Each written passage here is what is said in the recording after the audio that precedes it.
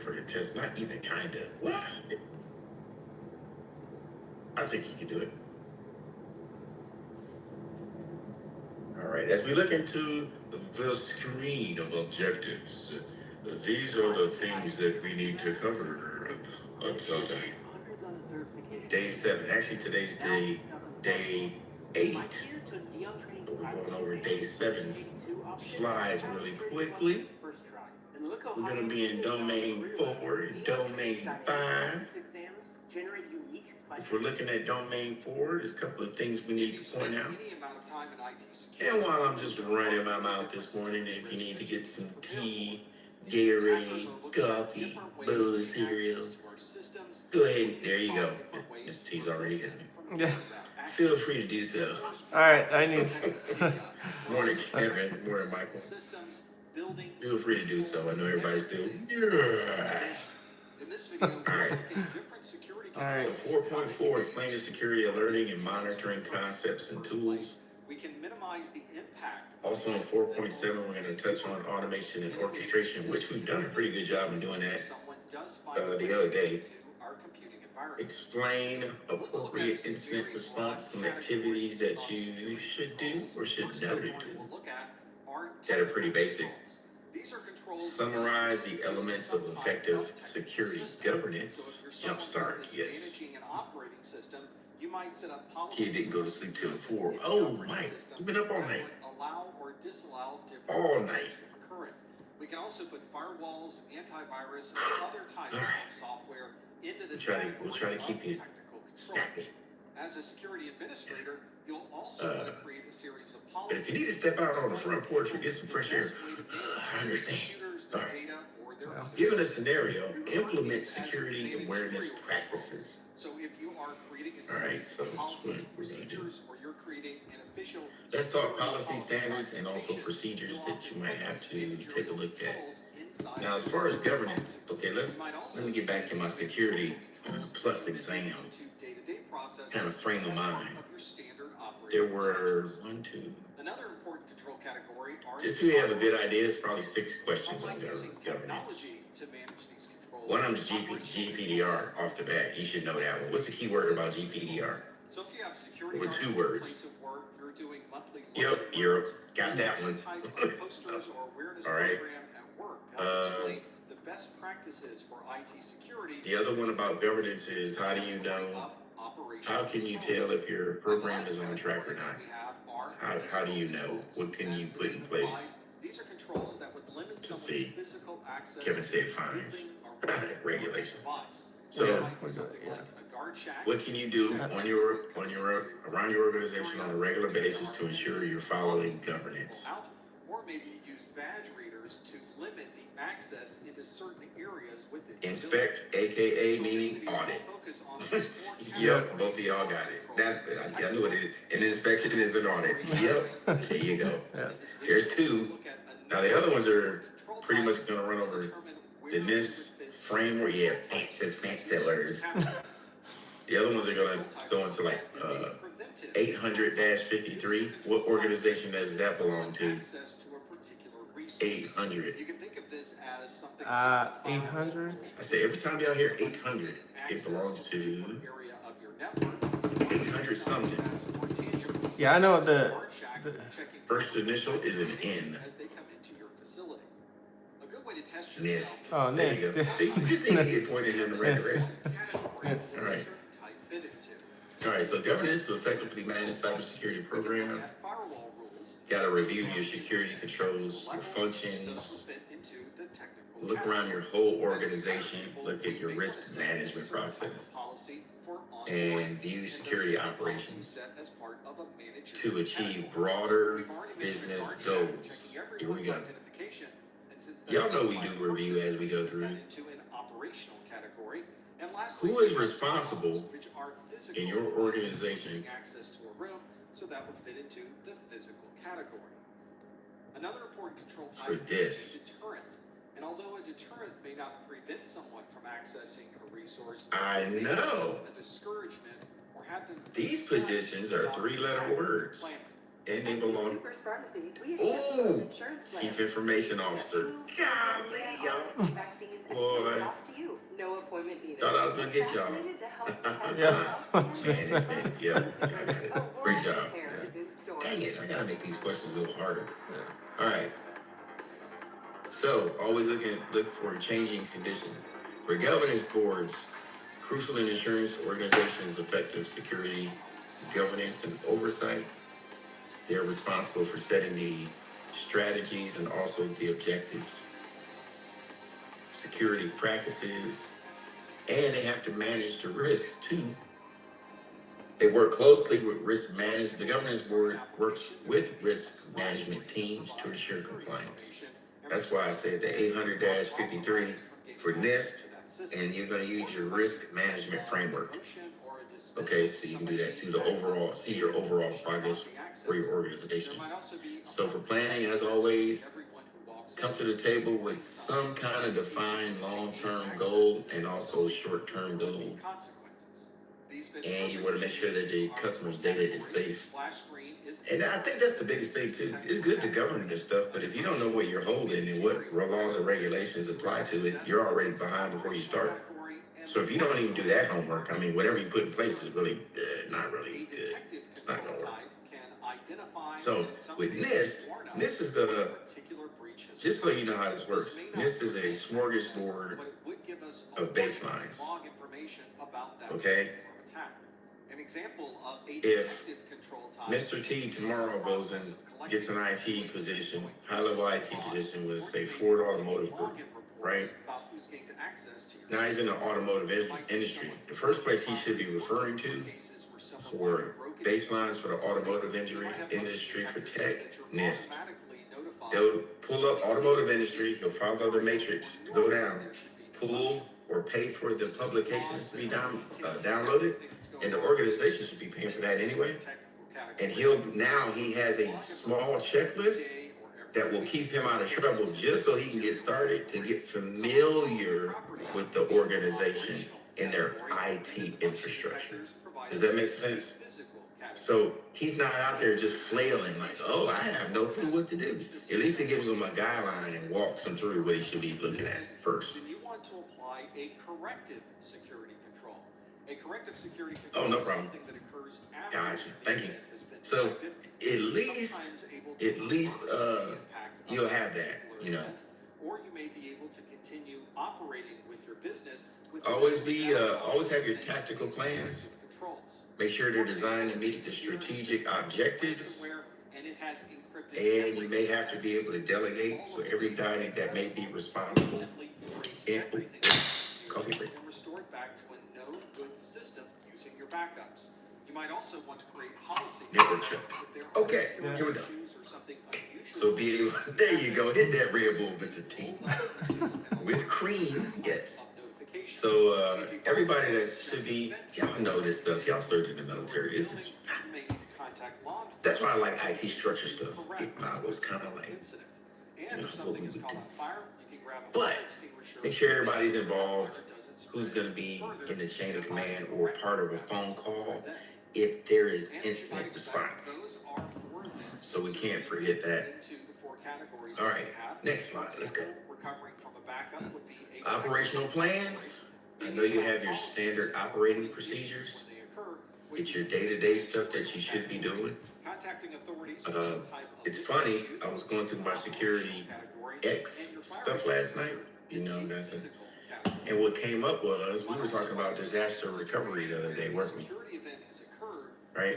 And it went over what we were talking about. If somebody please remind me if you remember the difference between in-band and out-of-band.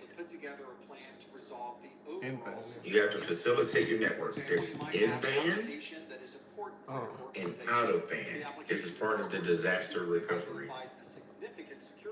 And actually, this is a question on the exam too. This is one question on band.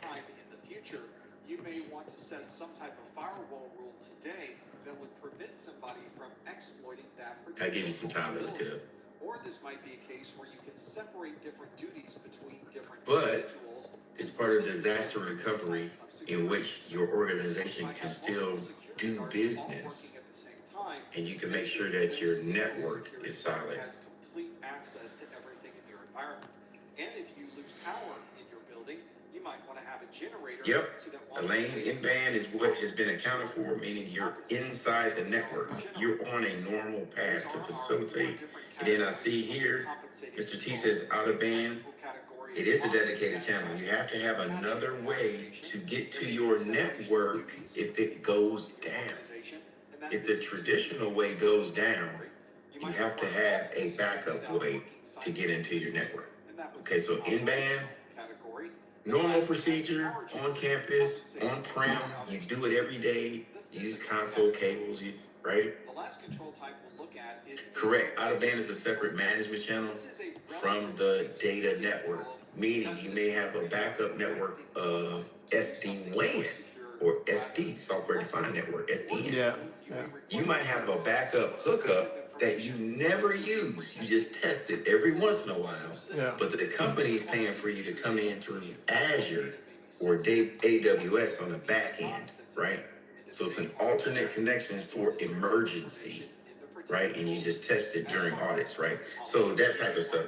I saw where one company, they gave an example of one company had, of course, satellite as a backup to the satellite connection to get in. Did you know they had CB radios Satellites? for communication? Just to communicate. If all their VoIP lines went down and they had a attack and they couldn't call anybody, they had CB radios. I was like, oh, okay. Oh, it's like plain text. But it was a big campus. It was like a campus situation, like Google or whatever. They could just talk on secure channels. I was like, okay, sounds good. But hey, thinking outside the box.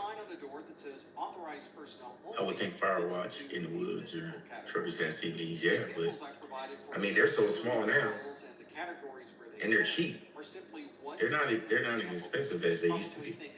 But yeah, that's a good way to think about it. So with policies, you have to have these are vital for establishing effective governance. You gotta have rules, gotta have a framework. Who's the decision makers? What behaviors should be followed? Rules. But here's the common policies, okay? I can sit here and read the whole slide, but let's get to the nitty gritty. Right there. AUP, acceptable use policy.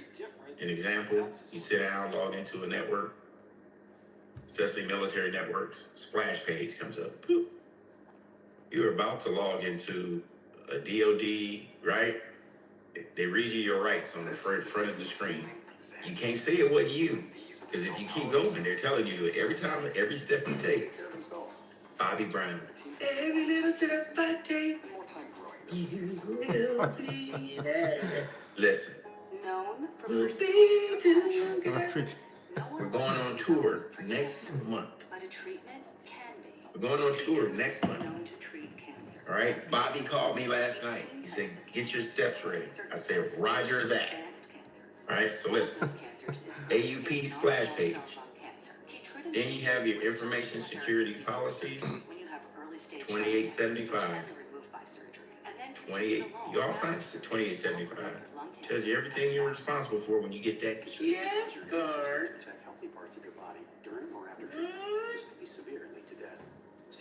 Then you have your COOP. Business continuity. Did we read it?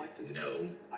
And you're right, Aaliyah. Non-repudiation. Can't say it wasn't you. That's why they put all this stuff in place. Then you have your business continuity plan. We've heard this through various talks and videos. Continuity is all of these pieces put together allows your business to keep flowing without interruption or least interruption, which gives you continuity. Each step builds upon the next step in order for your business to keep running. There's the continuity piece, all right? Terms of service conditions, right? It's like you're buying a car. Then with the disaster recovery plan, what are some key things that you want to address in the disaster? This is a question right there. That is a question. Pick 2 or 3 things that you should have. What should you have But since it's so easy to remember outlined CIA, that you think are 3 major items in a disaster recovery plan? Ooh, let's get them juices flowing. The CIA triad has Mr. nothing T to do says with off-site the location, CIA being the central intelligence off-site agency. backup, The C in the CIA triad recovery is site situation. confidentiality. Okay, so we got the We want to sites prevent covered. someone There's from one. gaining access to private information. We need to provide that information in a All right, confidential temp way. control in the site. The Yeah. I in What else you got? CIA is the integrity, where if we're sending information from one person to another, we want to be sure that the recipient really is receiving exactly Backup power. what was sent from the origination. And lastly, Backup virtual the machines. CIA triad Love refers it. to availability. Love it. Obviously, we want to be sure. So what if you can't get into the building or the building's part? Can you just pivot real quick to go to the cloud? Yeah. Not for everybody. For important people, do they have a VM they could jump on from a tablet, a phone? Yep, running parallel, tabletop exercises, right? Yeah. That was a good one there. You don't want to have everybody to have an extra VM, but for core people in an organization so they can keep working. Yeah. Yes. All right. And one more. What else we got? Kevin says with a minimum of 12 hours of fuel, like that is very strategic. Isolation. There you go. Isolate the incident so it doesn't spread. Cool. Incident response, that's when we're getting our CERT teams and CERT teams. Cybersecurity incident response. You should have. Ooh, I shouldn't say you should. Let me ask you a question. What are some tools that will tell you something's going on in your organization and you may have an intruder? We've been talking about it for the last 3 days. There's one. Yes. Scene. There's 2. I put IDS and IPS together. So yeah, that's 2. Because they both kind of do the same thing. SOAR. Security orchestration and automation response. Yes. Yes. And yesterday, there, bingo, elite. Oh, you read my mind. Yeah. MDR, MDR, and XDR. All right, we're done here. Let's go take the test. Brian, listen, y'all answering all the questions. I think we're ready. No? Okay, I tried. Let's keep let's keep it. Leah said, Michael says they ready. Leah says your questions are all like the test. Yeah. I think you're ready. Oh, hilarious. Okay, and then software development lifecycle, the SDLC policy. So you have, can somebody name to me the different I don't want to say system administrators. How many different administrators could you see in an IT department? What are their titles? How many different administrators? A lot, just joking. Yeah. Because you gotta know who to go to. Yeah. I'll take the first one off the table. System administrator. All right, the next one, network admin. Yep. So there's 2. If you've done any work in information technology, you know how important it is for your Y'all know we do review during lesson. Yeah. Charles like, I don't know. Why you the asking? CIA triad that ensures that people have access to the data that they'd like to Grasping at straws One here. way to provide this availability is to have I know. systems that are designed to always Crypto, be there's 3. We might combine this Crypto with administrator. fault tolerance, where we have multiple components, and if 4, component asset. fails, the other component can pick up and continue to operate. Airwaves. WAPs. Wireless access point. Oh, but How about the Wi-Fi, the wireless administrator, oxygen admin? And that we can close any existing security holes moving on. access through some type of expert. So okay, and you have this. You have the software admin. There's actually bigger companies. They just have somebody just responsible for making sure all the software has licenses. They're up to date. All of that stuff. Okay, so And then if any of these change, you have your change management that you have to follow. So you have to fill out your change management request. yeah, Which should a company? Yes, you can. You can have just strictly a cloud administrator. Good call out. Yeah. yeah, So you may have just a cloud administrator, right? They're gonna work probably in conjunction with the network admin to make sure everything's getting routed properly. yeah, Yeah. Any changes that need to be made needs to go through change management. You better have your quantitative and your qualitative data. The reason why you need to make the change, and the most important part, the one question that gets everybody on the exam with change management, who are you talking to in order to facilitate a good change management request? Who is the ultimate person you're talking to? One of the important foundations of Where are all cryptography these questions is being to answered ensure from? that someone sends data to a Who's third the party, who's the important that third piece party is able to get all this data verify from? that information really Bingo, came the from customer. sender.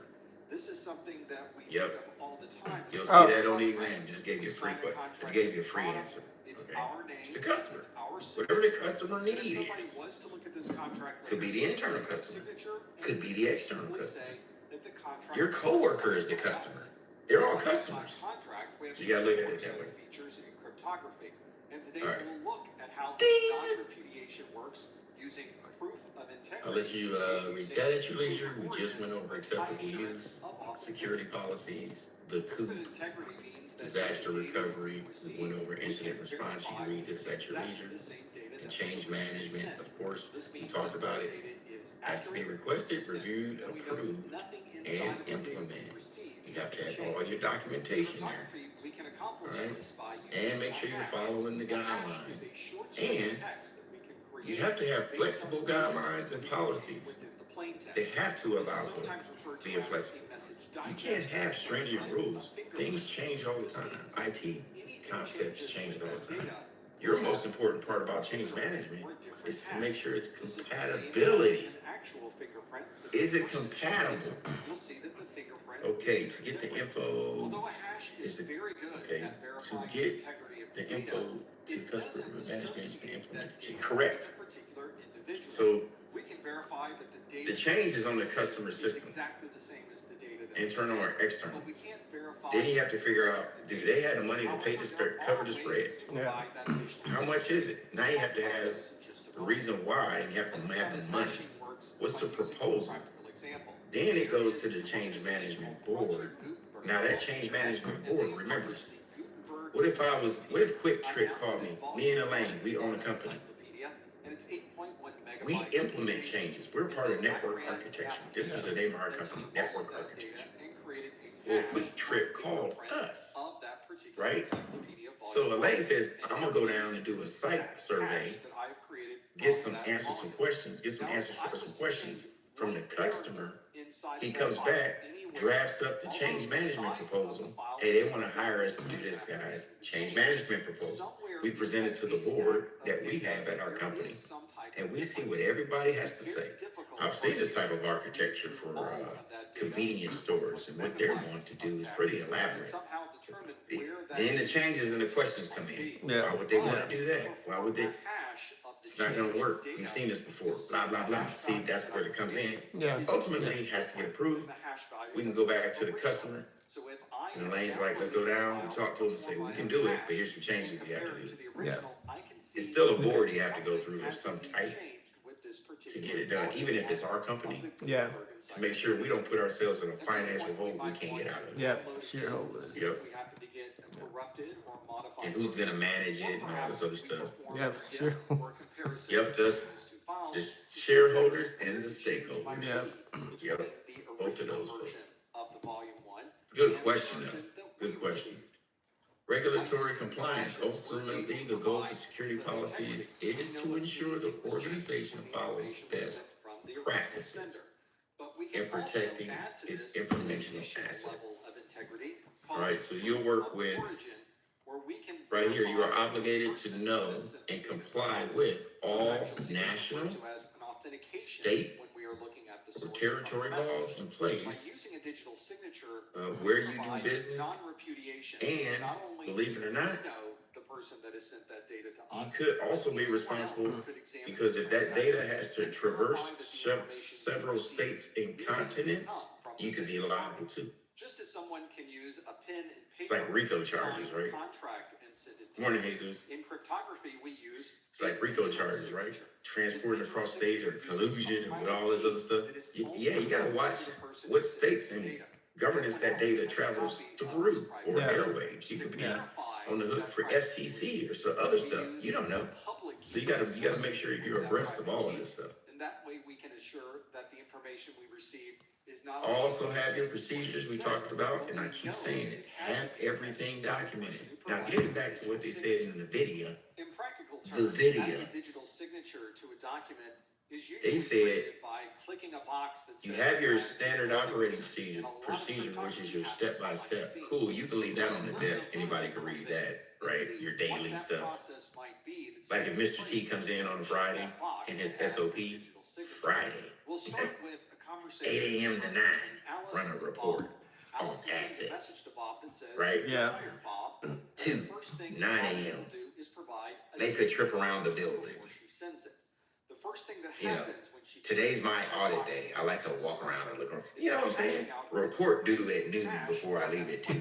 Can't put that in the SOP. Now, yep, staff duty. Yep. So, but the other part of that we said is if there was a major disaster, now you need architecture configuration. Remember we said that? What if Mr. T's gone now? It's the weekend, can't get a hold of him? Somebody in that organization better have that step-by-step guidebook that Mr. T put together on how to configure a Cisco Switch 3260 step-by-step, or a reference to point you to where to do it, just in case he's not around. With the password or whatever you need or where to go to unlock it, you don't want to have it all in the digital system, because what if you can't get it in the system? Now everything's in the system, so you have to have it printed off. They said in the Security X class that the person usually that will hold that is an associate of the president of the company or the highest official. Can't be the president.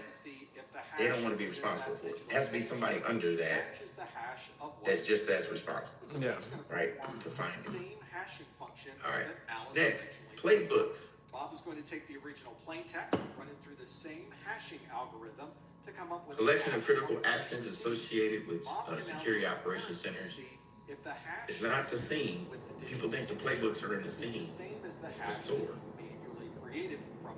Orchestration and automation response kicks out a report. Remember that long report we saw with CVSS score? What vector did they get in? Was it physical, network, right? All that stuff has the thread, all that stuff. So you got the playbook. How do you react? You normally never see this process occur. Ensure when people are coming on board, give them the talk. Background check should be done or in process while this person is being hired and possibly working for the first 6 weeks. Okay.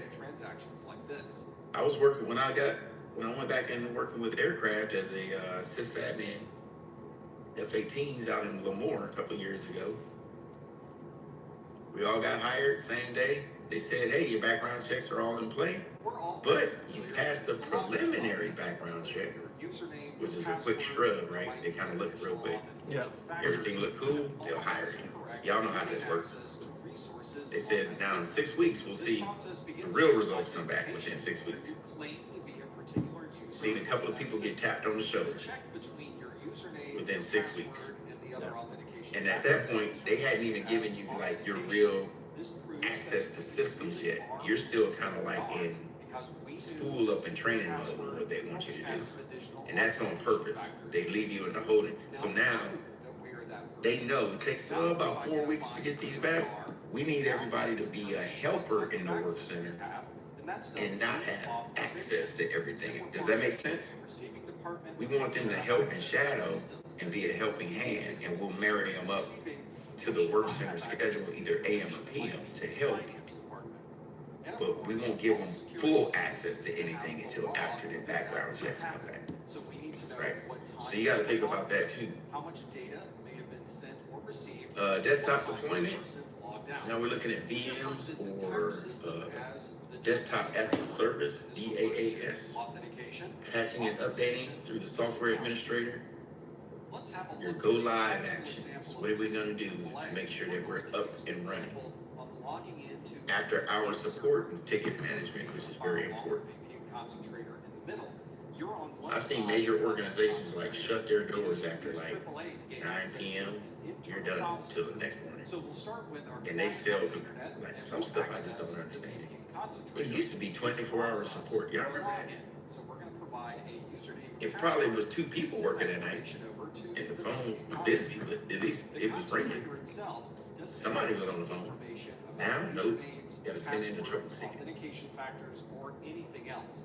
And in most organizations, all of that information is stored on a single server.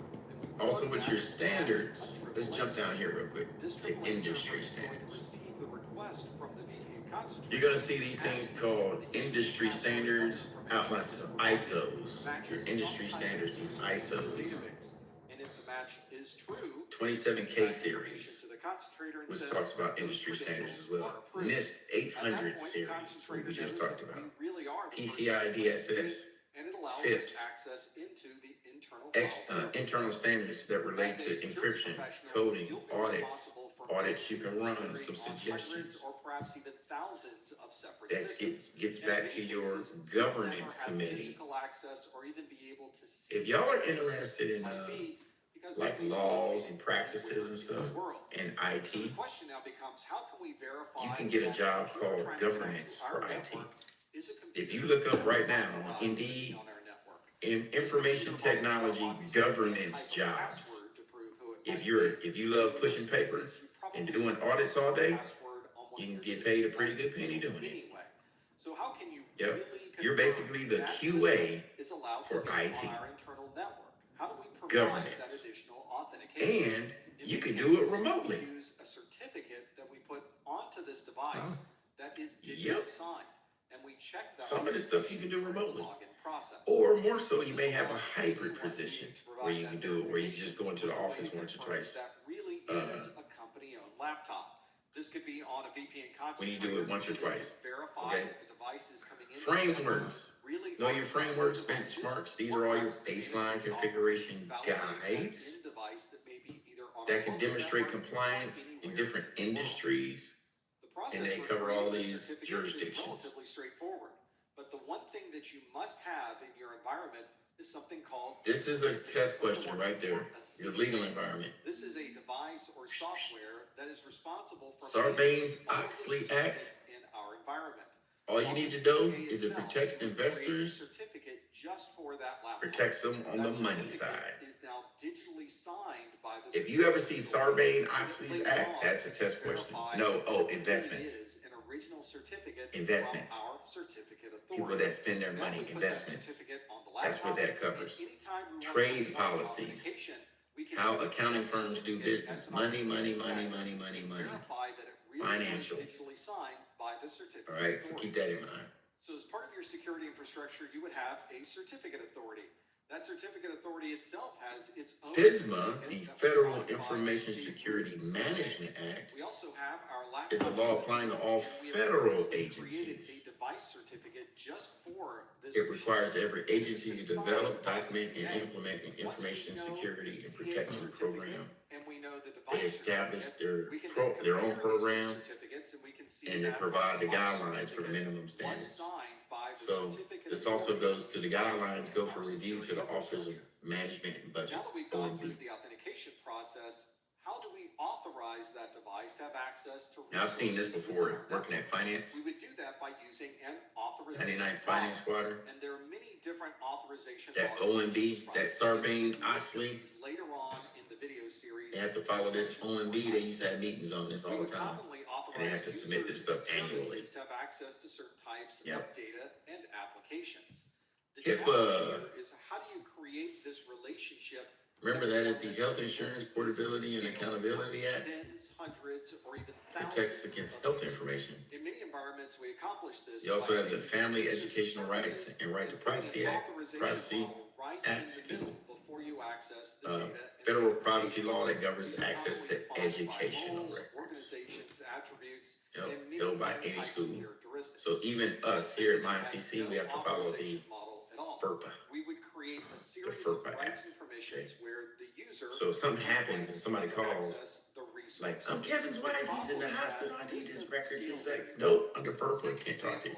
I can listen to you, but like, I can't volunteer, even though that's his wife.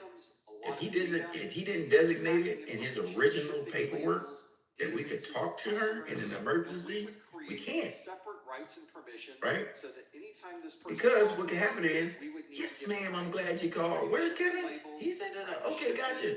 Yeah, how's your day going? Good. Hey, can you tell me how much money you got from the federal government stipend? Yeah, we just got with a check for 10 grand last week. 10 grand? What if Kevin didn't want us for her to know that? But what if you're part of a larger organization? It's financial, that has tens or right? hundreds Deals of with people school. in shipping and receiving? Now she's gonna be like, yo, It would be Kevin, difficult to take where's that 10 grand you got from school? Where's and that? manually set No up wonder we've been getting brand new Xboxes up in here and you got an e-bike. in this case, there's only 3 resources, but imagine if there were 10. Yep, Kevin says, keep your mouth shut. She don't need to know my secrets. But, hey, for real though, that's part of his personal stuff. We can't tell anybody.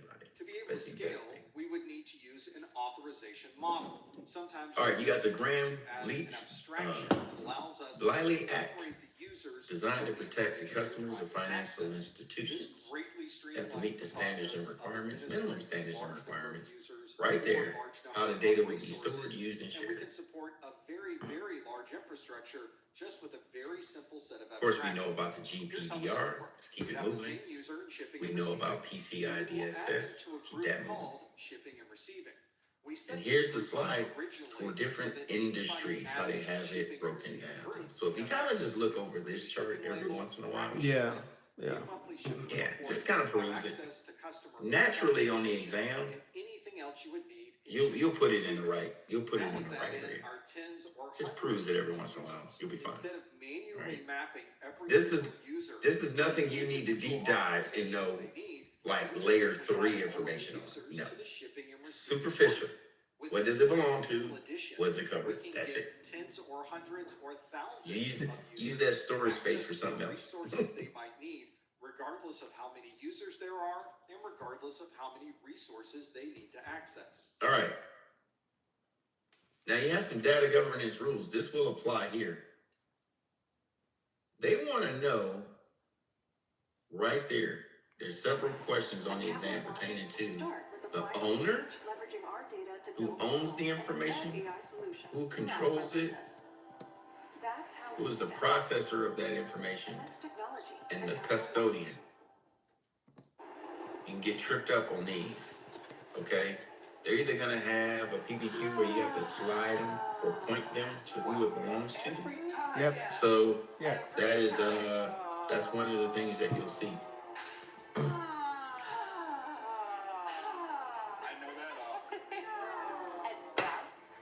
All right, so while we're doing that, I got something for you. Hold on one second. Healthy around every corner and tasty on every shelf. This As the name implies, a gap analysis is a study of Let me sign where we in are as versus Doink where we would like to and be. Doink. And in the world of IT security, we are constantly performing gap analyses to be able to understand exactly what security is going to be needed in the future. Although this is very simple to explain, it's a relatively complex process to perform the analysis of what's actually going on in your environment and putting together a plan of how to get from where you are to where you're going. As you might imagine, trying to understand every aspect of IT Hello, friends, security and and welcome how back. it applies to your Yeah, that's not the one I organization wanted. can be Alright, a very here we go. involved process, and this is something that Here commonly we go. takes a number of weeks, months, or even Hi. years to compile. As you can imagine, this might involve a number of different people in your organization, and there is an extensive project plan with Alright, before we emails, go to data break, gathering, we'll and listen anything to else this that's 5-minute needed to video on compile the data information governance. about what's happening with security in your And environment. today we're going to talk about data governance. Now, I know some of you are thinking this is really either boring or super complex. But we're going to use an analogy today to help drive home some of the key concepts around data governance. After all, data governance is foundational and critical to helping you take advantage of your data in the AI world. Now, recently, I had the task of cleaning out a house as I prepared for a major modernization and renovation. This just wasn't any ordinary house, though. It's a house I bought from my parents who lived there for over 30 years. And let's just say my mom wasn't real good about throwing away things. So the first thing I had to do was understand what I had. So I started in the basement and had to go through and discover all of the different items, clothing, bins, photographs, family heirlooms, everything that was down there. That process in the data world is called discovery. Discovery is the process of understanding all of the different data assets you have across your repositories, which may be in the cloud, on-prem, or even from some SaaS applications. Now, the easy part is discovering the data that you know about. The hard part is discovering the data that you don't know about. For me, that was discovering all the different things in my attic. Now, once I had the opportunity to go through each different part of my house, I had to start classifying the items. I had to understand if it was something that was a family heirloom, whether it was a picture or a photograph, set of photographs, or even toys, financial records, all kinds of different stuff. In the data world, the process of classification is assigning data to different categories, whether it's customer data, product data, financial data, and providing that label or that classification to it. Now, after that, this is where it gets really fun. In my world, I had to go through and decide what to keep. For me, I had my wife set forth some policies about what we were keeping, what we were donating, and what we were just throwing in the garbage. Let's take toys, for example. My mom loved to keep a lot of toys from when I was growing up. And certain toys, there were missing parts. The policy was, if they were missing parts, we would donate them, hoping that somebody maybe could use it. If it was broken, we would throw it away. Now, we started applying these rules. Rules are ways to help you enforce your data policies. And again, policies are about setting guidelines and standards about what to do with your data. In the data world, one policy that is very common yet critical is around personally identifiable data. Personally identifiable data, such as a social security number, must be masked. The rules help you enforce that. If it is a social security number, you must mask it. And that helps you enforce the policy. Now, for me, as I went through the process of enforcing my policies, I decided what I loved, what I was throwing away, and what I was donating to charity. In the data world, you must go through the same process. And as I did so in my world, the things that I was keeping, I repackaged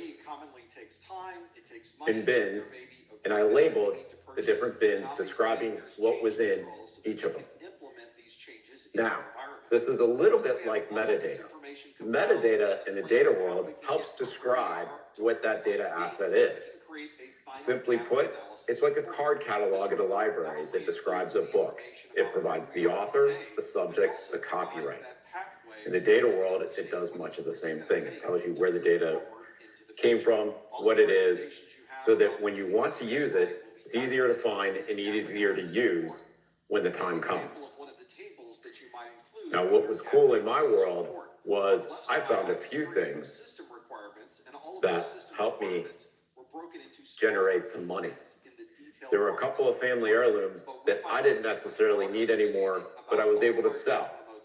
Wouldn't that be cool? Like if you were able to monetize your data by understanding what it is and helping your organization.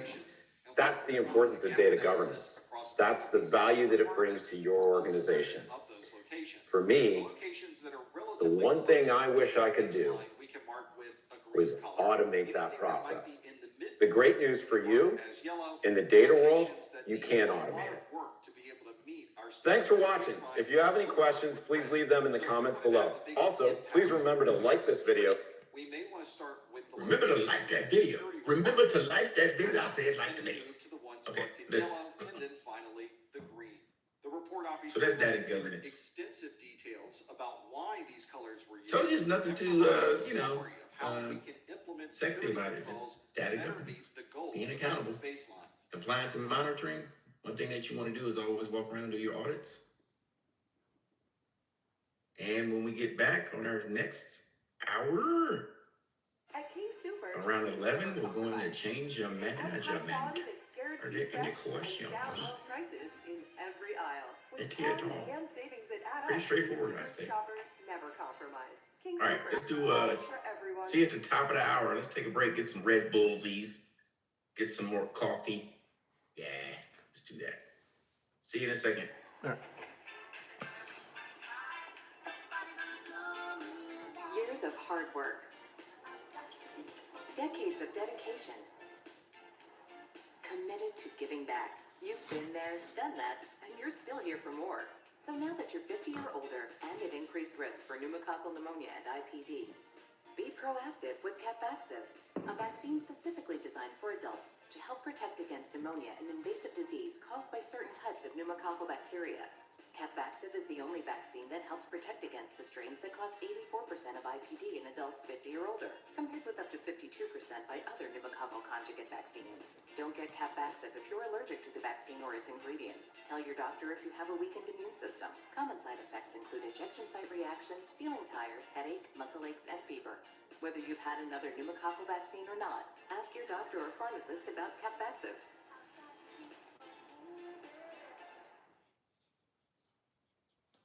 In many networks, you'll find that once you're through the firewall, the inside of the network is relatively open. People are able to move from system to system without any type of checks or balances. There are relatively few security controls in place, and this not only allows authorized individuals to move anywhere they'd like, but also allows unauthorized individuals and malicious software to do the same. But many security administrators are changing their network to be zero trust. This means that you have to authenticate or prove yourself each time you want to gain access to a particular resource. This applies to every device on the network, every process that's running, and every user on the network. As the name implies, with zero trust, nothing is trusted, and everything is subject to some type of security checks. This means you might be using multi-factor authentication during your login process. You may be encrypting data that's stored and encrypting data as it's traversing the network. There may be additional system permissions or additional firewalls that you're installing. And there are a number of different security policies and different controls that may need to be added to create this zero trust environment. One of the ways that we can start examining and implementing zero trust on our networks is taking our security devices and breaking them into smaller individual components. We commonly refer to this as separate functional planes of operation. So whether it is a physical device, a virtual device, or a security process that's running in the cloud, we can apply these different control planes to every single one of these security controls. Broadly speaking, we can look at these as having two different planes of operation. One of them is the data plane. The data plane is the part of the device that is performing the actual security process. So this might be a switch, router, or firewall that's processing frames, packets, and network data in real time. The data plane on these devices is processing any forwarding, network address translation, routing processes, or anything else that helps move data from one part of the network to another. But of course, all of this movement of data needs to have some type of management and control, and we perform that control in the control plane. This is where we manage all of the actions that are occurring in the data plane. This means we may be configuring policies or rules for a device to determine whether data may be traversing the network, or maybe we're setting up a forwarding policy or understanding how routing may be configured. So anytime you're referencing a routing table, you're looking at a firewall rule or understanding how network address translation should be handled, you are configuring in the control plane. One way to get a better understanding of the data plane versus the control plane is to see how this might be implemented on a physical device. Here we have a physical switch, and we want to be able to break out the different planes of operation. Down at the bottom of the switch are all of the different interfaces that are used to move data from one part of the network to another. And as we've already seen, all of the traffic that we're forwarding all happens on the data plane of the device. But of course, this device needs to have configurations, there needs to be network address settings or changes to how data might be trunked, and all of those changes would take place in the configuration of the device under the control plane.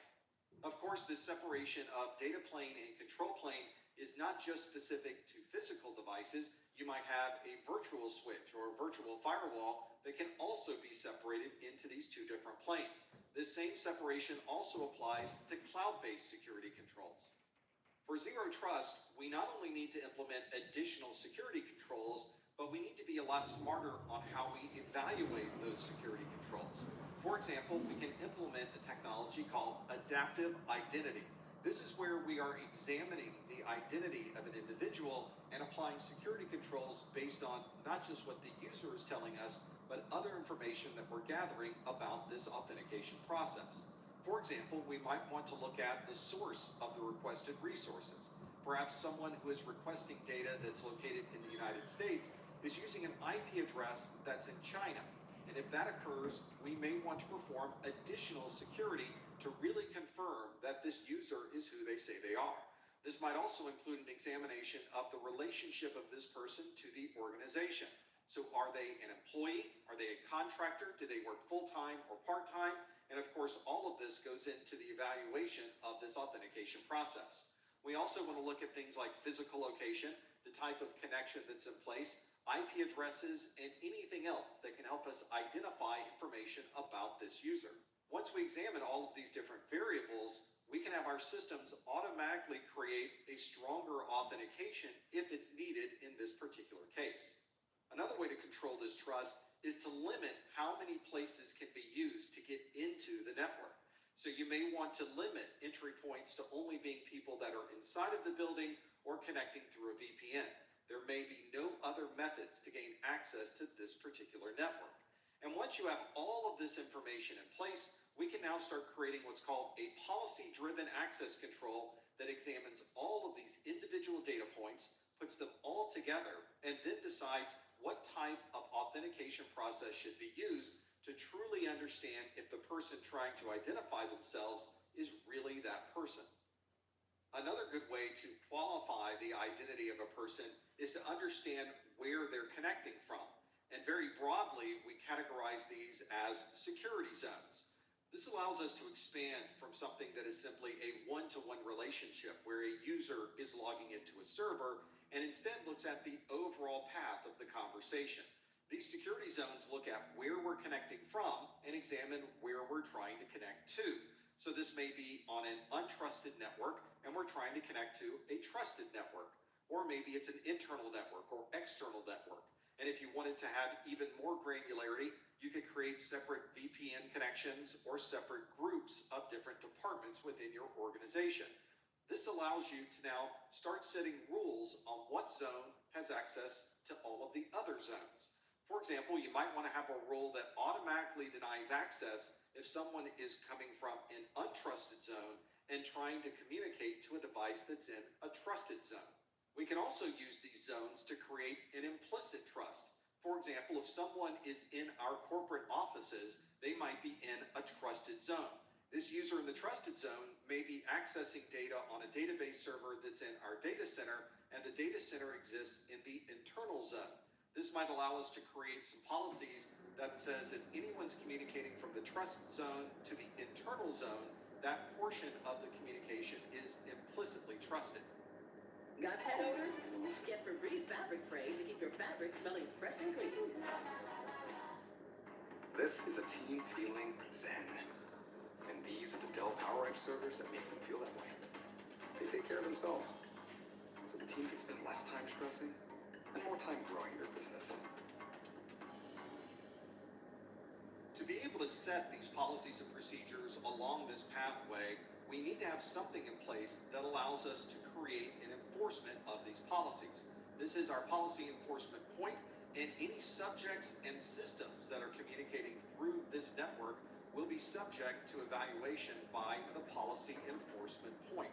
These subjects and systems commonly are end users, they are individual processes running on a system, or they may be applications that are in use. You can think of this policy enforcement point as a gatekeeper. All of the traffic traversing the network must pass through the policy enforcement point so that we can make decisions on whether we would like to allow or disallow this traffic. And although this policy enforcement point is shown as a very broad abstraction in this diagram, you can think of this as multiple devices working together to be able to provide identification of the users and the traffic. The policy enforcement point doesn't provide the decision on whether traffic should be allowed or disallowed. Instead, it gathers all of the information about the traffic and provides that to a policy decision point. This policy decision point is responsible for examining the authentication and making a decision on whether that should be allowed on the network. Your policy engine is looking at all of the requests that are coming through. It examines the request and compares it to a set of predefined security policies, and then makes a decision on whether that is granted, denied, or revoked. The policy administrator's job is to take that decision and provide that information to the policy enforcement point. There may be access tokens or credentials that are created as a result of these policy decisions, and all of those credentials are then sent to the policy enforcement point using this policy administrator. Now we can put all of this together to create a single zero trust model, which starts with our subjects and systems communicating from an untrusted zone over the data plane and communicating through the policy enforcement point. If there is a policy enforcement that needs to take place, this enforcement point will provide that to the policy administrator, which then communicates to the policy engine to make the decision about whether this traffic is allowed. That result is then passed down to the policy administrator, which provides that to the policy enforcement point. And if this traffic is allowed, the policy enforcement point then provides access to this trusted zone and ultimately the enterprise resource requested by the subjects for the systems.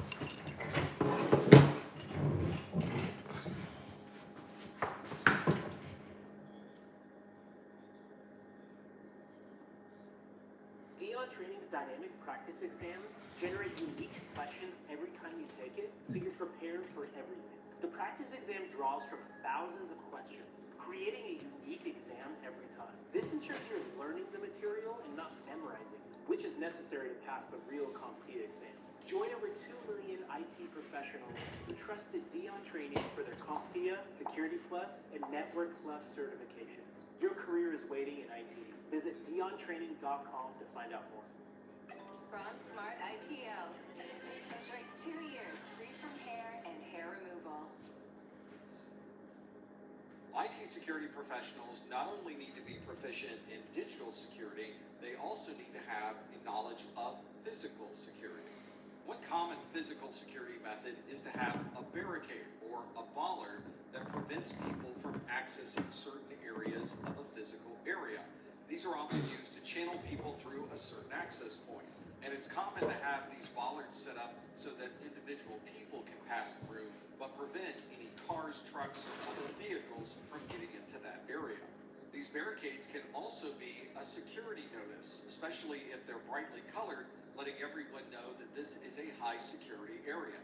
We often see these installed as concrete barriers or bollards, but you can also create barricades in other ways. For example, you may have water around a particular building and require people to go over a bridge to gain access to that facility. When you enter or exit a building, there's also a great deal of physical security, especially through using something like an access control vestibule. This is one where there is a room you must pass through to be able to gain access to the rest of the building. This might be a room where all the doors are normally unlocked, and if you open one of those doors, no one else can enter the room while that door is unlocked. Or this may have higher security where all of the doors to the room are locked, and when you badge in or unlock the first door, all of the other doors remain locked and cannot be unlocked while that individual door is open. Or this may be the case where one of the doors of the room is always locked and the other door is unlocked. And when one door is open, the other door cannot be unlocked. Regardless of the configuration, these access control vestibules are designed to allow or control access through a particular area. They may be a very small area where only one person can traverse at a time, or maybe it's a controlled group of people where you're evaluating their identification and then allowing them through the room. Here's an example of one of the doors to an access control vestibule. This one has a card reader or biometric reader on the outside that could allow you access to the room, at which point you would check in with security, provide authentication, and they may give you a pass or a card to allow you access to the rest of the facility. This is very common for very large data centers or for areas where you just need additional security to make sure that only the appropriate individuals are able to pass through that particular area. Another type of physical security control is a fence. This is one that's relatively common, and it's something that you can easily see is installed. In this example, you can see the fence going across the front of this facility. Because this is so obvious, it may not be the exact security control you're looking for, but it does provide a very good way to prevent access through this area. This may be a transparent fence where you're able to see what's on the other side, or you may design an opaque fence where people can't see what's on the other side. From a security perspective, we would like these fences to be very robust. We don't want someone to be able to bend the fence or knock down part of it to gain access to the area. And in very secure areas, you might want to make it more difficult for someone to gain access over the fence. This might include a very high fence where you might have razor wire across the top just to prevent anyone from gaining access by going over the fence. Some physical security techniques require someone to stand in an area and monitor a particular location to watch for certain security events to occur. But you might be able to make this a bit more efficient by using a camera. When you're putting a lot of cameras together that's for your own use, sometimes you'll see this referred to as CCTV, or the closed circuit television. These cameras are becoming increasingly more intelligent, so they have things built in such as motion detection, so they can alarm or alert you if someone happens to walk through an area, and in some cases can provide very detailed object detection and be able to read someone's face or be able to read the license tag on a vehicle. Most organizations will have multiple cameras. These are all networked together and will send all of their video back to one single storage point so that you're able to record this information from every camera over time. At Capital One, we start with applied research, leveraging our data to build models and embed AI solutions throughout our business. That's All right, welcome back, everybody. And that's technology at Capital One. As we working on some classwork. Wellness Shop has all of my wellness essentials in one place, which makes shopping so much easier. Whether it's for your mind or body, I love that I can find all my wellness essentials to keep me feeling grounded and practice my self-care routine. If you haven't already, be sure to head to the new Wellness Shop at Ulta Beauty today. But sometimes you need more than a camera or some type of automated security. And if that's the case, you may want to add a security guard for physical protection for anything that may happen in a particular area. This is someone who may sit at a front desk and validate that anyone walking into the building is either an employee or someone who is allowed in as a guest by an existing employee. You'll often see security guards working as two or more people simultaneously to provide two-person integrity or control. This means that one security guard would not be able to circumvent the existing security policy because there's always someone else there to provide checks and balances. And in almost every If you could try to knock out the final and get it at least submitted with whatever score. Attached to a jacket or coat, and it will have a picture, a name, and other details about the person who has that identification badge. This is a badge that you would wear and have visible to everyone at all times, so they can easily see at a glance that you're allowed to be in a particular area of the building. These are often integrated with the electronic locks that we might have on doors, so every time you badge into a room, you can use your identification card, and all of that information is logged to a central database. One way to prevent an attacker from gaining access to a building through a dark area is to simply illuminate that particular area with lighting.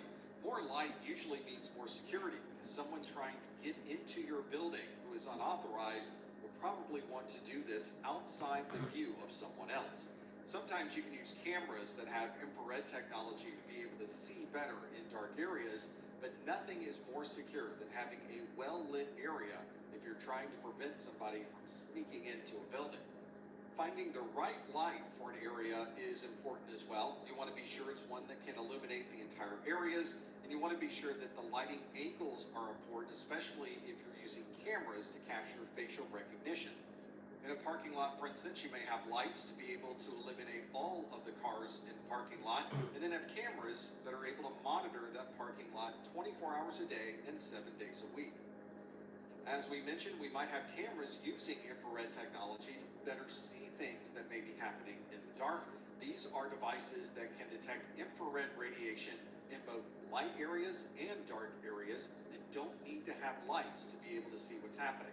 It's also common to see this infrared technology being used in things like motion detectors, where you're not necessarily looking for video, you're simply looking to see if there is something that may be... How are you doing? Exams that I'm studying for currently, it's in IT, cybersecurity to be specific. So it's A plus, Network plus, Security plus, and CYSA.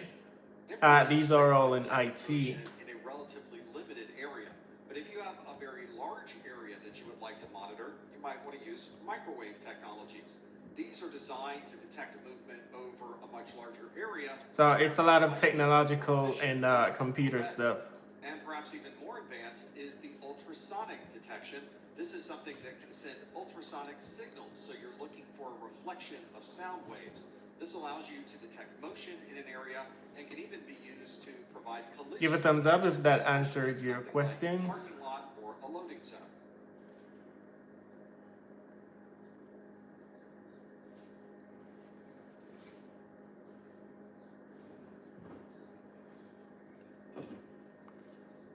With the new Diamond Weave texture, Charmin Ultra Strong cleans better so you can use less.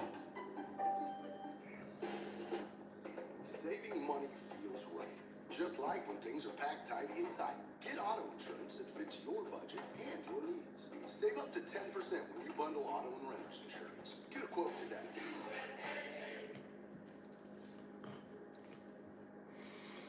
Much appreciated. It takes a lot of study and a lot of work. And I may take the exam multiple times, but it's if it's something that's important to you, or even if it's something new, that like a new career field, you know, you can take it again, take it again until you get the exam, which is what I'm doing, studying a lot and practicing a lot.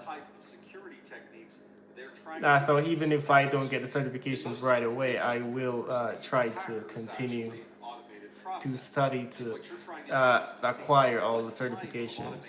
And you can still even get the jobs that are in this particular career field and then still get a certification after or while you're working. Just going through the courses gives you at least 6 months to a year experience, just because of the knowledge that is based within the information itself. So even just going through the courses alone will give you a step in the right direction so as to experience.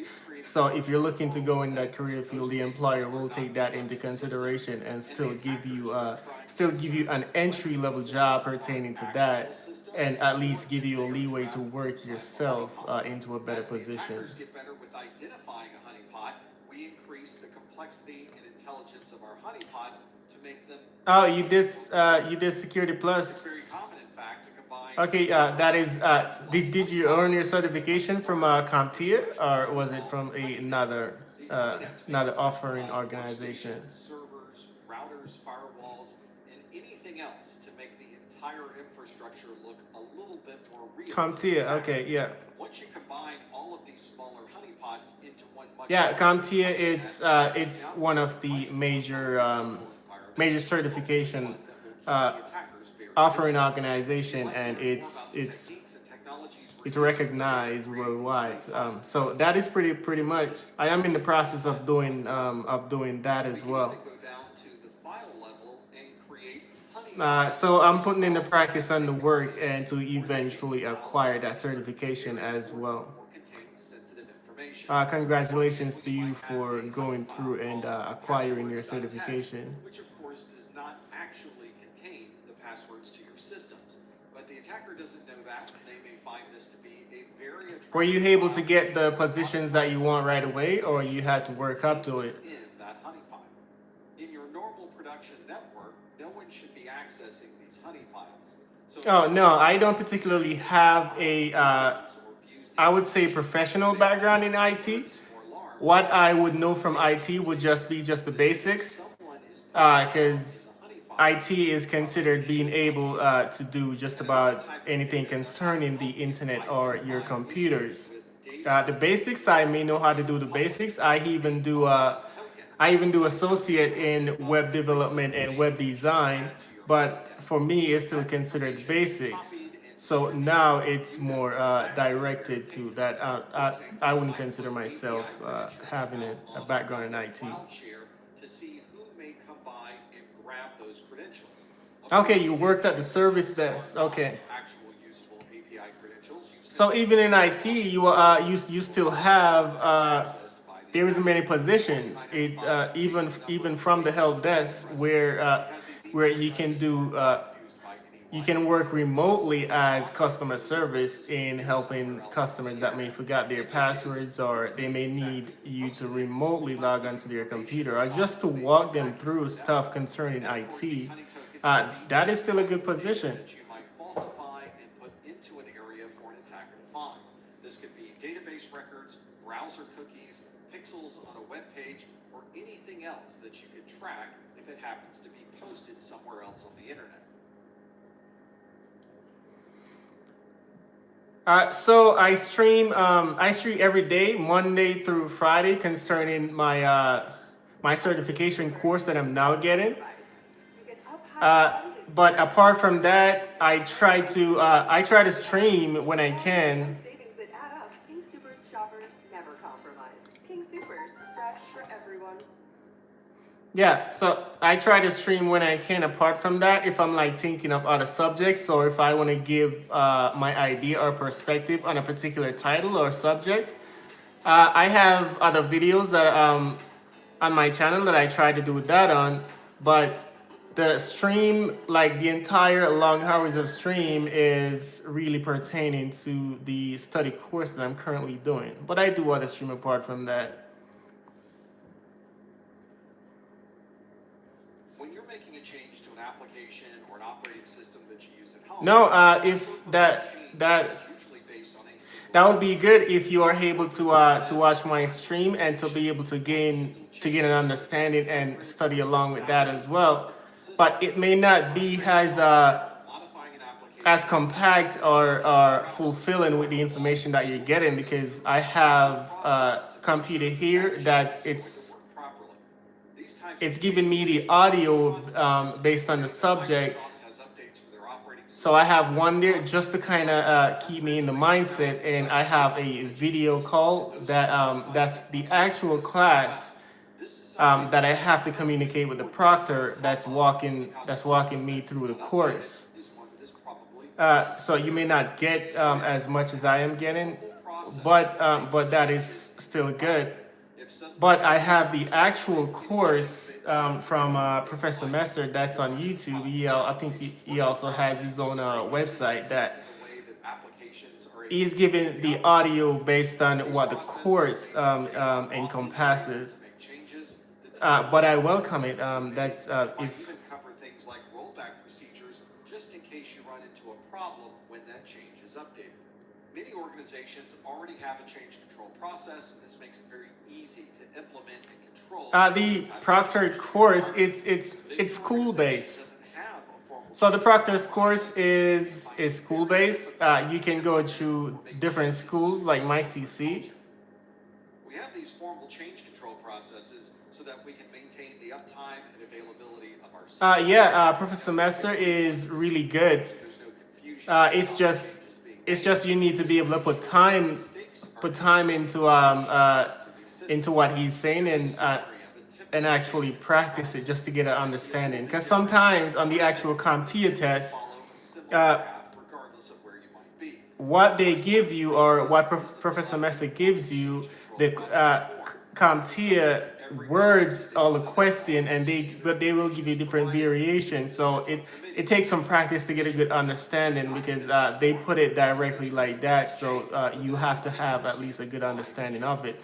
But it's really good. That's the reason why I have it playing. So at least it keeps me in the mindset of really understanding because IT, I would say, is an entire new field for me. So there would be a scheduling process, so we would know exactly when the date and time for this change would be, and then we would know. So I haven't particularly put together a home lab Of that change.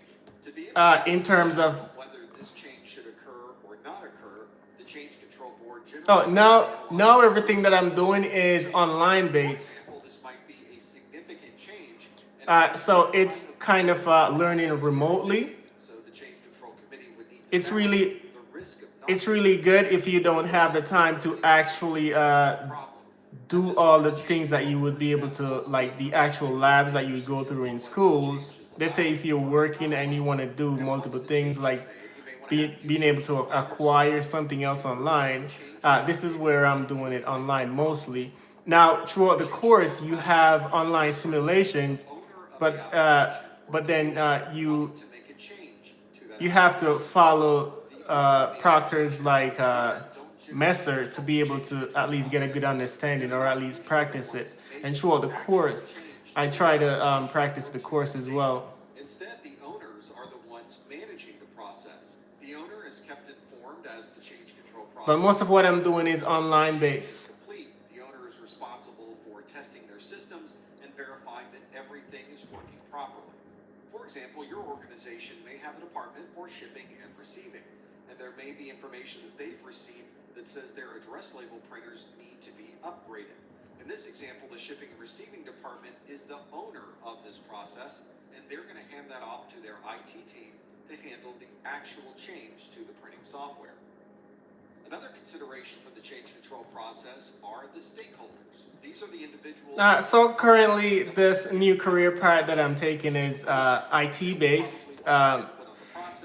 Somewhere in cybersecurity has the certification will be able to get me some kind of a position, whether it's in data analyst or just cybersecurity in general or IT. That is my whole idea of going in this career direction, You'll find fresh, new, and delicious discoveries or at least having the certification to be able to get into anything IT or anything pertaining to IT per se.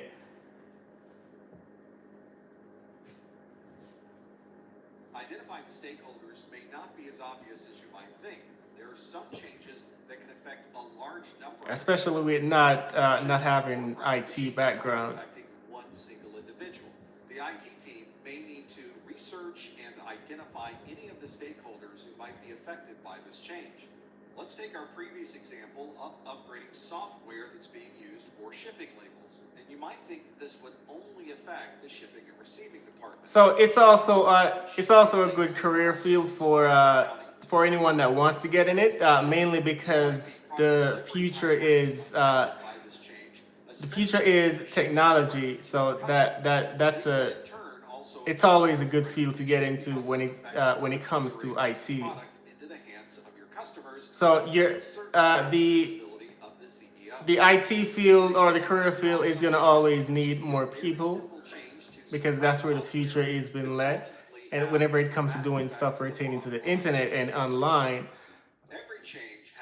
you will be needed to provide some kind of assistance or making work. any particular change.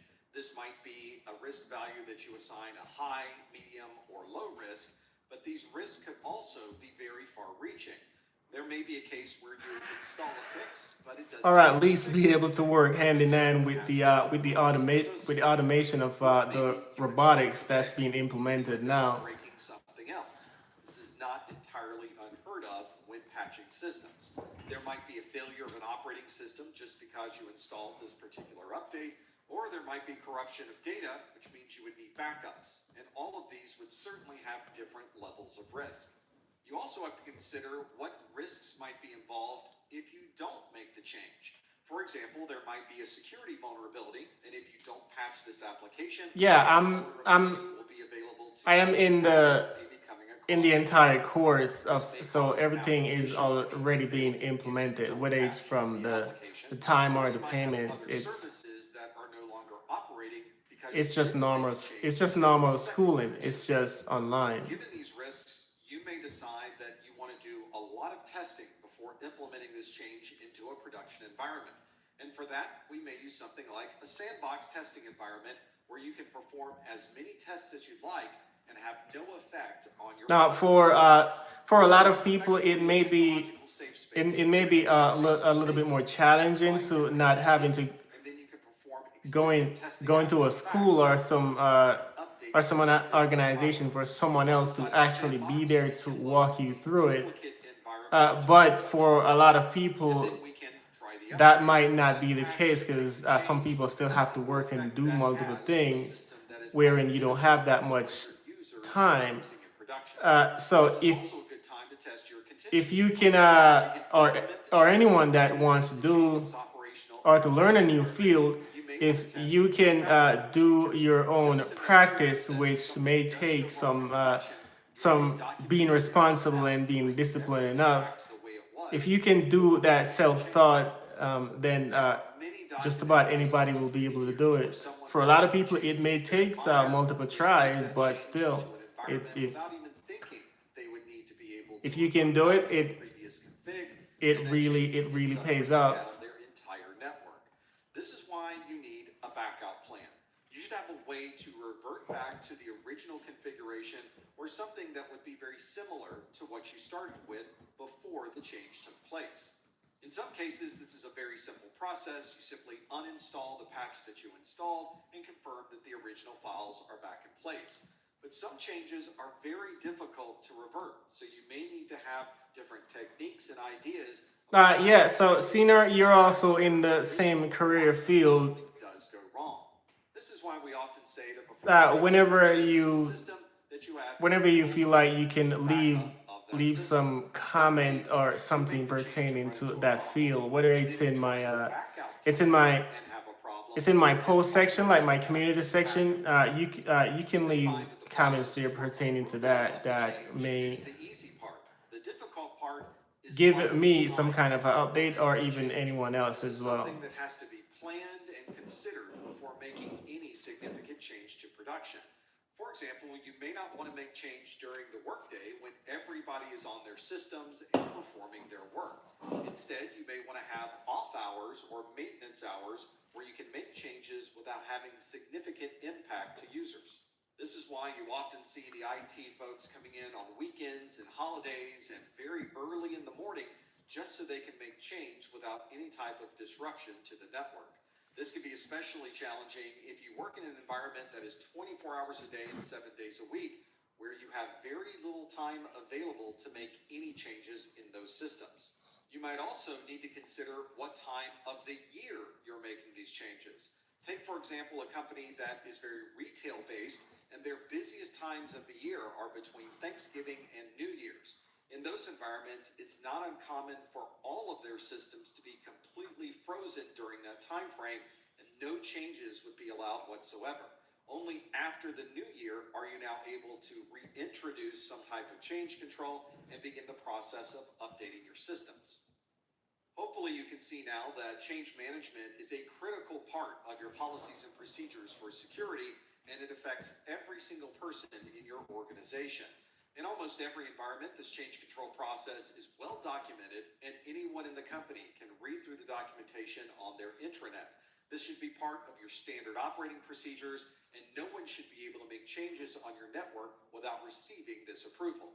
And of course, your change control process is going to be updated over time to make it more efficient and fit the best with the requirements of the company.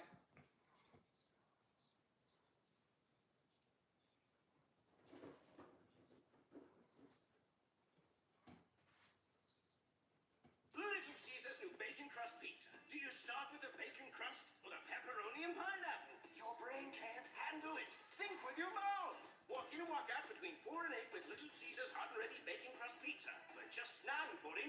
Pizza, pizza.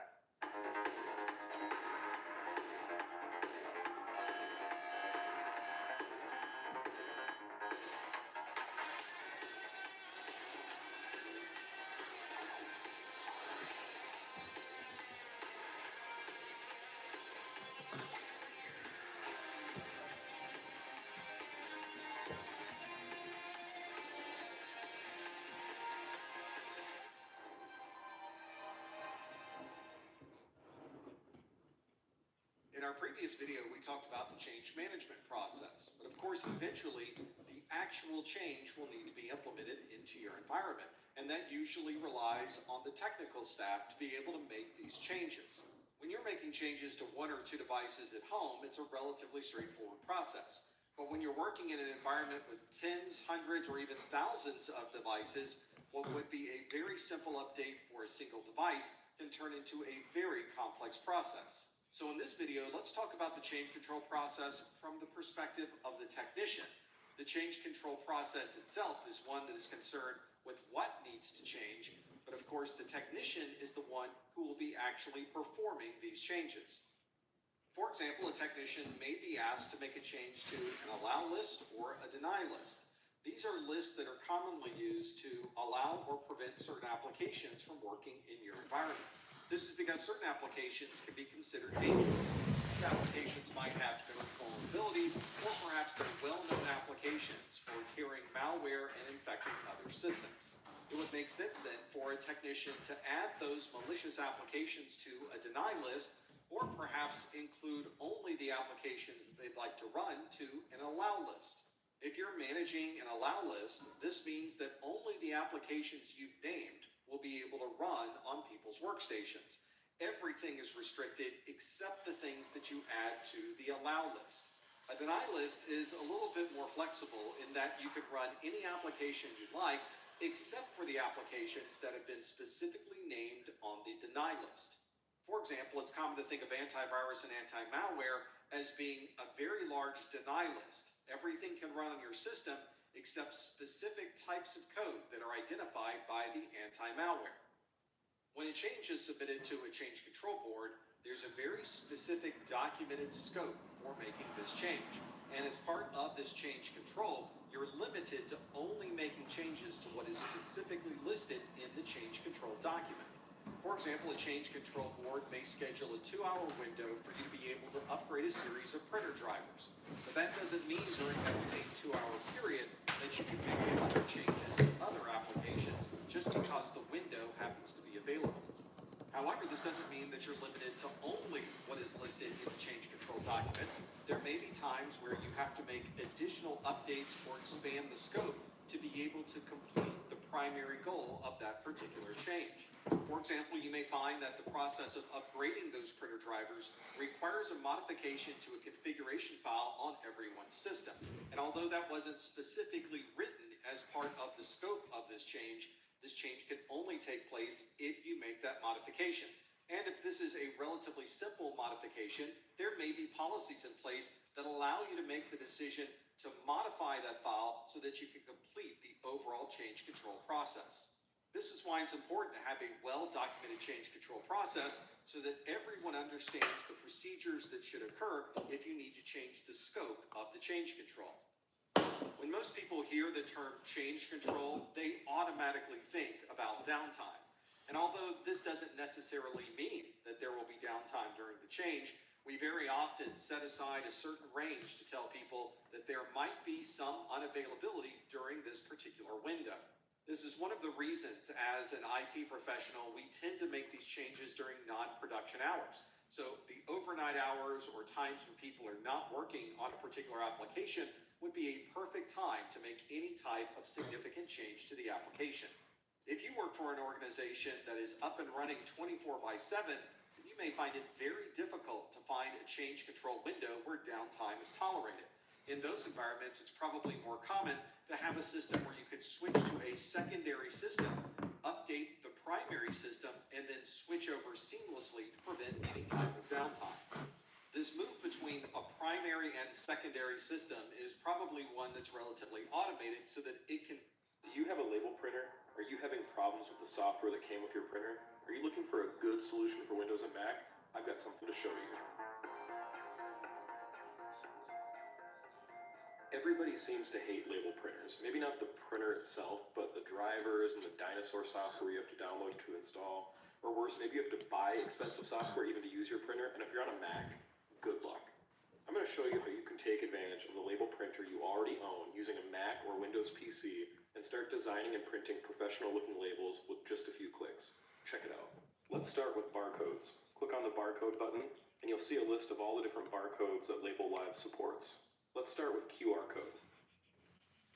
Here we can edit the value that the QR code displays.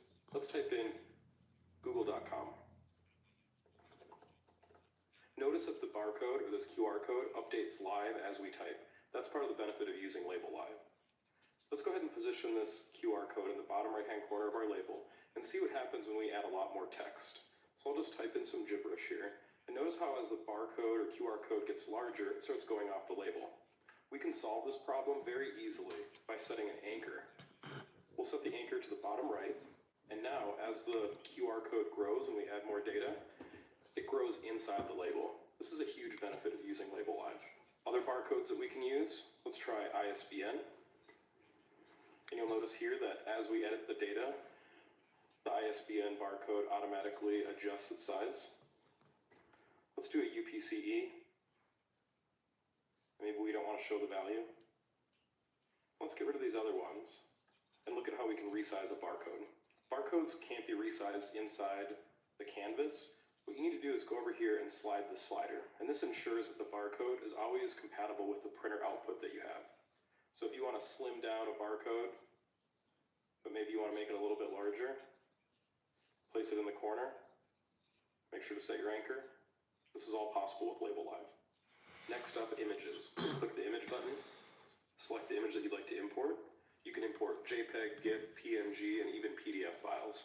Once they import, they'll be sized to the label to fit. If you move your mouse over while you have it selected, you can see the original image. You can go ahead and resize any image you'd like, and it will automatically adjust the amount of dots for your printer. So you can see here that this business name, when it's small, really won't look great when it's printed at this size. So you can preview how everybody doing okay? By resizing. And the quality will adjust automatically. You can adjust the level to make an image darker or lighter. And you can invert the image as well. Let's try another image. For the next image, we're going to use this pretty ugly color logo. It's blue, red, green, and orange. And what you'll see right away is that we want to remove that blue background, but let's say we don't want to go back to our graphic designers or open up another program to change that color out. Label Live automatically analyzes all the colors in your label, so you can go ahead and just hide one. It's that easy. I want to quickly demonstrate the utility and usefulness of having the ability to add quick shapes and drawings to your labels. So here's a square and a triangle, not much use by themselves, but what we can do is build things like an arrow, and then we can point to something on the label.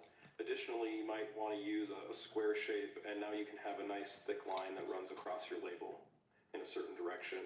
Maybe you want to have something that cuts your label in half like this. So shapes are nice and easy to use, and they're a nice feature to have with Label Live. One last thing that you can do is draw on your label. So if you have a touch screen or a stylus, you can actually do signatures on your label. And of course, you can adjust the thickness as you see fit, so it comes out looking great. All these items, of course, can be rotated and grouped.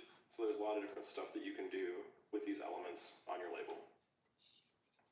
Let's take a look at the text object of Label Live. Text objects can be resized. They can be rotated. If you hold down the Shift key while you rotate, you can lock to different angles. If you double click, you can edit the text. If you want to do multi-line text, That's easy too. Hello, my name is. With this text selected, change the word wrap to automatic, and now you have the ability to change the width of this. So this text label will never grow past this width. If we add more text, you'll see that it wraps automatically. We can adjust the spacing of the text, and we can adjust the font. Let's go ahead and make a name tag. So we'll draw this out. Let's go ahead and put the name in a separate text field. We're going to align this to the center, paste in my name, and here we go. Let's say we want to add a QR code with my name. We'll set the anchor to the bottom right, and we'll set this to Kaylin Larson as well. One limitation of designing a label like this is that if you want to edit someone's name, you have to change it in 2 locations. To solve this problem, Label Live offers variables. To add a variable to your label, you just format anything in the text field with capital letters surrounded by curly braces. The curly brace is the key next to the P. So shift curly brace, and we'll type name, and then the right curly brace. And now when we go to our data tab, we have the name variable that we can type into. We'll type Kaylin Larson. Additionally, this QR code, we can use this dropdown and set it to the name variable as well. So now, whenever we adjust the data variable on the side, look at how both the label, the text, and the barcode all update at the same time. This is really powerful. As a bonus, I want to show you how Label Live can import Excel spreadsheet data. Let's go ahead and remove our old variable. We'll click on Import, select our spreadsheet, and you can see that all the rows in the spreadsheet show up here in this dropdown. The columns in the spreadsheet are name, price, code, and warning.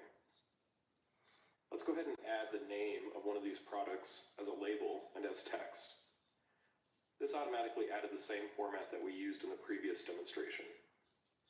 What we'll do is align this center, make it a little bit bigger, put it right here, and let's say we want price in the upper right-hand corner. Go back to our data, click on price, add as text. What we'll do is put it over here. We want this to be right justified, and we want a $sign in the corner. Now we head over to data, and we can select any of these rows, and we can print them individually or in groups. This is really powerful stuff. Since we have a code in the spreadsheet, let's go ahead and add a barcode. We'll move the name over here. We'll click on barcode. We'll do UPCE. We'll drag it down to the corner. We'll set an anchor just to be sure, and then we'll use this shortcut drop down and choose code.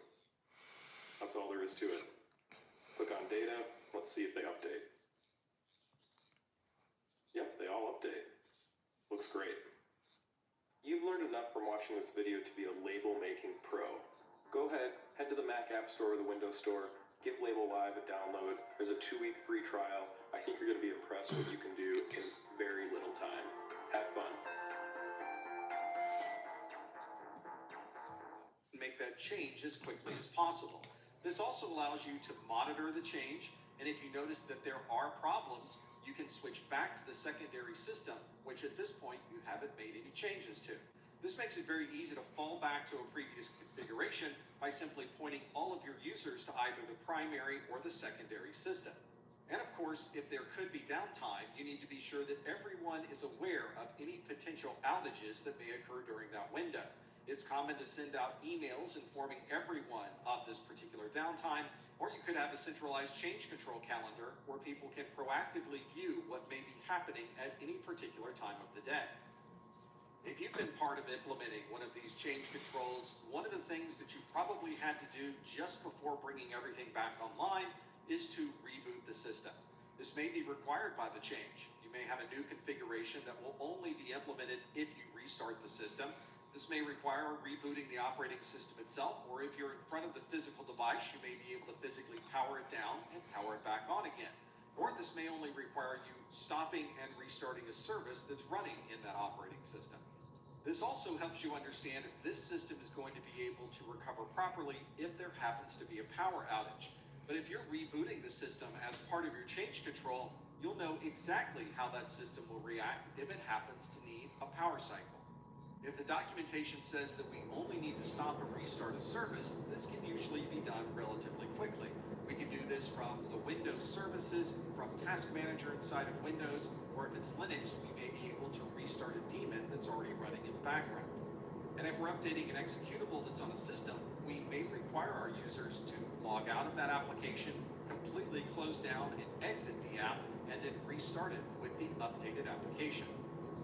One challenging aspect of this change control process is when you're making a change that could affect a legacy application. Legacy applications have usually been running for a very long time, and there are no current plans to change out this particular app. To add additional complexity, it's very common for these legacy applications to no longer be supported by the developer, assuming, of course, that the developer is even still in business. These are usually the systems with a sign that says, "Don't make any changes to this system," because no one in the organization understands the application or how to support any aspect of this system. If you're facing early stage non-small cell lung cancer, asking about a treatment plan with KEYTRUDA, given before and after surgery, is key. KEYTRUDA is an immunotherapy proven in a clinical trial to help patients live longer compared to chemotherapy. KEYTRUDA may be used with certain chemotherapies before surgery when you have early stage non-small cell lung cancer, which can be removed by surgery and then continued alone after surgery to help prevent your lung cancer from coming back.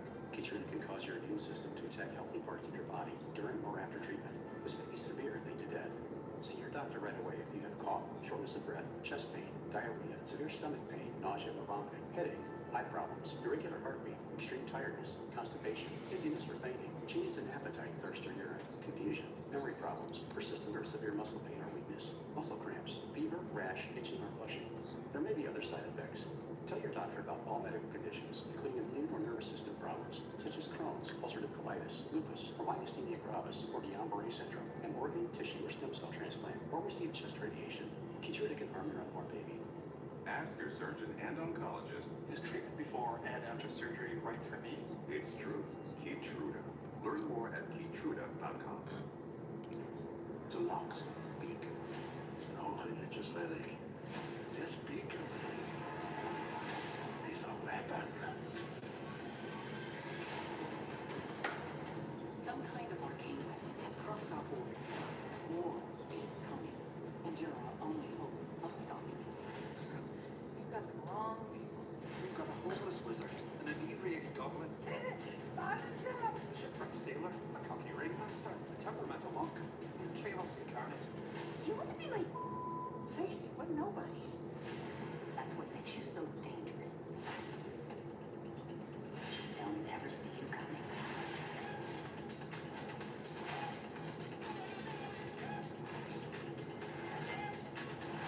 Time to put on a show. Did you actually think you could escape your path? Shared purpose, shared pain, but mostly shared strength. What do we do? What we do best, make terrible choices.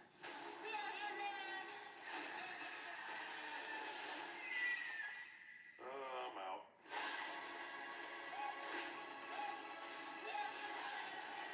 This group is wild. We are the Mighty Nine. But there's only 6 of you. Yes, but 6 and 9 go so well together.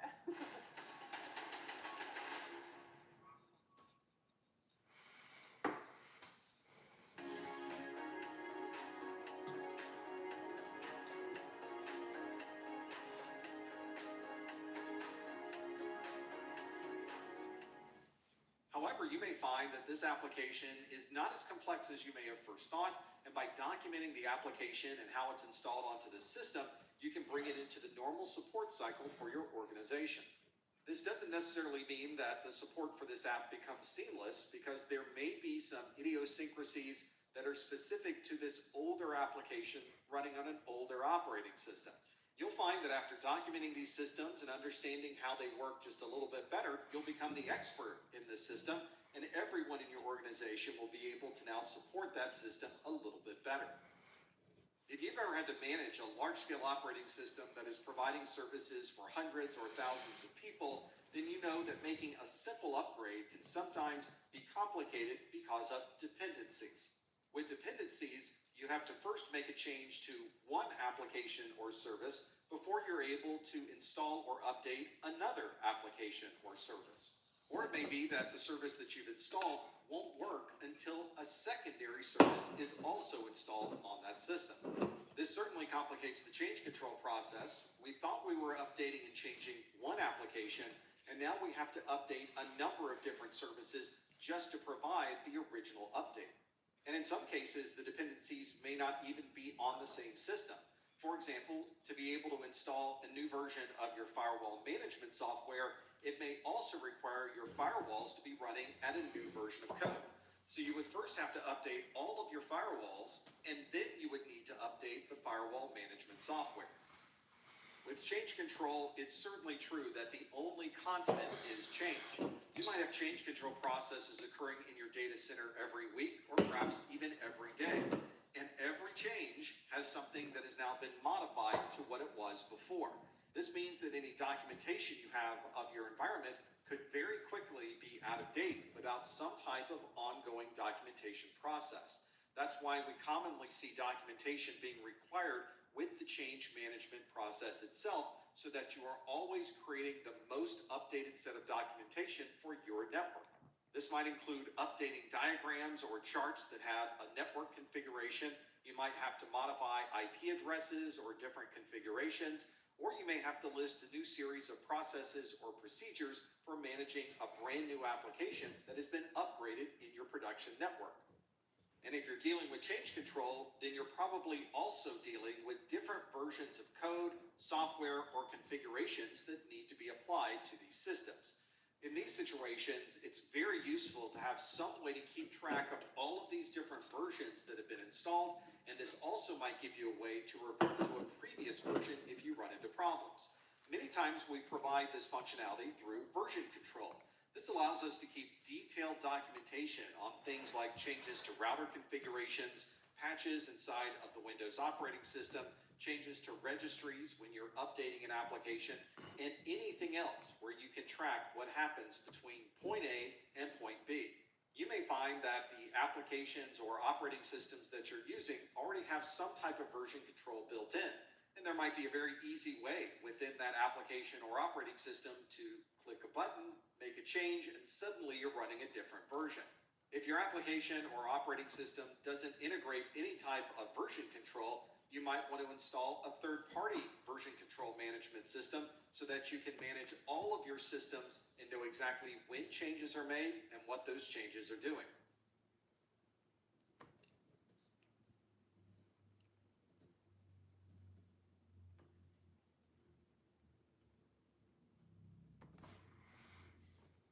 At King Soopers, you never compromise. You get up high quality that's guaranteed fresh and down low prices in every aisle. With quality and savings that add up, King Soopers shoppers never compromise. King Soopers, fresh for everyone.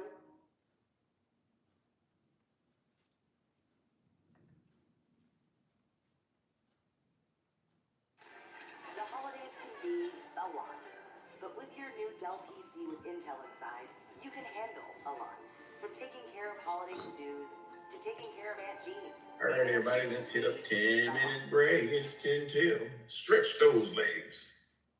The term public key infrastructure is a very broad term in cryptography, but it commonly refers to policies and procedures. This might also include hardware and software that is responsible for creating, distributing, managing, storing, revoking, and performing other processes associated with digital certificates.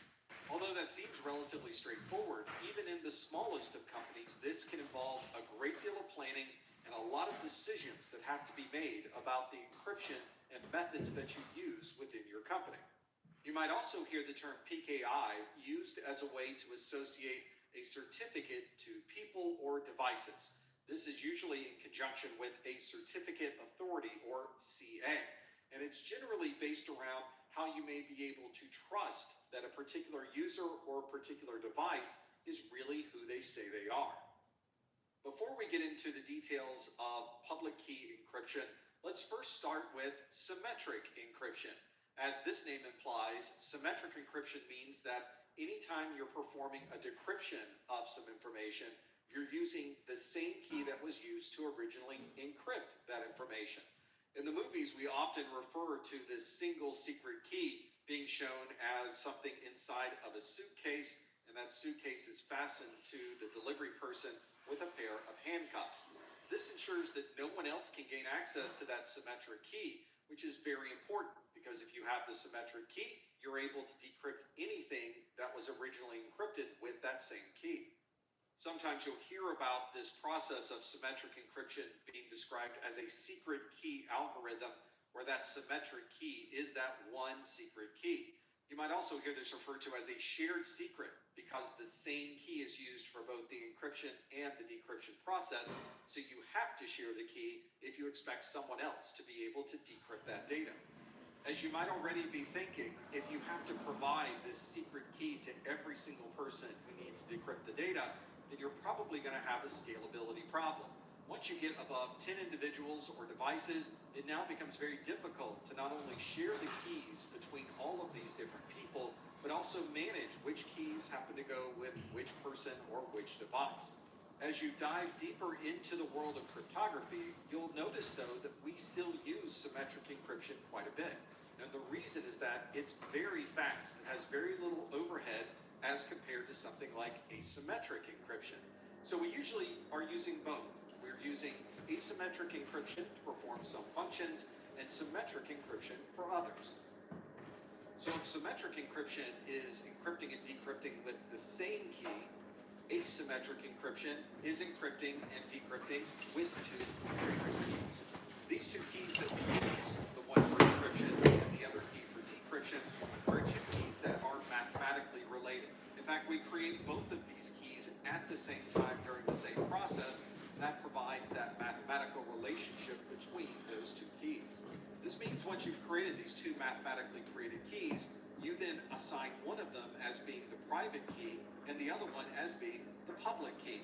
As the name implies, the private key is the one that only one person or one device would have access to. No one else has access to this private key. The public key, however, can be seen and used by anyone. The public key, just as that name implies, can be available to the public. If you've never used asymmetric cryptography before, this next part may not seem intuitive, but this is what adds the power and the magic to performing asymmetric cryptography. Everyone who has the public key can encrypt data and send it to you by using that public key. The private key that you have is the only key that can decrypt any of that data encrypted with the public key. For example, there may be a number of different individuals that are encrypting data using your public key and sending you that information. If any of those individuals happens to gain access to this information that's encrypted, they would not be able to decrypt it with the public key because the only key that can decrypt it is the private key, and you're the only one that owns the private key. Another important consideration is, although both the public and private key are mathematically related, you can't derive one key by simply looking at or owning another key. Because of the math associated with the creation of these public and private keys, there's no way to reverse engineer the private key, even if you happen to have the public key. And that is one of the big benefits of public key cryptography. My kids can't hide anything from me. I'm home. Especially when they've been using toilet paper that doesn't hold up. Charmin Ultra Strong has a diamond weave texture that's more durable.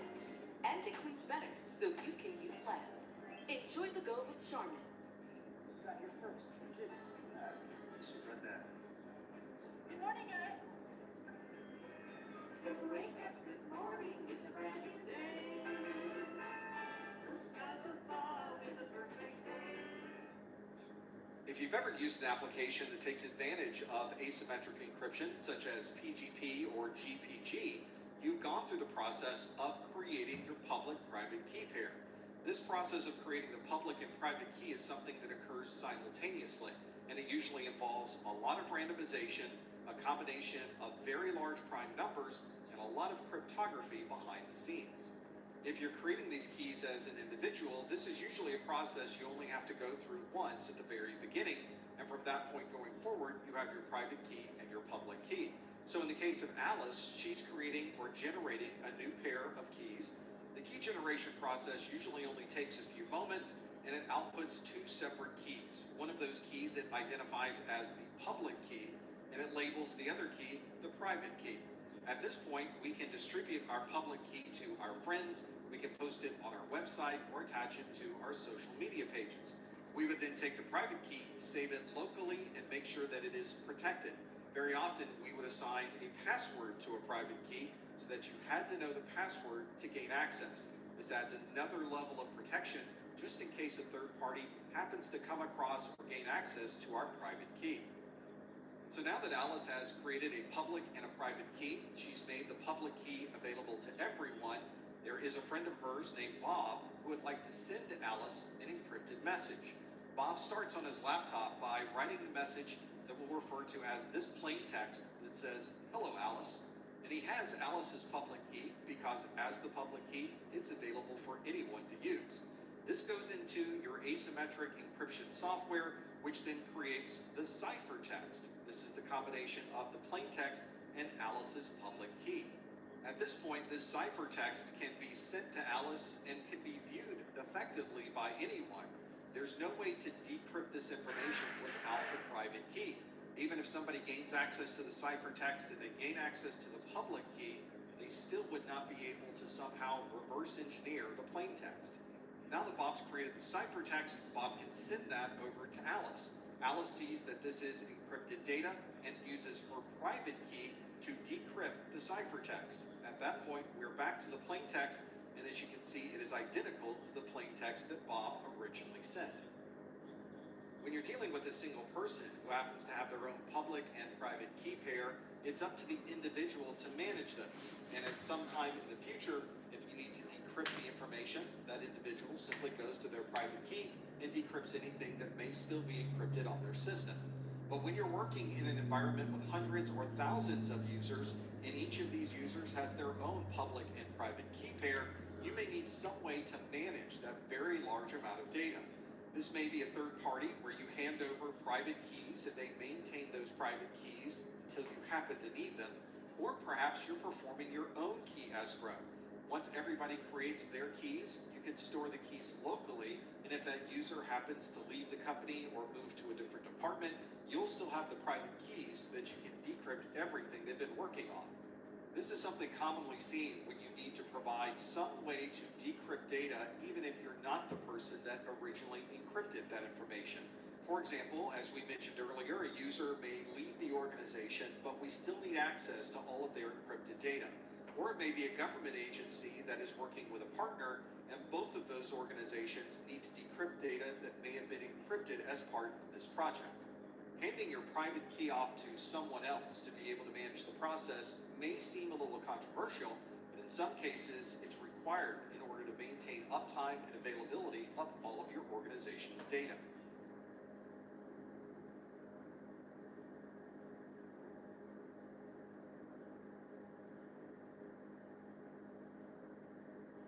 Ultra Rewards introduces the industry's most expansive global rewards marketplace featuring millions of unique products and experiences, all delivered seamlessly through a single powerful solution. With maximum choice and unmatched flexibility, it's designed to create personalized, dynamic experiences for any audience.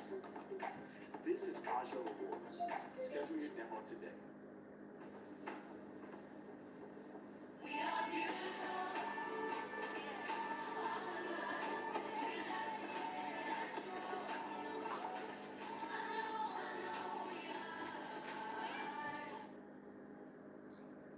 If you need to protect data that you're storing on an SSD, a hard drive, or any other type of storage device, then you'll need to work on encrypting all of this stored data.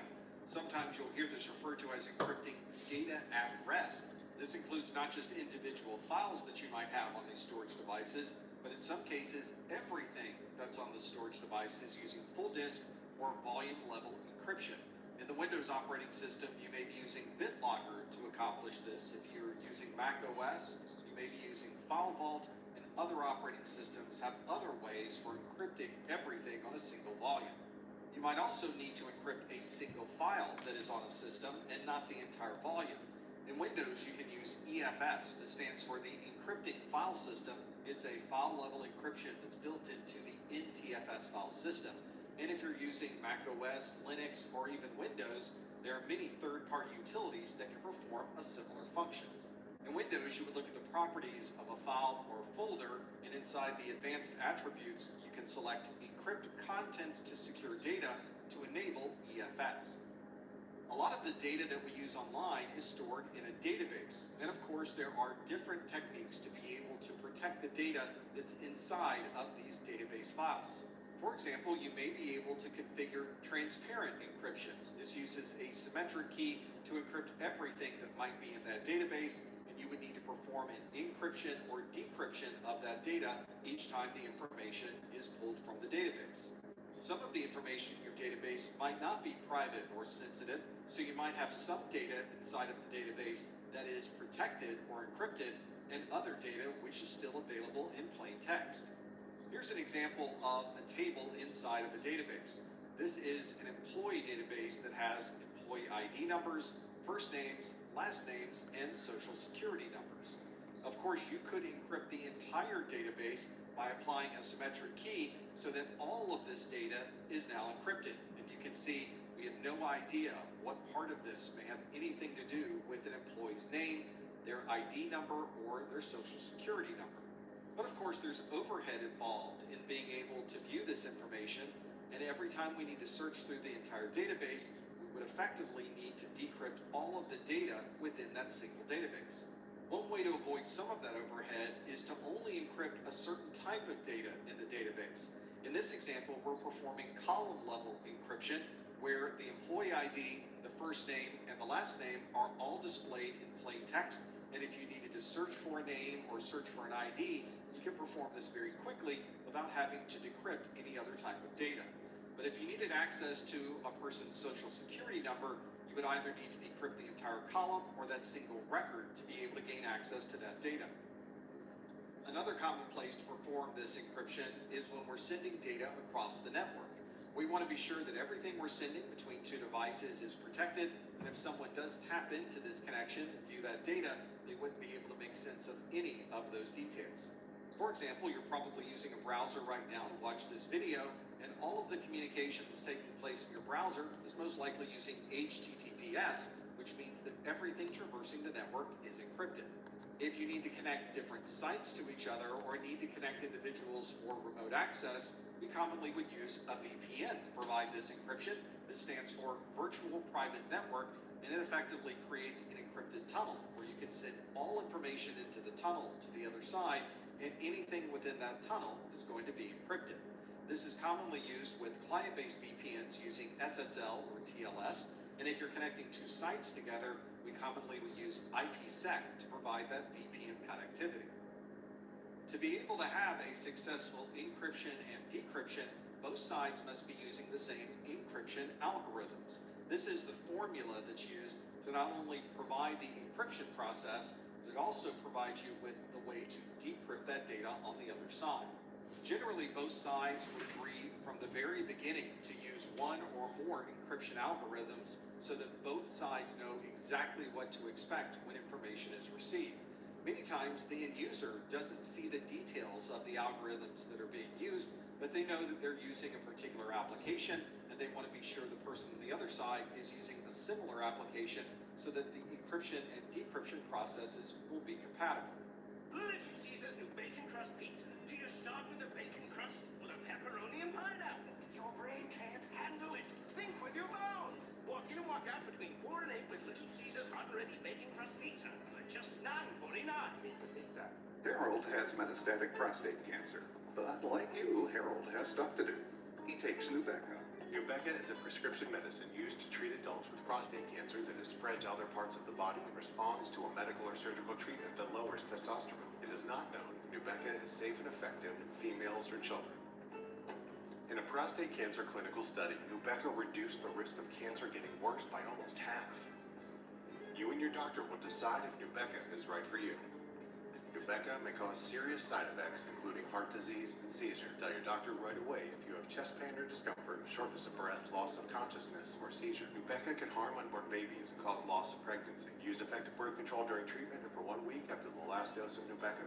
Common side effects of Nubeqa were increase in liver function tests, decreased white blood cells, and feeling more tired than usual. Harold's passions give him purpose. Life changes. What you love doesn't have to. Talk to your doctor about new. There are obviously advantages and disadvantages depending on what encryption algorithm you're using. Some algorithms have a better security level, some work faster than others, some have a more complex method for implementation. But once both sides agrees on the application that will be used for encryption and decryption, everything else generally takes care of itself automatically. Usually the security administrator will have a pretty good idea of what the requirements are for the users, and they'll make sure that the proper encryption algorithms are used. Here's a good example of why it's so important that both parties in a conversation are using the same encryption algorithm.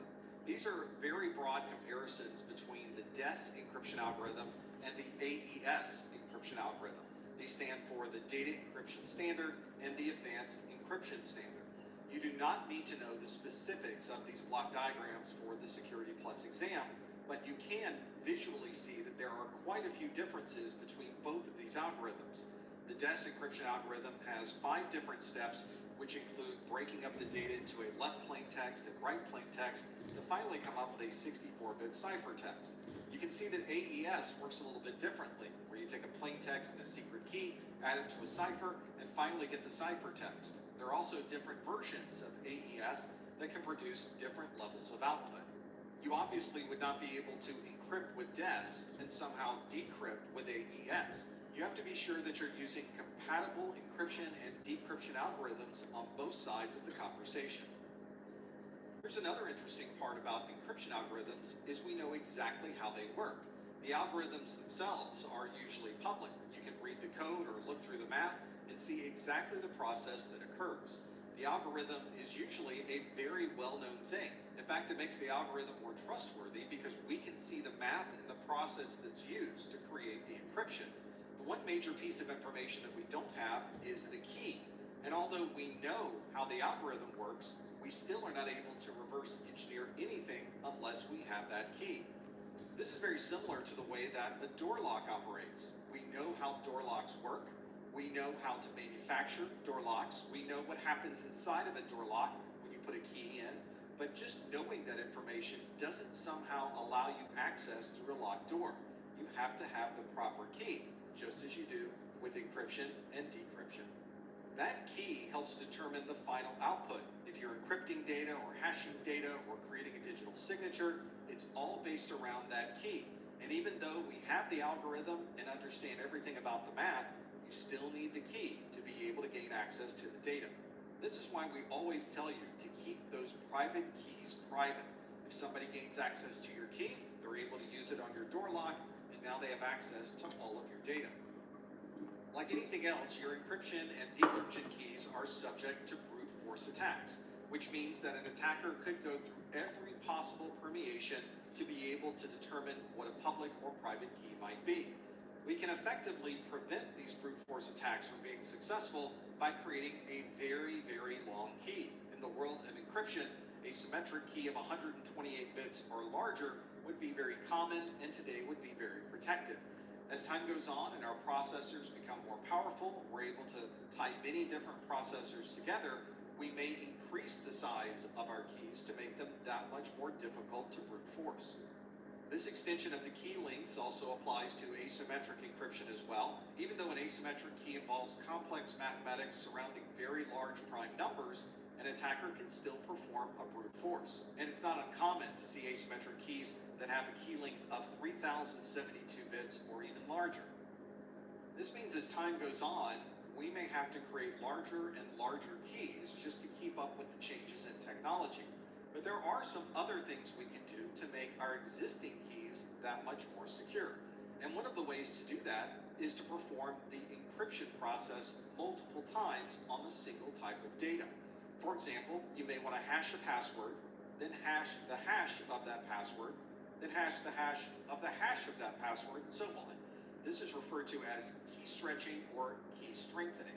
This means if someone wanted to brute force some data that's been encrypted multiple times using this key stretching method, that they would need to decrypt multiple times to see if their brute force was successful, and this adds an additional overhead and certainly would create more time during the brute force process.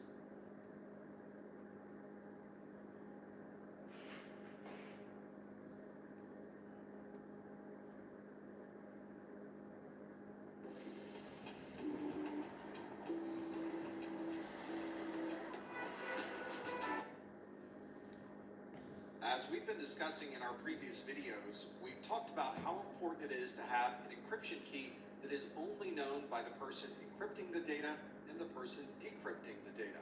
Well, this brings up a logistical challenge, especially when we need to encrypt a large amount of data across the internet, is how do you share that encryption key between those two people without physically transferring that encryption key across an insecure medium like the internet? One way to do this is by exchanging the key out of band, which means we're not going to use the network. That means we would need to find some other method to transfer that key from one place to the other. You can think back to the person with the suitcase that is handcuffed, and they hop on the train and they go across the country and they hand that suitcase off to someone else, and now both sides of the conversation will have the same key. You could, of course, accomplish the same thing by using a courier or calling someone on the telephone, or simply exchanging the key in person. But on the internet, we don't have the luxury of time. We need to be able to encrypt a single communication immediately in our browser. So we would need to use some type of in-band key exchange, which means some type of information is going to be sent across the network. Sometimes you can do this by using additional encryption mechanisms. For example, you could use asymmetric encryption to encrypt a symmetric key, send that asymmetrically encrypted key to a third party, and they can decrypt it to obtain the symmetric key. This allows us to securely transfer these encryption keys across the network, and it all occurs relatively quickly. This is something that's commonly done with keys that may be only used for a short period of time. For example, things like session keys are used for a temporary basis. We then remove those session keys and use a new session key for the next session. For example, a client could encrypt a random or symmetric key that could be used for a session and encrypt it with a server's public key. The client would then send that encrypted information to the server, and the server would use its private key to decrypt that session key. Since session keys tend to be ephemeral or temporary, we can use that session key, discard it, and then perform this process again to transfer a new session key between systems. There's also another way to create a symmetric key between two devices by using public key cryptography. This is something that would allow us to create the same symmetric key on both sides of the conversation without sending the symmetric key across the network. Here's how this works. We would start with Bob's side. Bob obviously has a private key that no one has but Bob. Alice also has a private key. Her private key is only known to herself. We would then combine Bob's private key with Alice's public key. Alice's public key is obviously known to everyone, so Bob would easily have access to that information. Conversely, Alice can combine her private key with Bob's public key. And since both Bob and Alice are using keys that are mathematically related, they create the same symmetric key from that algorithm. We refer to these as key exchange algorithms. We're not performing any type of encryption or hashing. We're instead building the same symmetric key on both sides of the conversation, even though we didn't send that symmetric key across the network.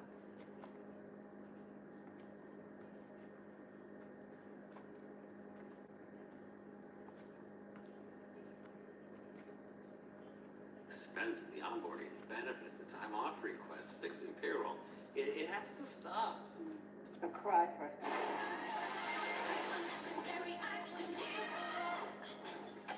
Was that necessary? No, neither is stressing over things that should be automated. Paycom automates everything. That's less stress for you and your people. Okay.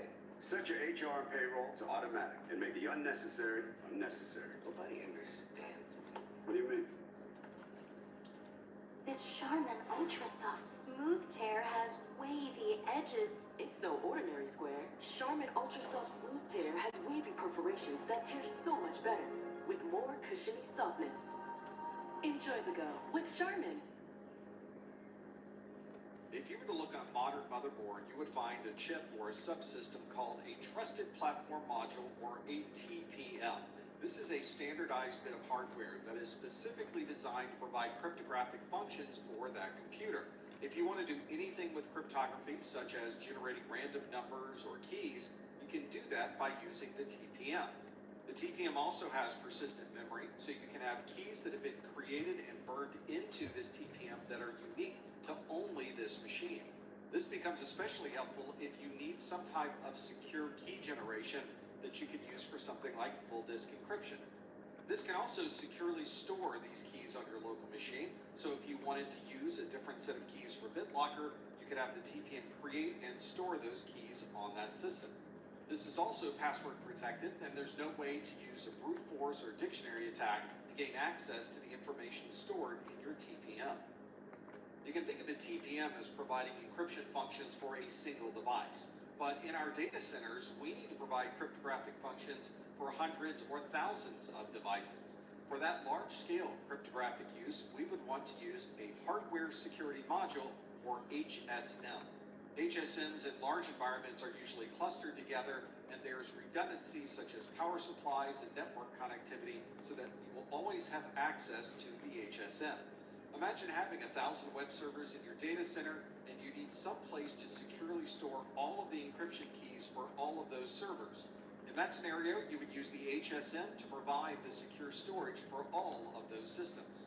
For this large-scale cryptography, it's more efficient if you are able to perform these cryptographic functions in the hardware of the device itself. So many HSM devices will have a separate plug-in card or separate hardware that can connect to the HSM that is specifically designed to perform very fast cryptographic functions. These devices are also specially designed to securely store keys. This allows you to store all of those sensitive keys on a centralized HSM, but prevents unauthorized access to those keys. And additional hardware such as cryptographic accelerators can be used on an HSM, especially if the HSM needs to perform encryption and decryption in real time in large-scale computing environments.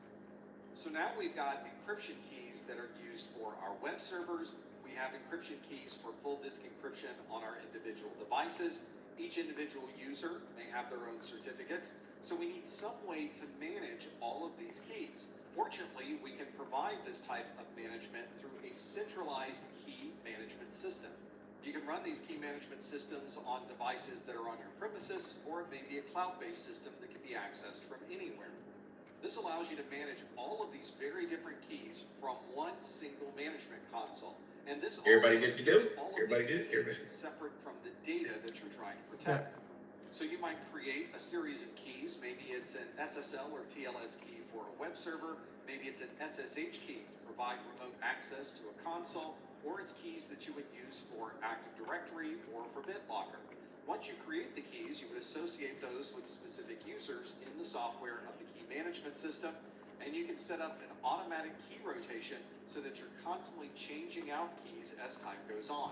This is also a great place to provide logging and reporting of all of the keys and how you're using them in your environment. Here's the dashboard of a key management system, which gives us a summary of the types of keys that we're using. We can see what certificate authorities have been used, when certificates might expire, details for licenses, and more. If you wanted to see the keys we were using for our web servers, we can click on SSL, and now we can see what keys have been created and what server they're associated with. We can look up similar key information for SSH console communication, where you can see the key name, the fingerprint, and other details, and where this key might be used. And of course, we can create reports that can give us information on how these keys are being used, what keys are currently active, which keys are inactive, and we can get a summary of how often these keys are being utilized. When all of our data was stored on one central mainframe computer, it was relatively easy to provide security. We just had to keep anyone from gaining access to that one source of data. But of course today, our data is spread across many different systems. We have data on a laptop, a mobile phone, on our computers at home, and many other locations. So how do we maintain the privacy of our data, even though we seem to be distributing this data onto many different systems? Another challenge we have is that as soon as we find a secure way to store data, the attackers find ways to gain access to that data. It's a constant race to stay one step ahead of people that are trying to get their hands on your information. Another challenge is that all of this data that we're using is constantly changing. So we not only need to protect and keep this data private, but we also need ways to easily change that data at any time. One way that we're providing this privacy of our data is through the use of a secure enclave. A secure enclave is a security processor that's built into the systems that we're using. You probably have one on your mobile phone, perhaps even in your laptop or even your desktop systems. This is not considered the primary CPU of your system. This is a separate processor whose job is solely dedicated to the privacy of your data. Different manufacturers will also have different names for this security processor, but we generally refer to it generically as a secure enclave. This is the technology that allows you to keep all of your data private, even if your phone and other devices were to fall into the hands of someone else. This is a separate secure processor that has its own boot ROM. It manages and monitors all of the processes on your system, especially during the boot process. It has a true random number generator. It can do real-time encryption of all of the data as it moves in and out of memory. It has cryptographic keys that are built in that cannot be changed and that can be used as a root for all of the other cryptography on your system. And it does AES encryption in the hardware of your device. This is just a summary of the things that are available inside a secure enclave, but you can see that the power of these processors works to keep all of your data private regardless of where it happens to be.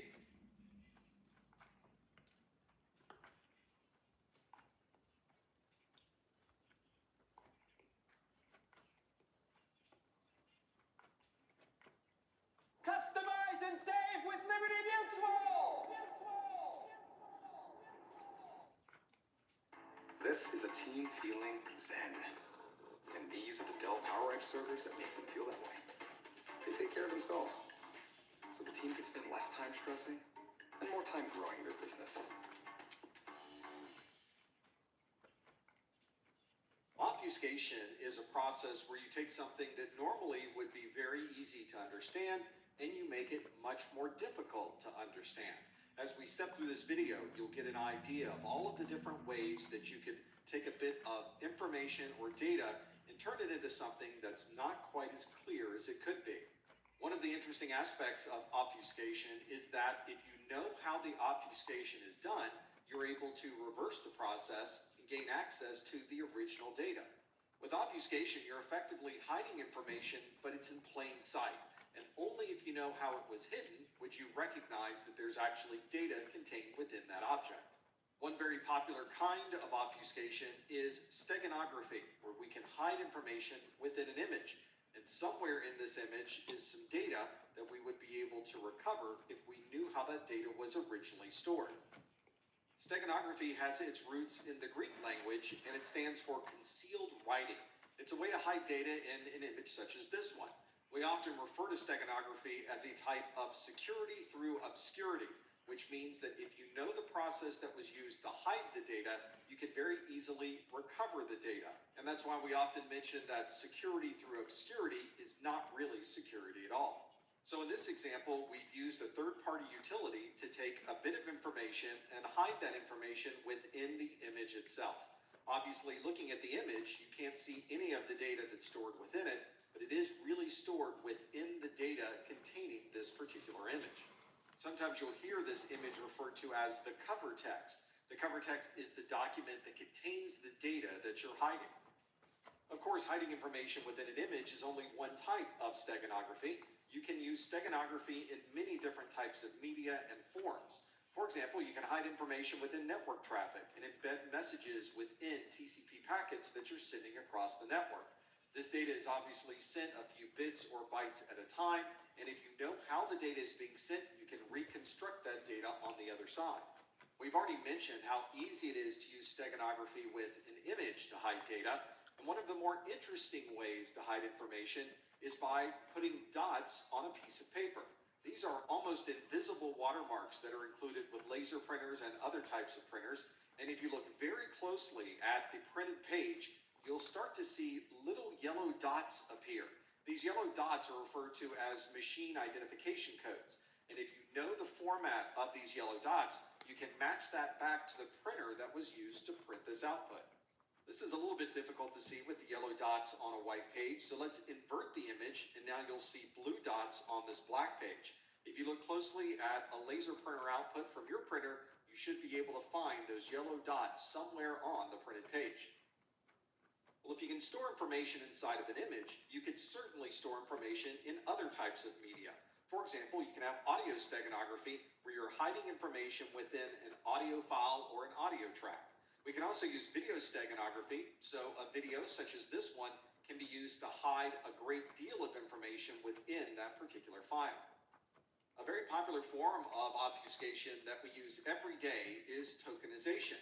This is where we take something that is sensitive data and we replace it with a token of that sensitive data. For example, we could take a social security number, which is relatively sensitive information, change it into a completely different number, but behind the scenes, we're matching those two together.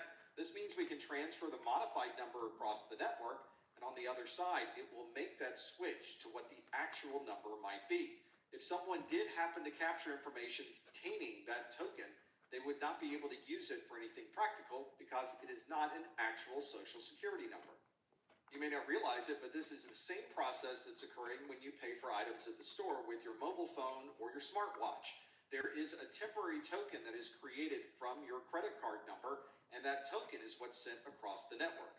This is a one-time use token, which means if somebody does capture that token during the transfer and then they try to use it again, that token will be denied because it can only be used once. Purina helps create safe spaces for domestic abuse survivors and their pets. Spending time with the ones you love is priceless. That's why Kroger Delivery, proudly serving King Soopers, makes grocery shopping effortless. Get $20 off. This means that we can transfer this data across the network without needing to encrypt any of the data. Since we've replaced the sensitive credit card information with a one-use token, we can send this information across the network without needing to encrypt or hash any information. If anyone got their hands on this data, they wouldn't be able to do anything with it, and since it doesn't have any mathematical relationship back to your credit card number, it's completely safe to send across the network. Here's how this credit card tokenization process works behind the scenes. The first step is to register a credit card number on our mobile phone. When you perform that registration process, it reaches out to a remote token service server to register this credit card. At that time, this server is going to provide you with a series of tokens that will be stored on your local phone. Notice that the token is a very different number than the actual credit card number that we've registered on our phone. In most cases, we usually don't see this token at all. Although if you do look at a receipt, you may notice that the receipt is showing a credit card number that doesn't match the actual credit card number. Now that we've received these tokens, our phone is ready to be used during checkout. So we'll go to a store, and during the checkout process, we'll use near-field communication to transfer that token into the payment system. So instead of sending our actual credit card number, we are now paying with one of the tokens that we originally received from the token service server. The merchant then sends that token to the token service server, and it does a reverse lookup to determine what the actual credit card number happens to be. Now that this system knows the actual credit card number, it can check to validate that you have the proper funds or credit to be able to perform this transaction. It validates the token and approves the transaction for the merchant. Now that this token has been used, your phone is going to throw that token away. It can no longer be used for any future transactions. Your phone then readies the next token that's in your list, or it requests a new token from the token service server, and that's the token that will be used for the next transaction. When you get the receipt for your payment, you may notice there's additional obfuscation that is used on the receipt itself. If you look at the credit card number on your receipt, you'll usually see a string of asterisks and usually the last 4 digits of the credit card. This is called data masking, where we are hiding parts of the original number and only showing you a portion of that number on the receipt. This is obviously preventing someone from gaining access to your receipts and being able to use those credit card numbers to make their own payments. Obviously, the entire credit card number is known by your credit card company, but for the purposes of printing a receipt, only a portion of that number is shown. This type of data masking might also be used for a customer service representative. So if you call into your credit card company, they may tell you, we're looking at the credit card with the last 4 digits of 2512. To protect the security of the entire number, it's not uncommon for companies to limit who has access to that information, and the person you're calling on the phone may only be able to see a portion of your credit card number. There are a number of different ways to mask a number. You don't have to use asterisks. We could simply rearrange the numbers or replace certain numbers with others that we could then reverse later on.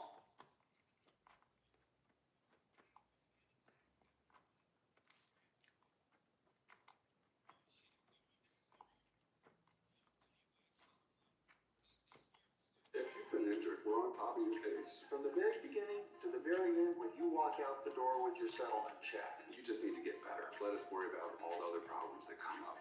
On top of the medical bills, being on top of the lost wages. We have it handled. That's what it means to be on top of it. The Luxon beacon is an old religious relic. This beacon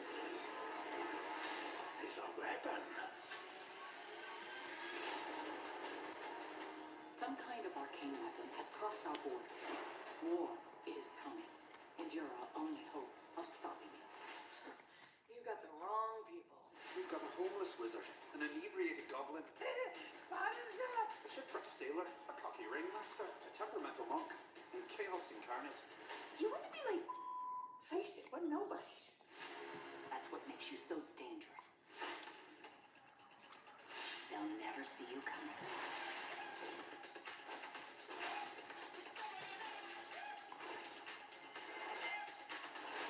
Time to put on a show.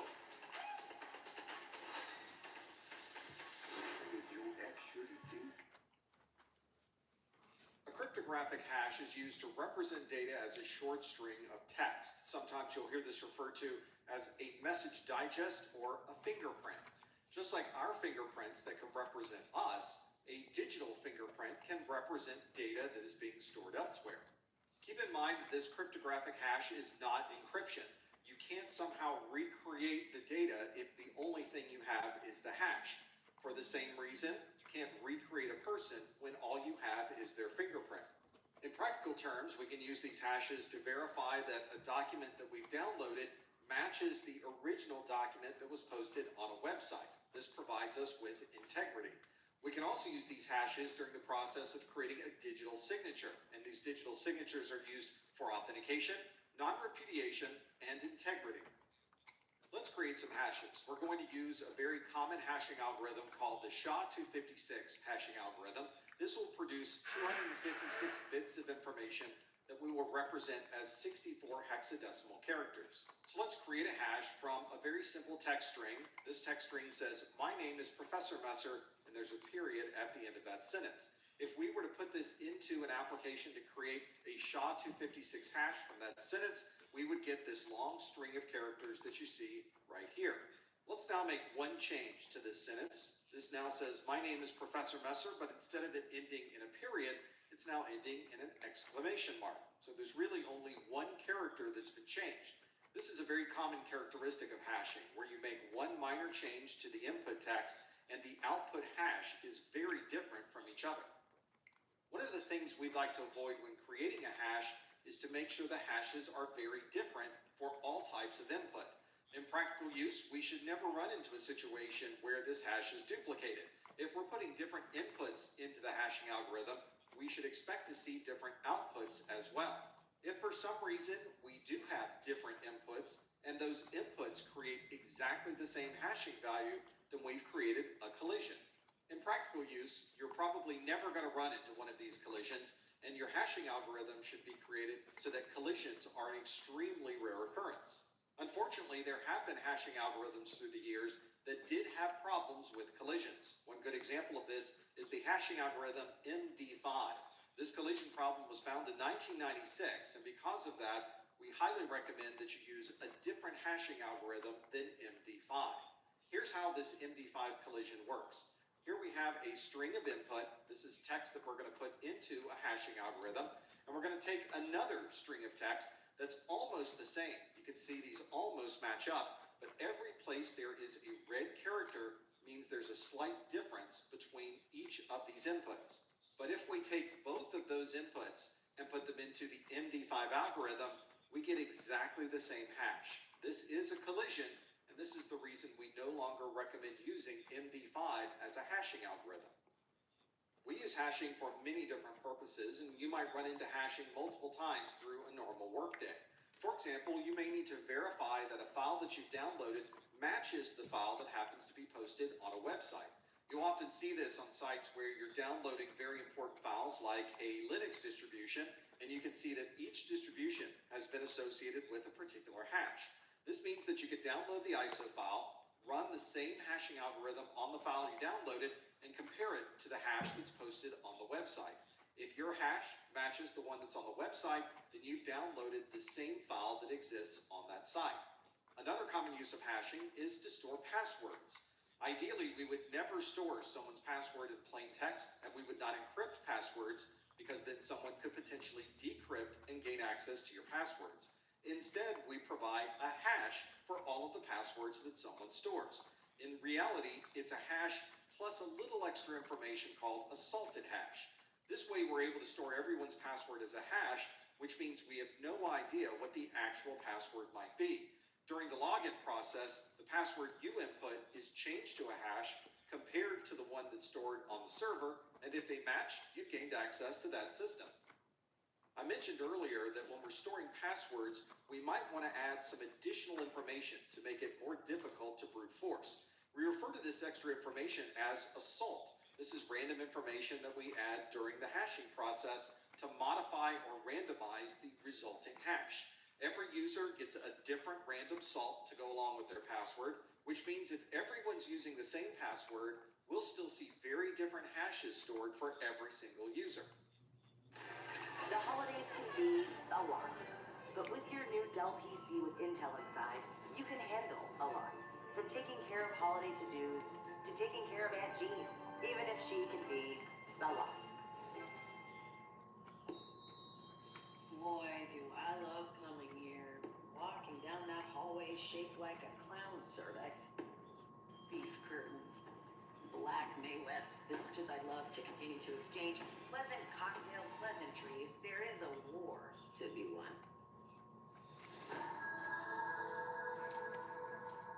You better look.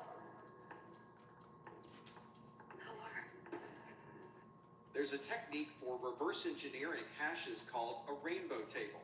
This is a pre-compiled set of every possible input and the series of hashes associated with those inputs. This makes it very easy for someone to get a non-salted hash and very quickly be able to determine what the original password might be. But if you're adding a random salt to everyone's password, these rainbow tables will no longer work.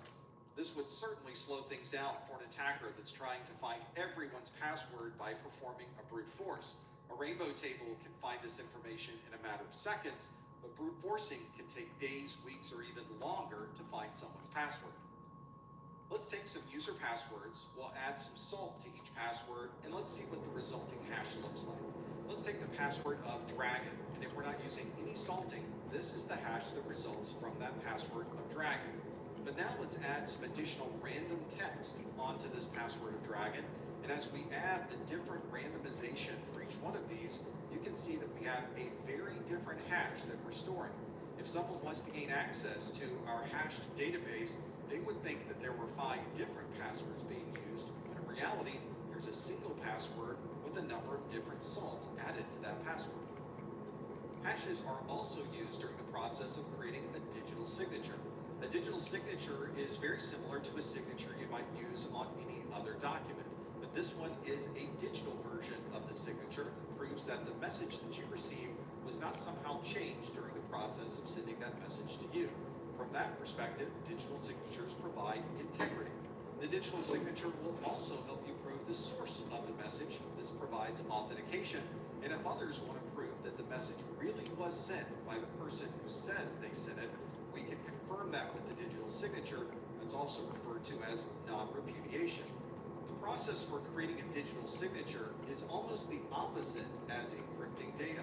For a digital signature, the person signing the document will use their private key to create the digital signature. When that signature is sent to another party, they're able to confirm that that private key was used by verifying it with the public key for that user. If we receive a digital signature and go through the verification process and find that the public key of the sender is not able to verify the digital signature, then something in that document has changed. We can no longer trust the information that we've received. If you're using a digital signature process built into your email system, or you're using a third-party utility to provide digital signatures, then you know it's as simple as clicking a button or a checkbox to include a digital signature with the information that you're sending. But behind the scenes, there's a great deal of cryptography that's going on. Let's step through the process of creating a digital signature so that you can see what happens when you select that checkbox. We'll start with Alice, who would like to send a message to Bob that says, "You're hired, Bob." We refer to this original message as the plain text. Alice is going to click that checkbox that tells her email program to include a digital signature with this email message. Behind the scenes, the email client is going to look at the plain text of "You're hired, Bob" and send it through a hashing algorithm to create a hash of that plain text. The email application is then going to encrypt the hash that's been created with Alice's private key. And since Alice is the only one that has her private key, she's the only one that could have created this final digital signature. Just like a digital signature is a bit of information you add to the end of a document, we can do exactly the same thing with this email. So "You're hired, Bob" is still sent through the network in plain text. We're not doing any type of encryption in this specific example, but we do include the digital signature, usually as an attachment or at the end of the email. Bob now checks his email. He's got a message from Alice that has a message that says "You're hired, Bob," and it includes that same digital signature. Now Bob wants to really verify that the message he received is really the message that was originally sent, and he wants to confirm that it really came from Alice. The first thing he's going to do is load that message into his email client, and generally the email client will recognize there's a digital signature and will perform a verification and tell Bob that this is either verified or not verified. Behind the scenes, what's really happening is that the email client is looking at the digital signature and it decrypts that digital signature using Alice's public key. Remember that the keys are mathematically related, so if you encrypt with one key, you can decrypt with the other. The result of this decryption ends up being a hash of the original plain text. Now we simply perform the same hash that was done originally to the plain text to see what the results are. And if both of those hashes match, then we know that the digital signature verifies, and that not only is the document exactly what was originally sent, but we can confirm that it really came from Alice.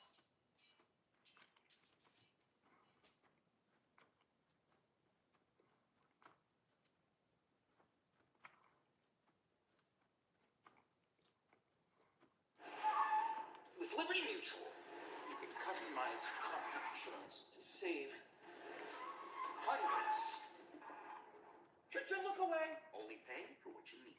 Liberty, liberty, liberty, liberty. At K Supers, you never compromise. You get up high quality that's guaranteed fresh and down low prices in. Blockchain technology is often described as a distributed ledger. This is a ledger that's available for anyone to be able to see, and its job is to keep track of individual transactions. One interesting characteristic of the blockchain is that everyone who's participating on the blockchain can maintain the ledger, and everyone has a copy of this ledger. Once changes are recorded in the ledger, those changes are distributed to everyone who also would like to maintain a copy of this ledger.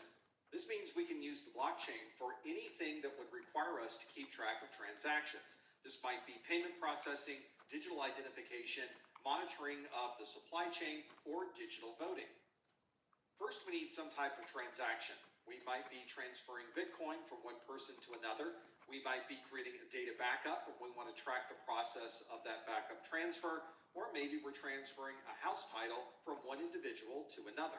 Instead of sending the results of that transaction to one person, we send the transaction information to everyone who's participating as part of this blockchain. So every individual device in the blockchain that is keeping track of the ledger will also get a copy of this transaction. This transaction is then added into a larger block of transactions that will ultimately be processed into the blockchain. To complete the block, we add a hash to the block, and that provides integrity of all of the transactions that are part of this particular block. A copy of this block is now sent to everyone who has a copy of this particular blockchain's ledger. This hash is very useful because if somebody goes into the blockchain and modifies one of these existing transactions, the hash is no longer going to be valid. And as other devices that are also maintaining the ledger see that a block has come through with an invalid hash, it throws out the block and confirms that this block has been modified.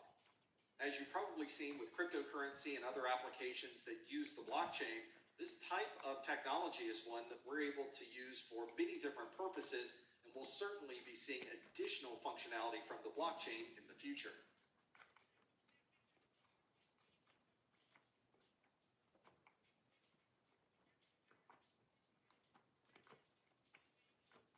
Hi everyone, Jeremy Allen White here. Tickets are officially on sale for our new film, Springsteen, Deliver Me From Nowhere. Well, they blew up the Chicken Man in Philly last night. I'm really honored to help bring this chapter of Bruce's life to the big screen, and I can't wait to share it with all of you. Just like a great song is meant to be heard live, this film is meant to be experienced in theaters. Everything dies, that's a fact. Maybe everything that dies someday comes back. I'm trying to find some real in all the noise. You always do. So please make sure to get your tickets now, and I'll see you soon.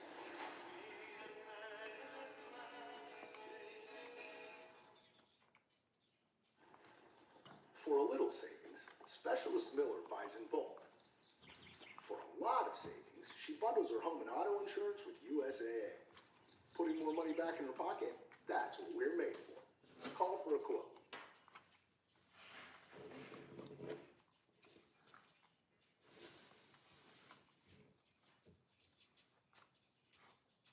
A digital certificate is a file that contains both a public key and a digital signature. You can think of this as a digital version of an identification card, but in reality, it has so many more capabilities than simply providing authentication.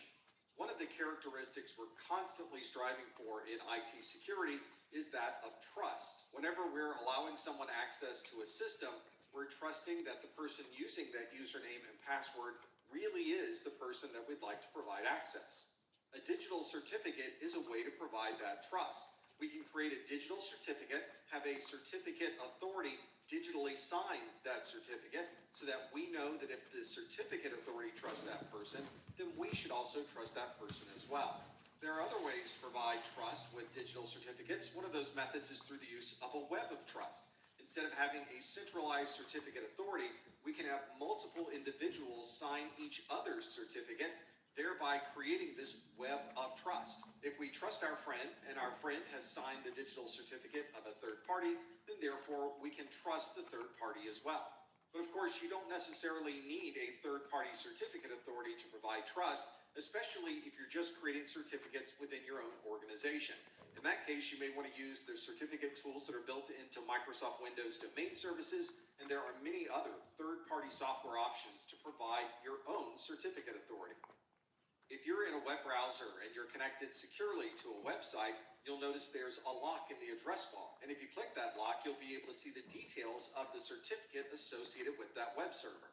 You'll notice that your browser is able to show you the information about the certificate for that web server, regardless of what websites you might be connected to. That's because all of these different websites are using a single certificate format that everyone can read. The standard for that format is called an X509 format. And sometimes you'll hear people refer to the X509 certificate. They're referring to the standardized format for a digital certificate. There's an amazing amount of information stored in these digital certificates. You have a serial number, a version, and a signature algorithm. You can see who issued the digital certificate, the name of the holder of the digital certificate, the public key, and other information as well. In this video, we'll look at some of these characteristics inside of this certificate. We'll talk about how we can use those to help better secure our networks. Having a method of creating trust between yourself and someone trying to gain access to your systems is a foundational part of IT security. The real challenge, of course, is how do you trust something that up to this point has been an unknown entity? For example, when we use our browser to visit a website for the very first time, How does our browser know that we're connecting to the right website and creates that trust between you and that resource? One way to provide this trust is to have a third party vouch for the site that you're connecting to, so that if the third party trusts the site, then therefore I should be able to trust the site as well. We often refer to this inherently trusted component as the root of trust. This might be provided through hardware or software, or there may be firmware or some other component that provides trust for a particular system. If we have a mobile phone or a website, we may be using hardware security modules, secure enclave, a certificate authority, or some other method that provides us with some level of trust for this particular system. The method of trust that's built into all of our browsers is one that allows us to understand if we're connecting to a website that can be trusted or not trusted. When you're connecting to a website for the very first time, it would be great if we could get some feedback on whether this site can be trusted or whether it's untrusted. So we'll use a trusted third party, an authority of sorts called a certificate authority. The certificate authority is one that digitally signs the certificates that are stored on that website, and your browser. Welcome back to the strongest connection. With most options, I've been waiting for something special, but it's been buffering. But underline, our connection is strong and ultra fast. This is gonna last. Underline, local gigabit internet that loves you back. We are beautiful.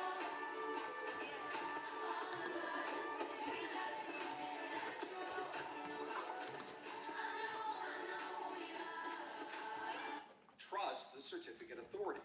So when you visit this website for the very first time, you can view their certificate and see that their certificate was digitally signed by a certificate authority that your browser already trusts. Therefore, you also will trust this third-party website. This provides a real-time validation that this website is one we can trust. And it's this process that occurs to every website we visit throughout our workday. This process that a browser uses to trust a website is built into the internals of the browser that you're using. And if you look at the list of certificate authorities that are trusted by your browser, you will see there are hundreds of certificate authorities listed. This means the website can purchase a certificate from any of these hundreds of certificate authorities, put that digitally signed certificate on their web server, and as long as they're in the list of your browser, they'll be trusted. In this example, the certificate authority is in charge of digitally signing this certificate that you put on your web server. But we're not really purchasing a digital signature when we purchase a certificate. We're really purchasing the validation process that a certificate authority goes through. The certificate authority is going to go through a series of verifications to make sure that the person receiving that digital signature is truly the owner of that particular website. That is the trust part that is built into this certificate authority, and it's how we can trust any of these websites that we visit throughout the day. Let's say that we would like to create a certificate for our web server. We'd like to send that certificate to a certificate authority to be validated, have them digitally sign it, and return that back to us. The process to do this is relatively simple. We would first create what is effectively a digital certificate by using our public key, add the identifying information about what server this might be connected to, and information about our organization, and combine those together to create a certificate signing request, or a CSR. That CSR is sent to a certificate authority. The certificate authority now does the validation process. They confirm that the certificate that you're asking for is one that is really for a web server that you own and control, and if they agree that this is a valid certificate, they will use their private key to digitally sign the certificate and send it back to you. It's this middle part where the validation's occurring that is so important to this entire process. If the certificate authority doesn't provide this validation, then we can't trust any of the certificates from that CA. That's why this validation process is so important, because that's where we get trust associated with this digital certificate. So far, we've been talking about using a public CA that is built into everyone's browser in the world to be able to provide trust. But if you have your own internal applications and your own internal web servers, and these will only be connected to by people inside of your organization, then you can be your own certificate authority. For this to work, we would install our own certificate authority software inside of our organization. We would then take the public certificate for that certificate authority, and we would install it on everyone's computer inside of our organization. That way, everyone's machine would trust the certificate authority we run internally the same way that they would trust a certificate authority that was external. And you'll find that this is relatively common for medium to large size organizations that have their own internal services. They can create their All right, let's go ahead and take 10, and then when we get back, we can finish up this last part of the lesson for allow you the to morning. create your own certificate authority. All right, see you in Microsoft 10. has their Windows certificate services that you see here. There's OpenCA and many other third-party software packages. Now we've created our own certificate authority for everything that is internal to our organization. And if we have an application or a user that needs a certificate, we don't have to go outside to a public CA. We can simply use our internal CA to create those certificates. The process for creating a digital certificate, having the certificate authority digitally sign that certificate, and distributing it back to the end user is exactly the same as you would use with an external CA. The only difference is we're using our internal CA to provide the trust and provide digital signatures for all of our certificates. As long as you've installed your internal certificate authority certificate to the trusted chain on all of your devices, it works exactly the same as an external or public CA. All of these devices will inherently trust anything they're connecting to because you digitally sign those with the internal CA. If you're visiting a website in your browser and you click the lock that is in the address bar, you'll be able to see all of the details of that certificate. And if you scroll through this web server certificate, you may see a section called Subject Alternative Name. Sometimes we refer to this as a wildcard certificate because it allows you to put the name of a domain with an asterisk associated with the name of the device. This means the certificate that we've created can be used for any device that happens to share that fully qualified domain name listed in the Subject Alternative Name. T-Mobile's Guide to Moving Day. Step 1, get T-Mobile 5G home internet with 2-day free shipping. Step 2, get online in 15 minutes. Step 3, unpack, maybe tomorrow. Make your house a home on day 1. Get T-Mobile 5G home internet for just $50 a month.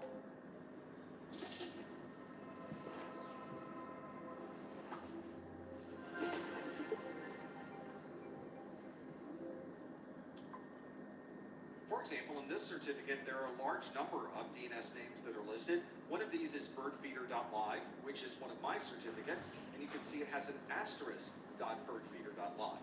That means that this certificate could be used for www.certificate.live, ftp.certificate.live, mail.certificate.live, and so on. From an administration perspective, this makes it very easy to create a single certificate and distribute that certificate to a large number of devices within your organization. As long as that device is associated with that domain name, this certificate will be valid for that service. There may be times when we're decommissioning a web server and we would like that certificate to no longer be valid. Or maybe we're concerned that an attacker has gained access to our certificates, so we would like to revoke all of those certificates and create some that are new. One of the ways that we can provide this revocation is through the use of a CRL, or a Certificate Revocation List. This is a list of all of the certs that have been revoked, and we keep this list on the certificate authority itself. This administrative process of creating and then revoking certificates is one that is built into any certificate authority. But there might be other reasons for providing some way to revoke a certificate. We found this out in April of 2014 when we discovered an attack that could have a web server provide a third party with the web server's private key. We refer to this attack as Heartbleed, and it was due to a vulnerability in the OpenSSL application library. We had to revoke all of our certificates and create brand new certificates once this OpenSSL code was updated. All of our old certificates were moved to the certificate revocation list, and our newer certificates were then installed into all of our web servers. You can see how important it is to have some method for revoking this trust which had previously been installed onto a particular service. You can find where this list of revoked certificates happens to be by looking into the details of your certificate.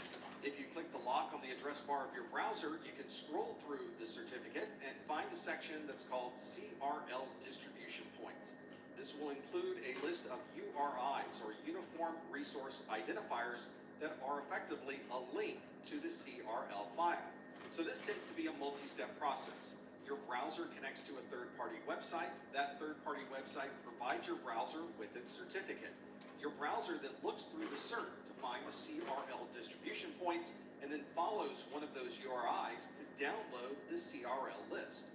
From there, your browser can look through this list and make sure that this certificate is not one that's listed as being revoked. As long as it's not in the list, you can continue with your browsing session. But if this certificate from this third-party website is listed in this CRL, your browser knows that that is now a site that is not trusted, this certificate is not valid, and it will not allow you access to that web server. As you can imagine, it's not very efficient to have a single file that lists out all the revocations for a certificate authority. It would be great if we could have a more efficient process that didn't involve us going to a third-party site and downloading a big list of revocations. Fortunately, we've created a protocol that does exactly that. This is OCSP, or the Online Certificate Status Protocol. Relying on the certificate authority to provide a list of all of these revocations to anyone who might be visiting our website is inherently inefficient. To make this process more efficient, we can put the status of our certificates onto our web servers itself. This is accomplished by sending status messages about the validity of your certificate during the SSL handshake that occurs when you first connect to a web server. This is referred to as OCSP stapling because we're embedding the status of this certificate within the handshake of this server. We obviously can't trust a third-party web server to truthfully tell us the status of the certificate, so this OCSP protocol uses a digital signature by the CA to validate its status. Most browsers today support OCSP for the Online Certificate Status Protocol, which means the browser itself can handle all of the checks for revocation when you visit a third-party website. If you're not stapling the status into the handshake message, you can use a third-party server to provide the OCSP status information. This is easily added to the certificate, and it's much more efficient than downloading an entire certificate revocation list from your CA. If your organization is using very outdated browsers, you may find that OCSP is not an option. And even some of the newer browsers say that they support using OCSP, but unfortunately don't implement the checks properly to be able to confirm the status of a certificate. Most modern browsers support OCSP, but you might want to check your browser and see that it really performs the validation when you connect to a website so that you can tell what the status is of those certificates.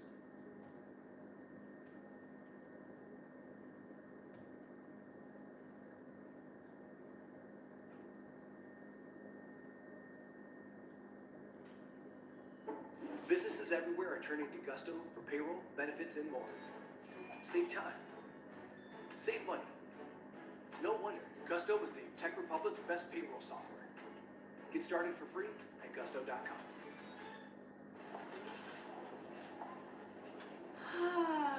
At Sprouts, our wide open layout invites you in. I know that all. With healthy around every corner and tasty on every shelf. This is that Sprouts feeling. A threat actor is an entity that is the cause of an event that affects the security of others. We often refer to these actors as malicious actors because the actions that they take tend to have a negative effect on the security of others. We'll often describe the characteristics of these particular threat actors with a series of attributes. In this video, we'll step through these threat actors and how some of these attributes may be associated with their actions. When you refer to an attack or you're doing research on an attack of your organization, it's useful to know who the threat actor is. This might help you get a better understanding of why this attack is happening and what their ultimate goal was in performing this attack. Attackers can come from anywhere. Sometimes the attackers work for your organization and they're inside the company itself. Or they may be outside the organization trying to gain access through a number of different public resources.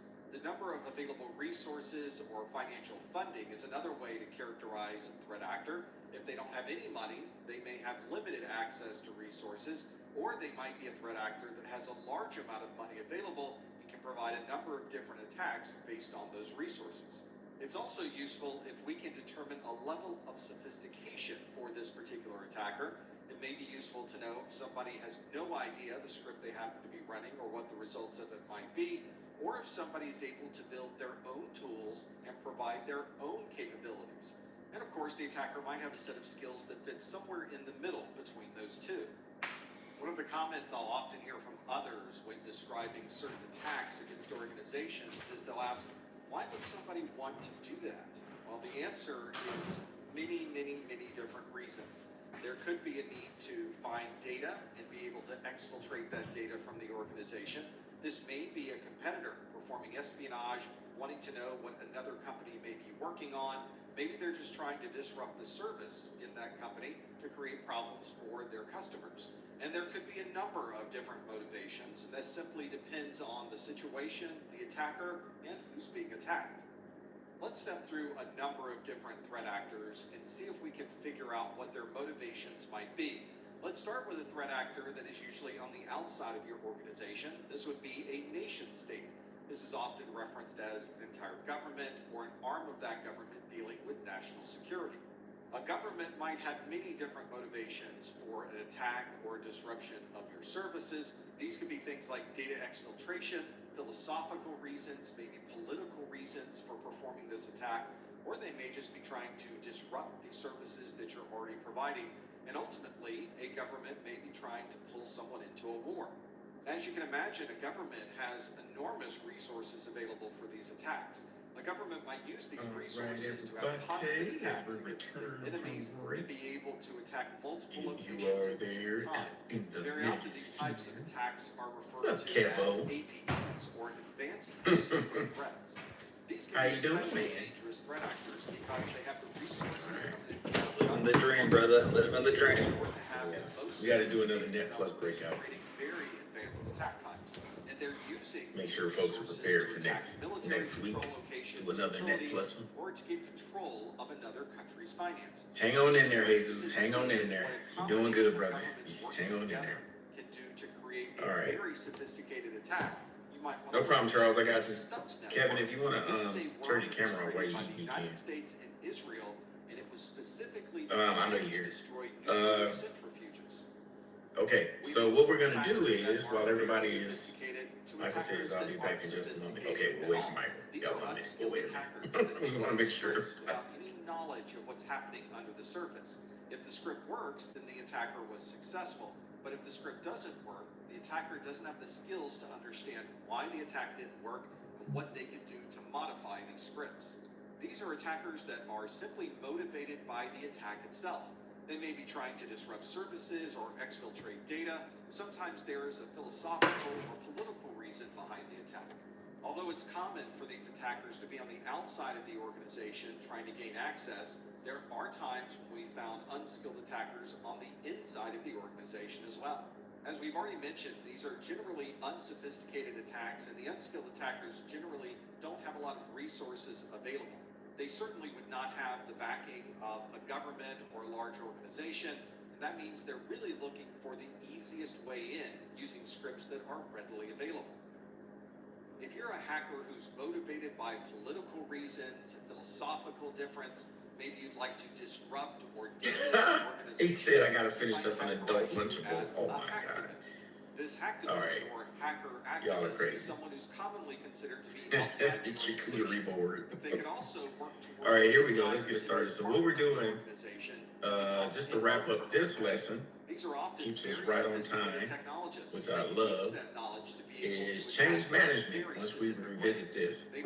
So you'll get like maybe three to four change management questions, as we were talking about before. Y'all noticed over the past 8 to 9 days that a lot of this stuff is administrative stuff. Have y'all noticed that? We really hadn't talked about like, oh, you got to go in and configure this, and you got to configure that, and you got to move this over here. You got to turn. We have not done a lot of that, if you noticed, right? So now it's all the administrative and laws and procedures, stuff to follow, playbooks, application interfaces you can use. That's what this is doing.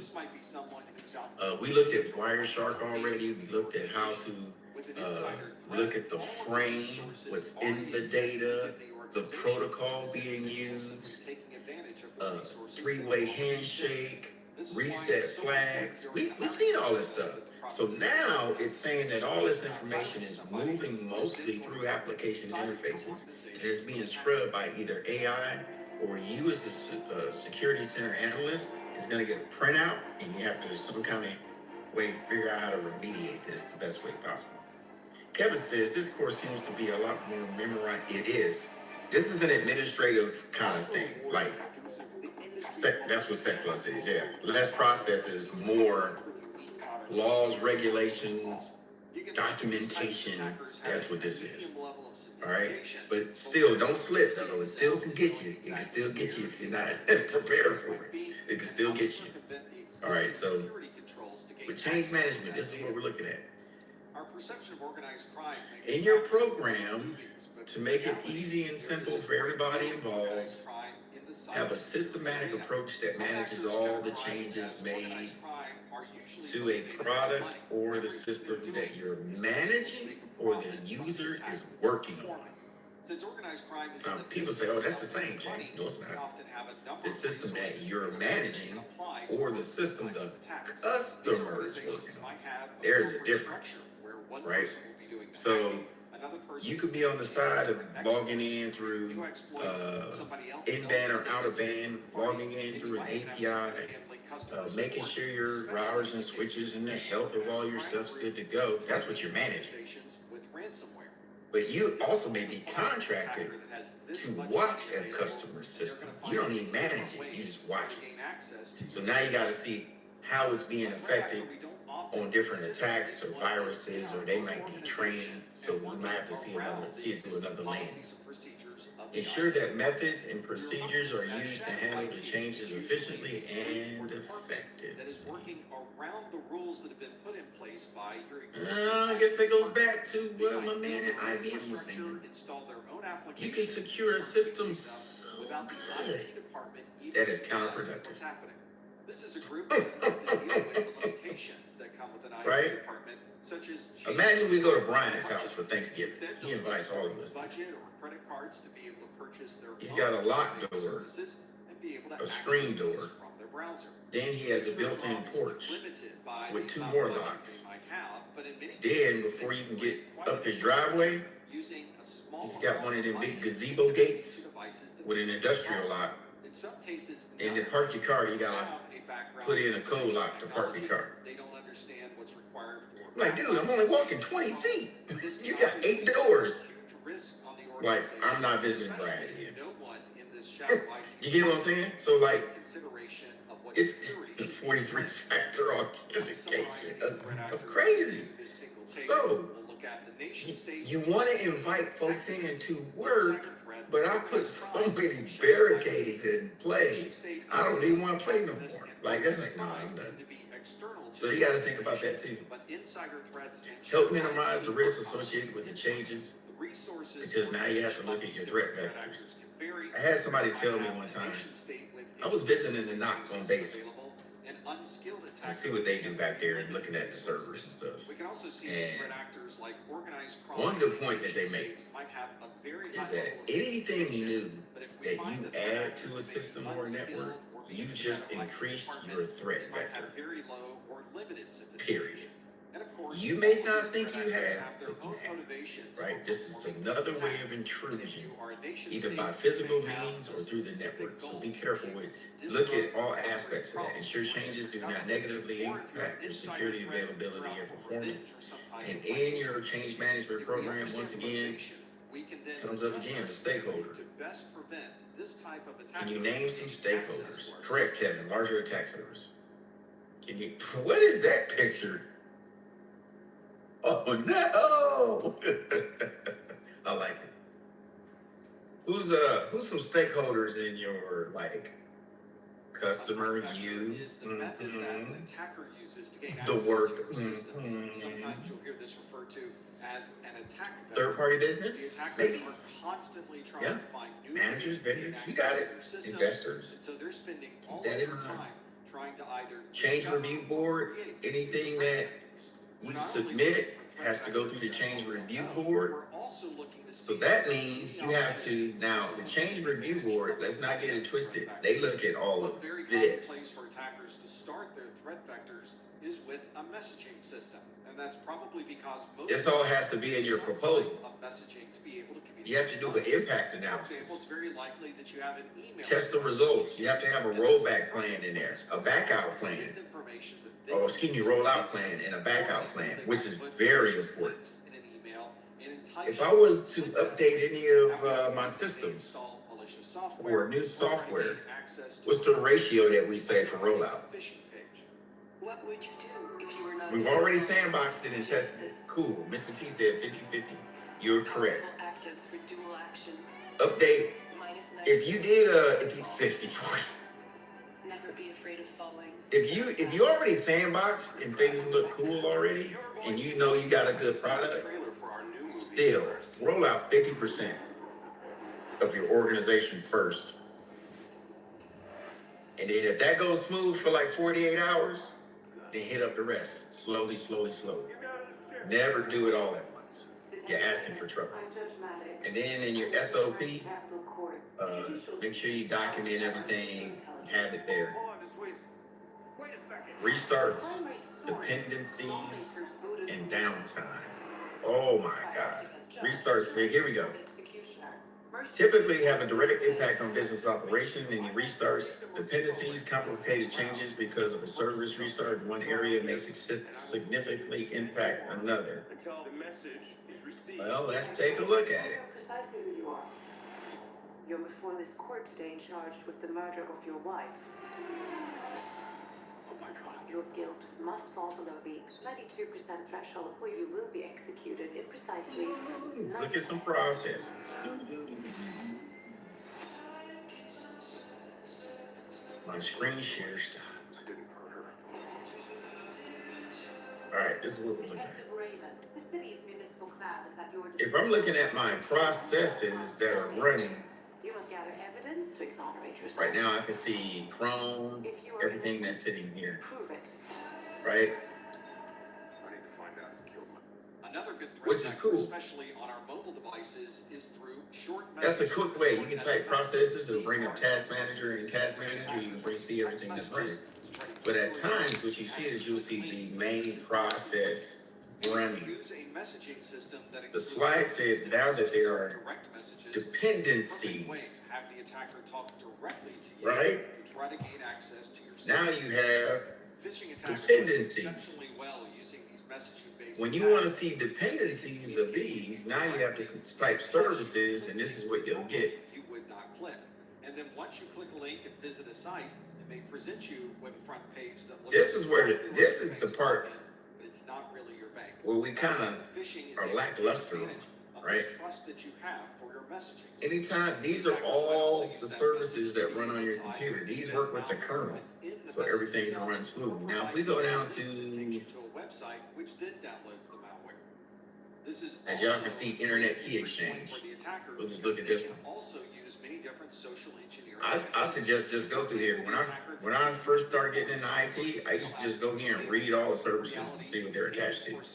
So if I want to do Internet Key Exchange, looky here. Gain access to your existing cryptocurrency. Ike, service, hosted internet key exchange, authenticated internet program, blah, blah, blah, key modules used to authenticate key exchange, blah, blah, everything's in here.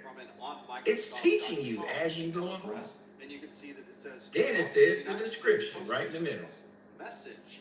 You have a Right? package that needs to be delivered, but it has been suspended due to an Ike services hosts the internet key exchange. You can hover over it, gives you a big Obviously, I did not click blurb about it, undoubtedly and then it'll tell you here if it's running or not.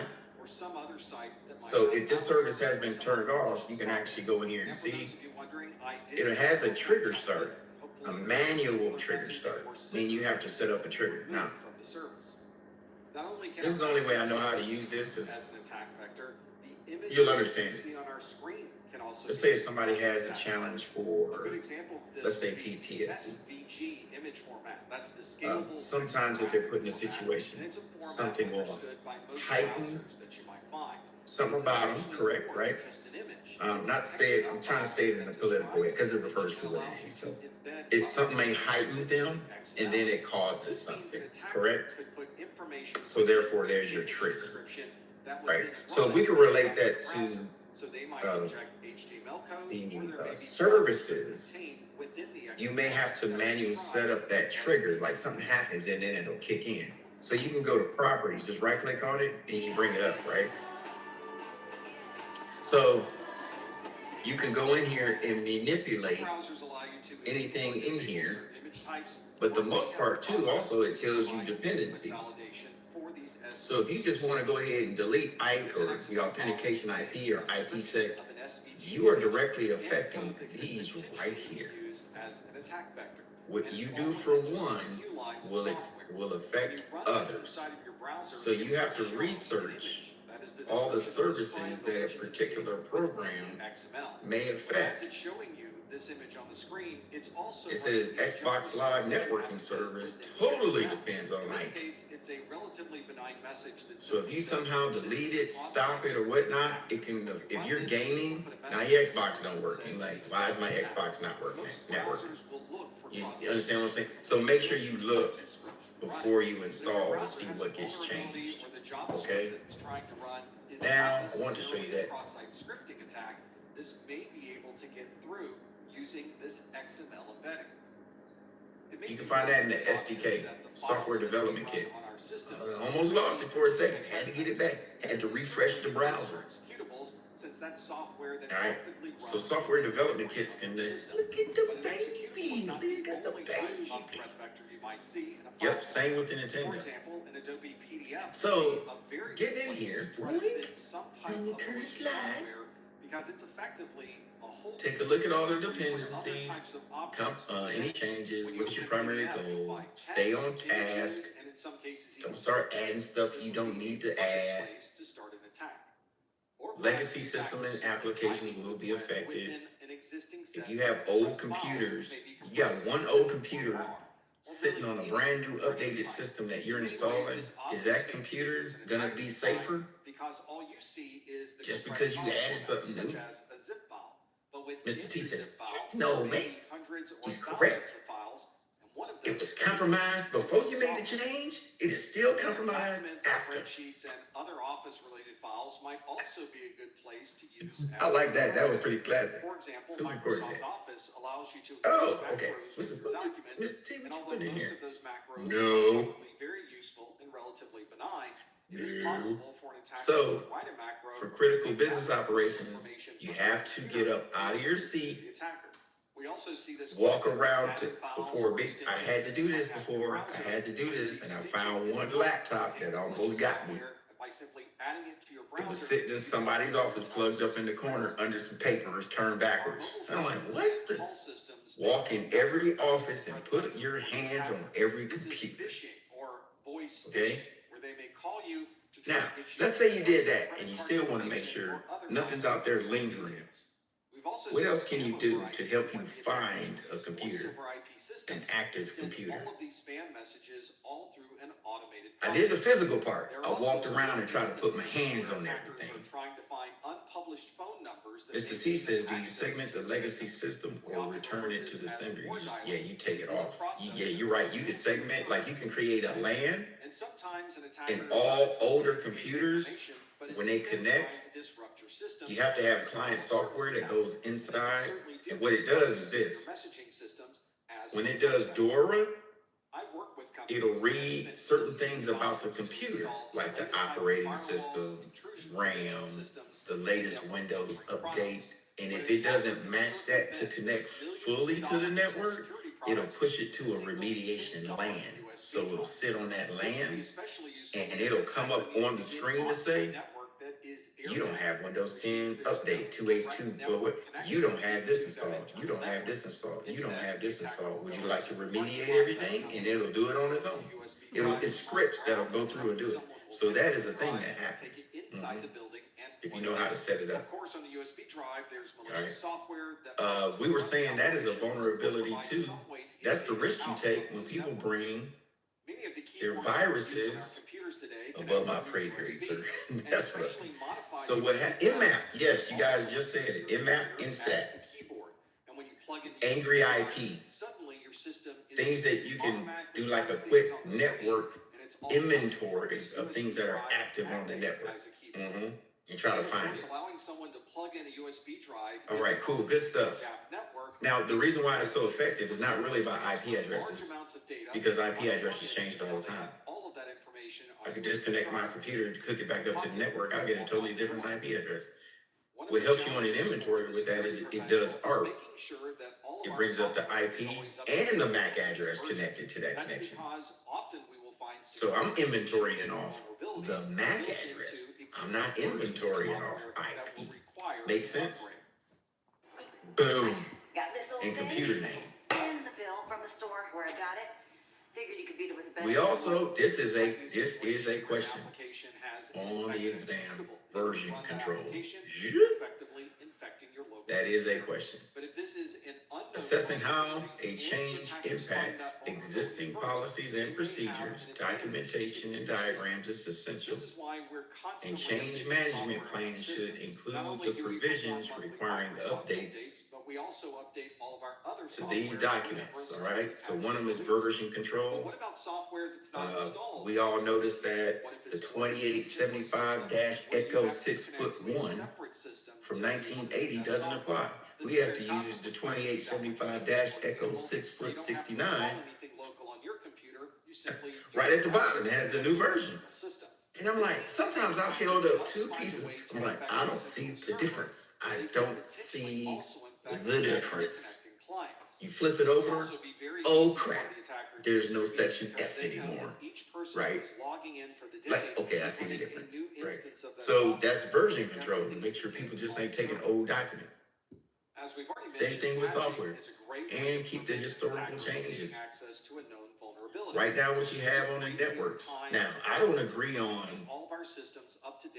any data that you have on servers. I would not document what data is on that server or computer at all anywhere. It's known in the organization what we keep, right? I don't want to disclose on a piece of paper what's in it.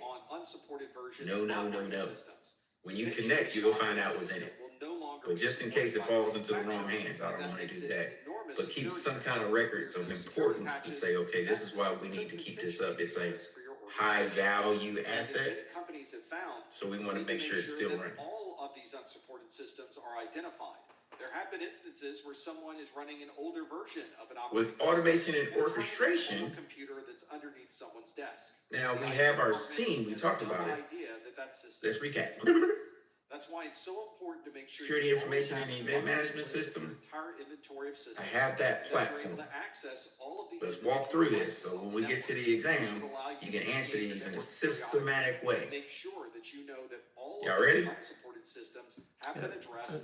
I'm an organization. I have a scene dashboard. The attackers know that your own network. Mike's running it. Digital highway. He's the SA. To move very freely between all of the systems within. But he's sitting down like, man, I got this great product. I have it on a server, so let's just assume that's all set up. He put it in. He's like, how can I monitor the 500 computers we have? What's the next step he should do? He has the software. He set up the server side already. To monitor the other 500 pieces of equipment, the laptops and desktops, now must he do? What must he do? He has the license. He has all that. He's good. Now what does he need to do? Wireless networks, it's usually a good idea to enable 802.1x. This is an authentication protocol. I know, right? Anyone from gaining access to the network. This is one of the questions on the Sec Plus, but it doesn't exactly ask you like that. This is we want to walk through it first. Use this for reconnaissance to see where. Charles says apply the knowledge. Yeah. Put asset management trackers on every device. Boom. That's one. Asset management trackers. So that's the physical piece. What's the what goes on the inside of these? That are enabled to provide those services across the network. The physical piece is put the trash. Logical. And TCP port 440. IP address, MAC address. That's the logical side. That provides a third party with a way to gain access to at least. Elaine says syslog or scene. Boom. There we go. That's the start. He's trying to get the logs from the computer. He has to download the client side software to the item. so that we always can patch any of these vulnerabilities. Michael already got the surfer side set up. He's got the basic dashboard stuff set up already. In his mind, he's like, okay, now how do I want to monitor Jesus' computer? How do I want to monitor Aaliyah's and HR? Right? He has to go to that computer and download the client-side software. Then, when he sets it up, it's going to say, is this for the client or is this for the software? He's going to say client. Bingo. Installs. It's going to ask him to set up the server IP in which the telemetry needs to be sent to collect. Right? Once he does that and all the little bells and whistles, restarts the computer, boom. Computer's ready to report. Give me it. Carry out the order. That's what it's ready to do.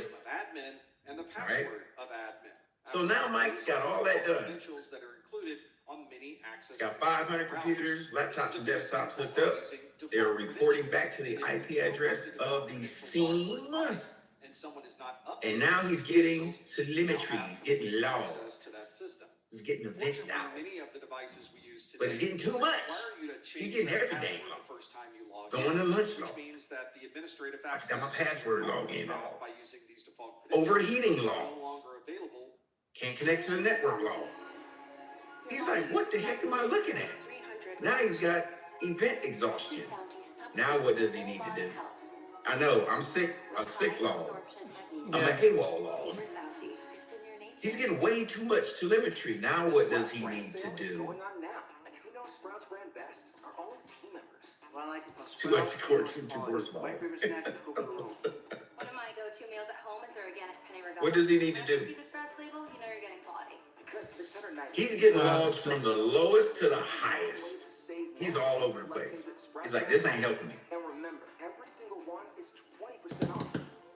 The Sprouts brand sale going on now. Config.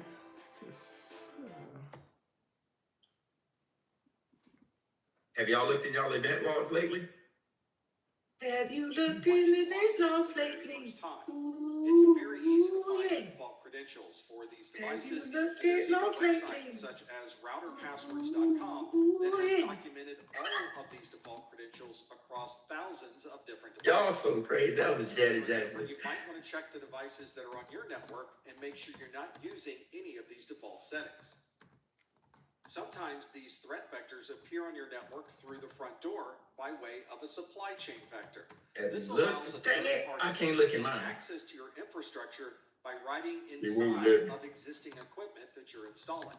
This might be Gives you a lot of telemetry in those logs. The manufacturer might have no idea what's going on, or it may Okay. be added after the manufacturing process. Now, by a third party that then wants to what gain we need access to do is, sometimes these threat vectors are in place because you're working with a third now party. Mike's not going to do this for his side, not client side.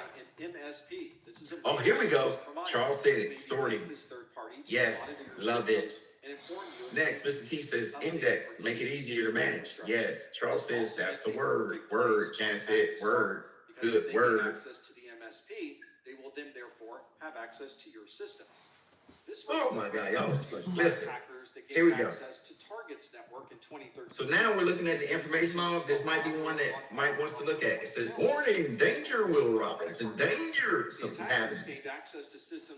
This application-specific settings do not grant local active permission for comm service. Boom, boom, boom. It might be one he wants to look at. Might be a high priority event that he wants to come into his scene.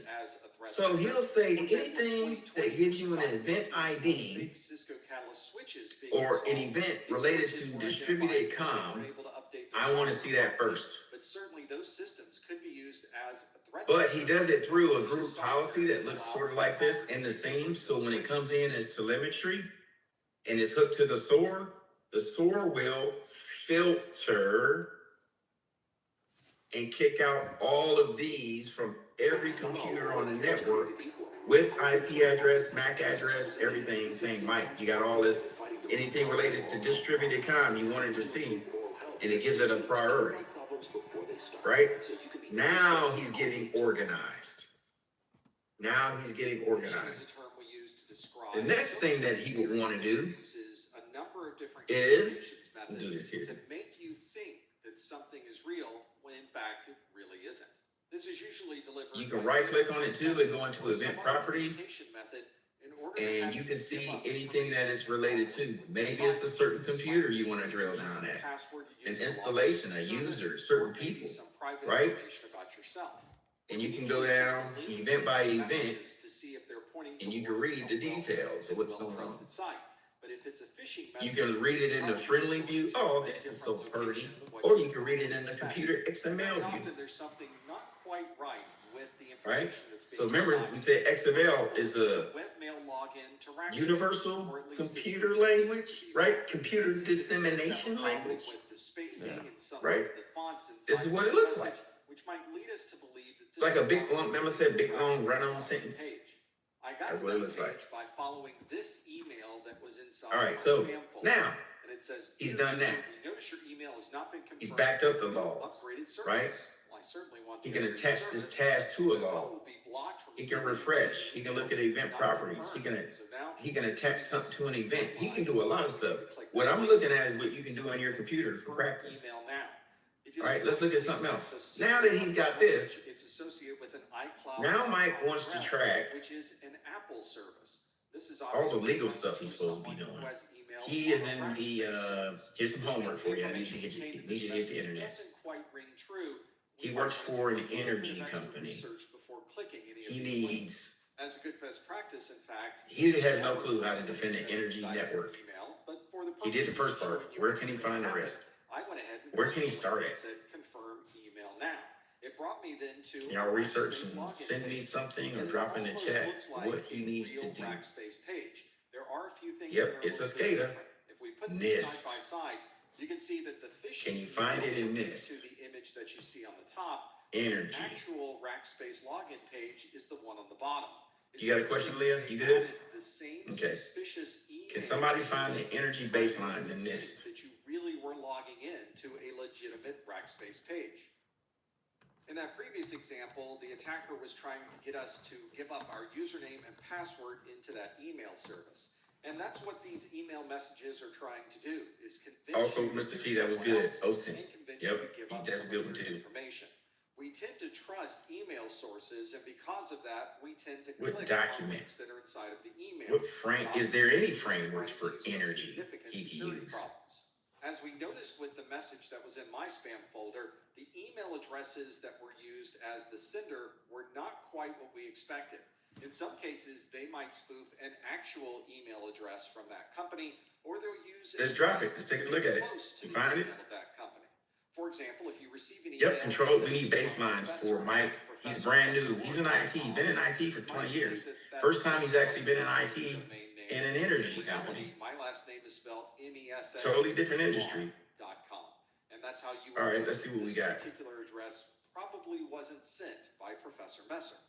Someone getting access to my email could certainly allow them to send other emails from my account, or they could look through the emails that are already in my account to see if there's Cyber physical systems are highly interconnected. We have cases of emergency, universal CPS environment for federation. Federation now. If I hear the word federation, now I'm looking at access. They may just be trying to have Federated, you click that link. right? If you click that link, it takes What do you to a need to know? website that downloads But check this out. malware and infects your system. This still applies because now it's talking about, we're talking about credentialing.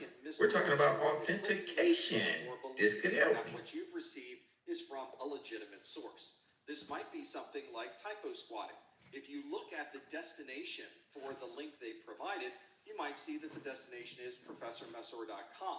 We've already seen that that is not a legitimate, fully qualified domain name, which normally would be professormessor.com.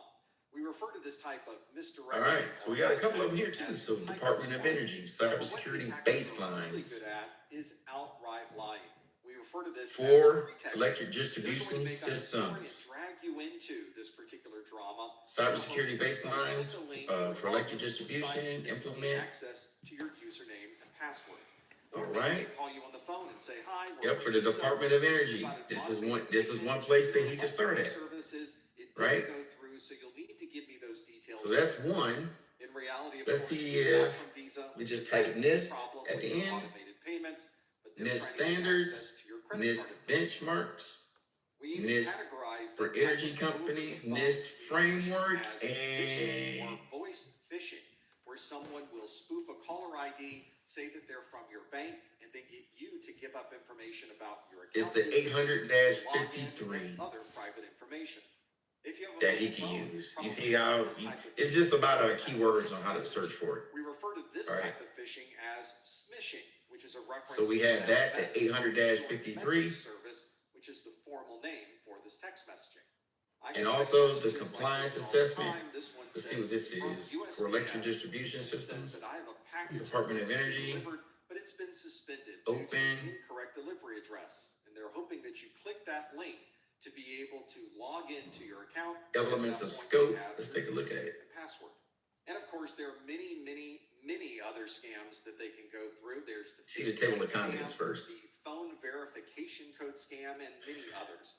Okay, DER. Familiar with these types of scams and phishing. What did that belong to? You may be the person that's able to. We remember seeing DER. I know. We went through a lot of information.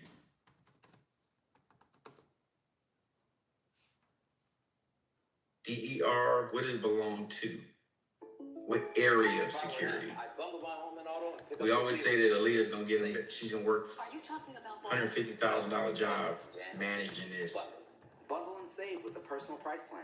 Like a good neighbor, State Farm. Correct. This relates to certificates.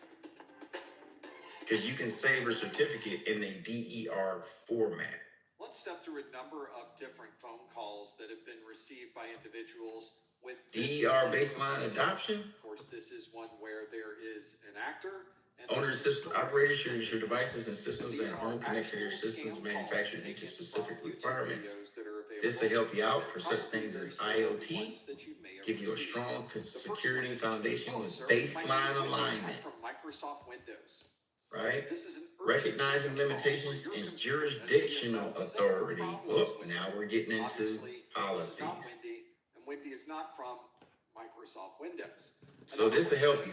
All right, so this is the only reason why we wanted to do a quick walkthrough exercise, so we can kind of get our mind frame on how to look for stuff.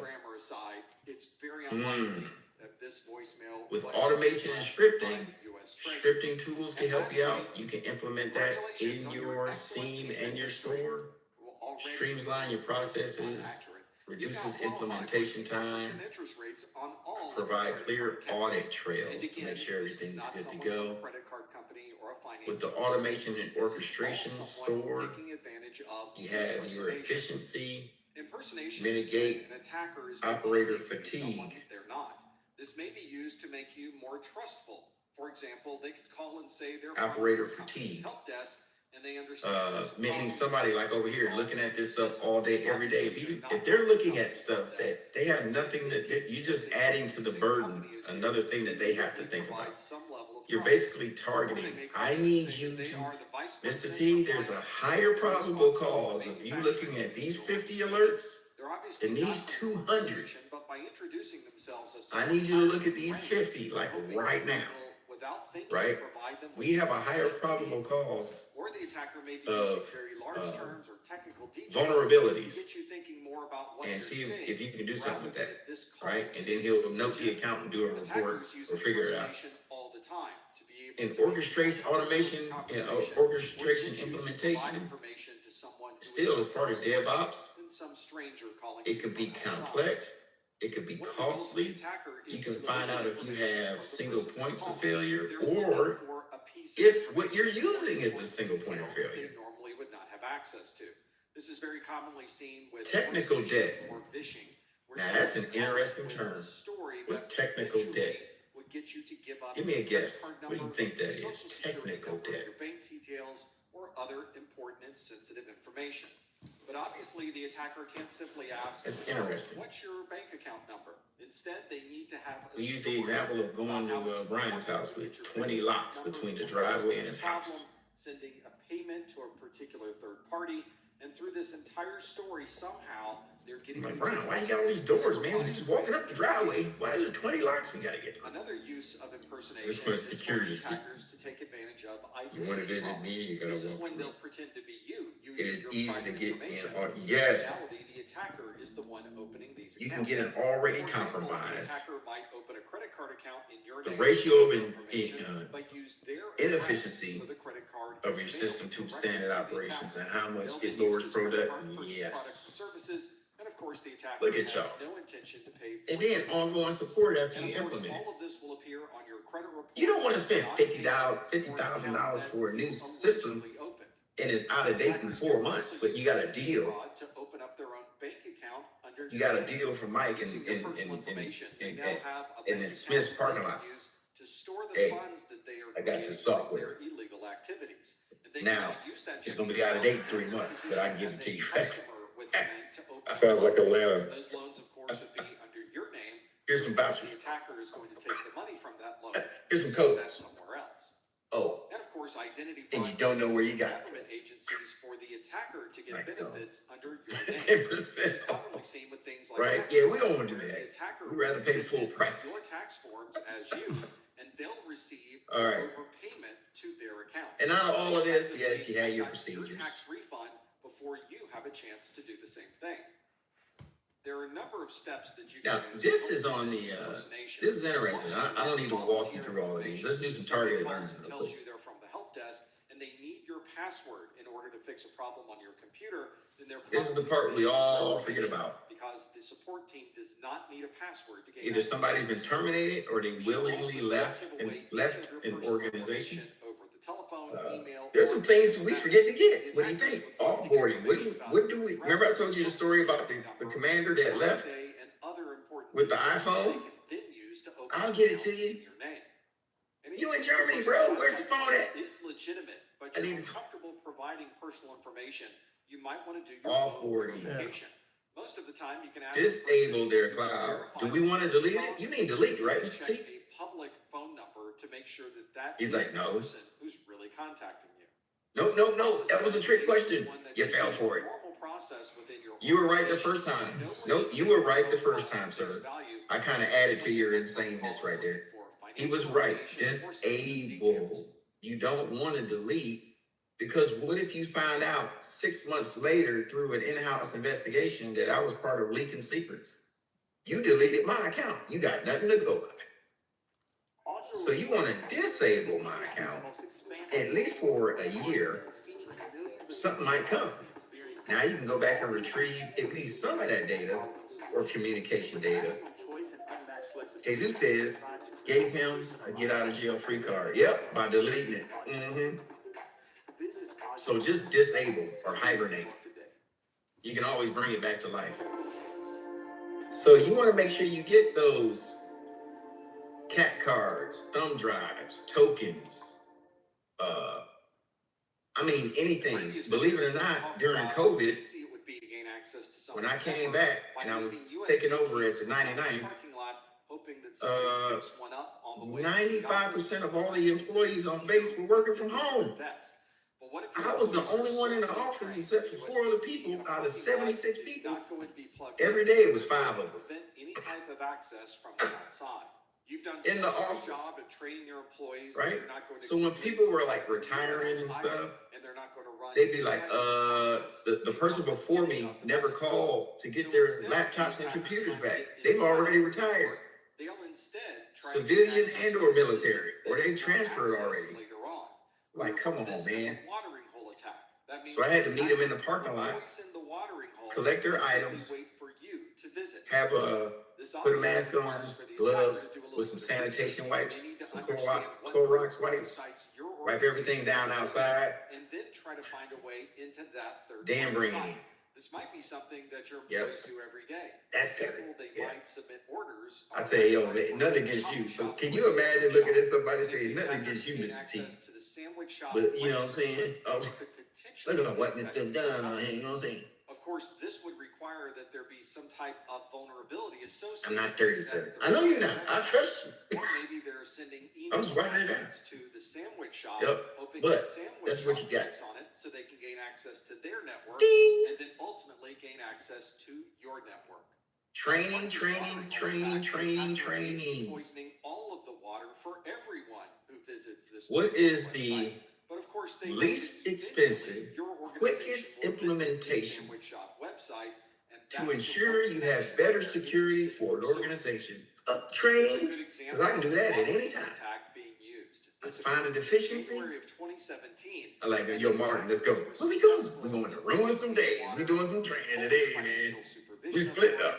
The National Banking and Stock Commission of Mexico and that's what we're gonna do.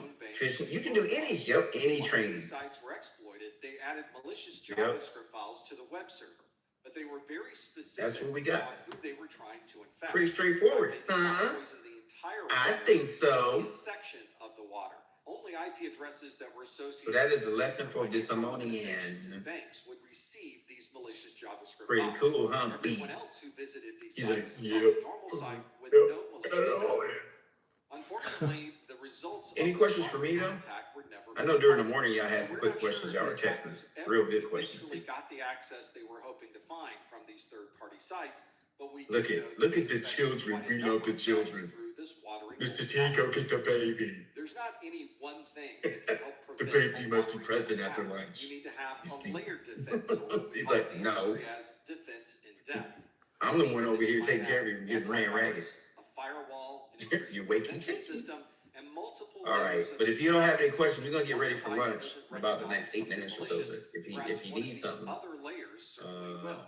This is why we often drop it on. I'm gonna do a breakout for net. Often bundled together. The firewall might allow this traffic. Possibly this afternoon around 1500. IPS, it will Excuse me, 1600. Contents of that network traffic. Probably do a net plus breakout real quick. And in the case of the malicious software running on the anybody want to do my seasoned professionals? You want to give Leah a break? Anybody want to do a core 1 or core 2 breakout? Would receive a message saying that it recognized malicious code and it would stop that from. Don't tell me y'all don't feel worthy. Computer. By putting these multiple layers of security, you're increasing the odds that you might recognize. Martin's a brain too. Any of this malicious software. Charles, Elaine, Mr. T. See, now the chat's quiet. I see what y'all can say. I can help. Charles says, I can help. All right, you want to do a breakout? Charles, give Aaliyah a break. For your words, create your brand. Okay. Your opportunity. So, your breakthrough. It's cool though. Listen, the reason you can assist Mr. T, okay, we got it. Between you and Mr. T, y'all are experts. Can't look away to gotta have it. So what we'll do is, we'll do a breakout at 1600. We'll divide and conquer. Mr. T and Mr. C will be in the A+ room. Listen, these are all just secrets. So hey, this is what I did the past exam. Did some best notes. Hey, when I got to this question, this is what I picked. I've given y'all all the materials. Y'all are just as much as knowledgeable as I am. It may not come as quick as I can roll it off, but that doesn't mean you don't know. Yeah. Would y'all agree? Michael, look at the baby. You better hold her to the screen. She want to see her face. Talk to your doctor about Entivio for now she happy. So yeah, just give it a shot. And I always say, if you can explain it, if you could be about it, you can talk about. Oh my gosh, Jesus. If you can talk about it, you could be about it. All it does is help you in job interviews, right? Because you can repeat it. So all right, then we got it. Although unlikely, PML, a rare brain infection that can result in death, cannot be ruled out. All right. Tell your doctor. Well, as we prepare for lunch, let me know. Text me if you have any questions. Problems can occur. Learn more about the only treatment for Crohn's that works right where you need it, and ask your doctor about gut-focused Entivio, including the Entivio pen. Gut-focused Entivio. One very effective social engineering technique is to disseminate incorrect information to others. Unlike something that's a difference of opinion, misinformation and disinformation contains factually incorrect details, and it's usually designed to divide or confuse different groups of people.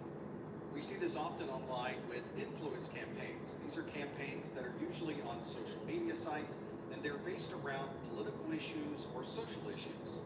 There are documented cases where a third-party government or nation-state is creating this dissension within different ranks of people. This may be designed to persuade people to believe something that's not true, or to distract from something that is obviously true that perhaps would be damaging to that particular nation-state.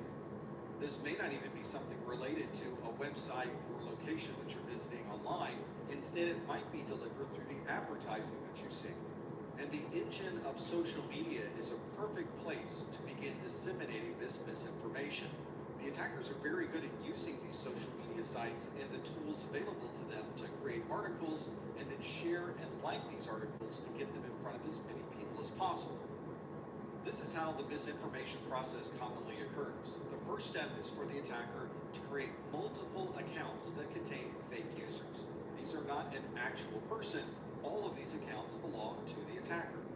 Now the attacker needs to get this misinformation posted online. They'll use one of their fake user accounts to create some content and post that on a social media site. Once it's posted online, the social media sites commonly have a like, a share, or a follow option, and this will allow the attacker to amplify that message to a larger group of people. The algorithms within social media recognize when a particular post is being liked or shared and will present that post to others as well. Once this algorithm shares this with others, there will be actual users that see this information and they will share it with other people that they know. And once this misinformation reaches a certain level of popularity, the mass media will recognize how popular it is and create their own stories to publish on something that from the very beginning was misinformation. Another interesting social engineering technique is to use brand names. These are names of companies that you probably know, things like Coca-Cola and McDonald's. These brands are instantly recognizable to most people, so the attackers will create hundreds or even thousands of sites with this particular brand name. Google will then index these sites and it goes into the Google search engine. If someone searches for those brand names on Google, it's very possible that they might be redirected to one of these impersonated sites. You may have even seen this when you do your own Google searches, that you think you're going to a legitimate site, but when you visit the site, you get a pop-up message or an image that says you won, there's a special offer, and here's some software that you should download. Obviously that software is not legitimate, probably contains malware, and now your computer is infected. It will display ads, it may track what sites you go to, or there may be data that's exfiltrated from your computer and gets into the hands of the attacker.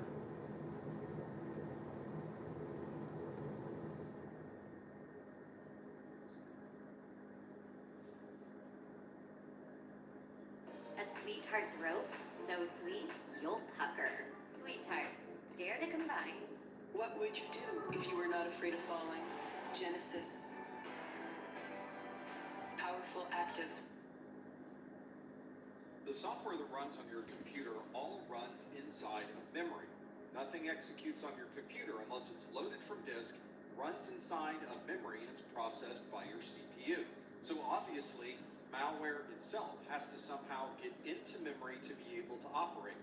And there's a lot of different running processes that you'll find inside of your memory. There's DLLs, or dynamic link libraries, in Windows. There are threads, buffers, memory management functions, and other things that are stored and operate inside of the memory of your computer. The malware then has a number of choices to be able to run on your computer. It can run as its own process in memory, or it can find an existing process and inject itself into the middle of that process. Here's a block diagram that describes a process or an application that's running inside of memory.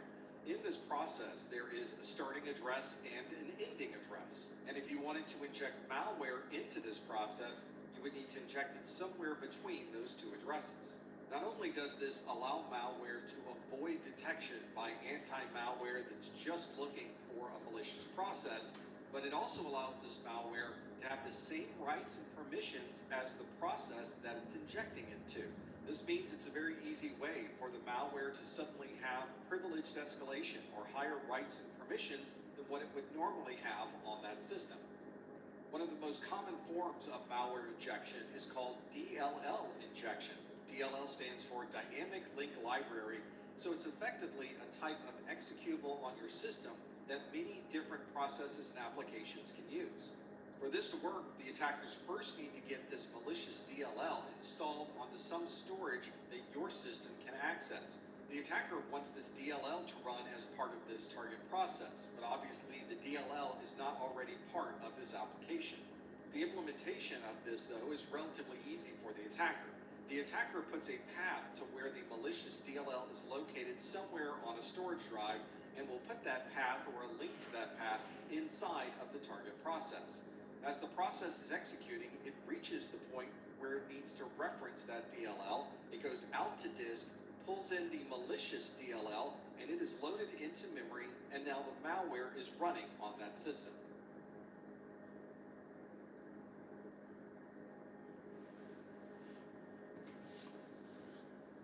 All right, before we go to lunch, I just want to tell all of y'all are amazing. Love this class. Enjoy your lunch. I'll see you in an hour. Don't forget to clock out. Remote access, help desk and ticketing, smart automations, patching, software deployment, scripting. And the amazing thing is that it does all this while still being easy to use. It's magical. Just this clean, intuitive UI where everything is where it's supposed to be. Mike, you've got your hands full. I'll clock out for you. Sorry, I get emotional. Not to mention, with predictive alerts, you solve real IT issues before they become IT. A buffer overflow attack is one where an attacker can write more than what is expected in a particular area of memory, and that additional information that they're writing overflows into another area of memory. Normally, the application developer is performing bounds checking, so they're checking to see that anyone writing into that section of memory is only writing 8 bytes of information and not any additional information.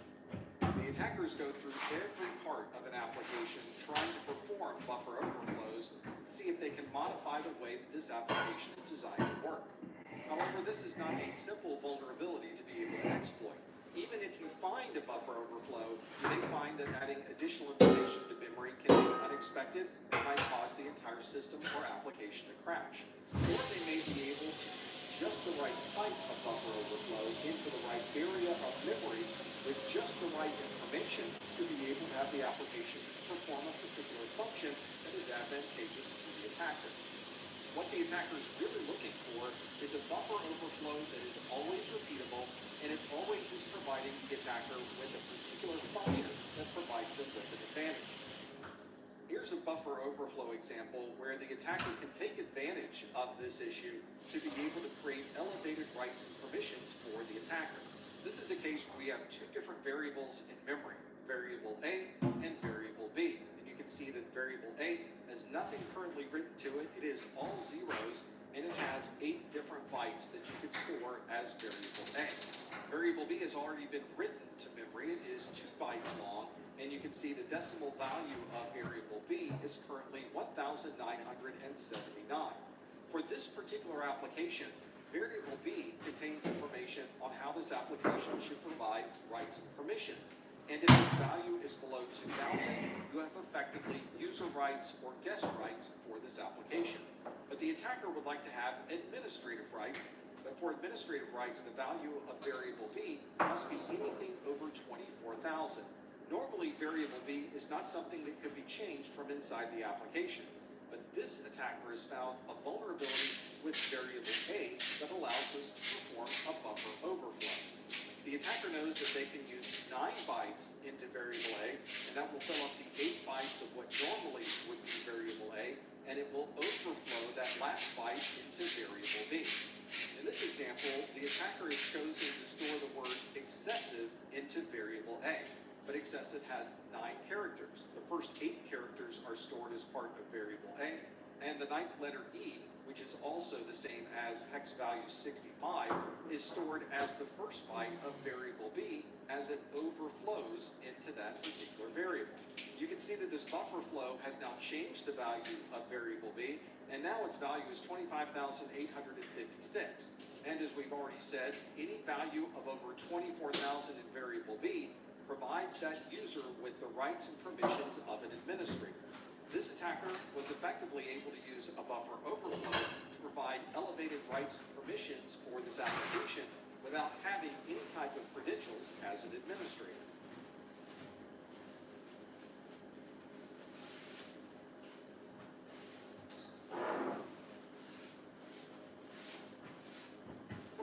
Businesses everywhere are turning to Gusto for payroll, benefits, and more. Save time.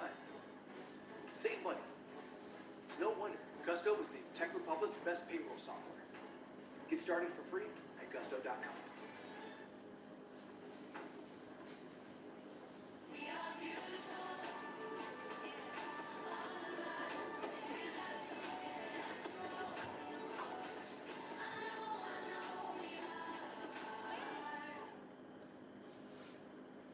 A race condition is when two events happen at nearly the same time with an application, and the application doesn't take into account that these two conditions may be operating simultaneously.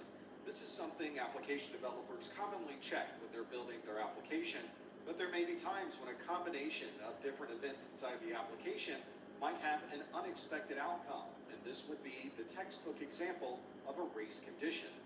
One common type of a race condition is a TOCTO. This is a time of check to time of use attack. This means the application is going to check the system to retrieve information that may be stored. And then after it retrieves that information, it may perform a particular function with that value. But sometimes there's another process that occurs behind the scenes between the time when you've checked the system for the value and you're actually using that particular value. And if you don't take into account that that value might change without you knowing it, you've run into a race condition. Let's look at a practical example of a race condition where you have two users that are moving dollars between two different accounts. There's user 1 and user 2, and the two accounts are account A and account B. The race condition that you're going to see here is one that was created because the application developer takes the deposits that are put into the account and has them immediately updated in the application. But if someone withdraws money from an account, that information may not be immediately updated in the ledger. Let's see how this would play out if the two users are transferring information from one account to another. We'll start with two accounts, account A and account B, and both have a starting account value of $100. User 1 is going to transfer $50 from account A to account B. User 1 is going to check the balance and see that account A is $100 and account B has $100. User 2 is also going to check the balance and see that both of the balances are indeed at $100. So far, everything is working as you would expect.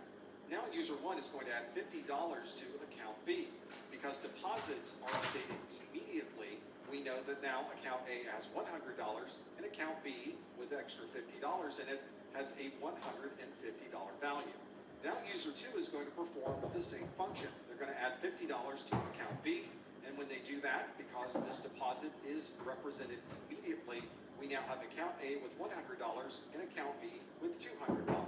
And again, everything is still working exactly as expected. Now user 1 is going to remove $50 from account A. From user 1's perspective, account A now has $50 and account B has $200. Now user 2 is going to perform the same transaction and remove $50 from account A. Because these withdrawals are not updated immediately for all users, from user 2's perspective, account A has $50 and account B has $200. This is the step where the race condition really occurs. Because the application is not immediately taken into account any withdrawals, the final ending account value for user 2 is going to have account A as $50 and account B as $200, when in reality, account A should have $0.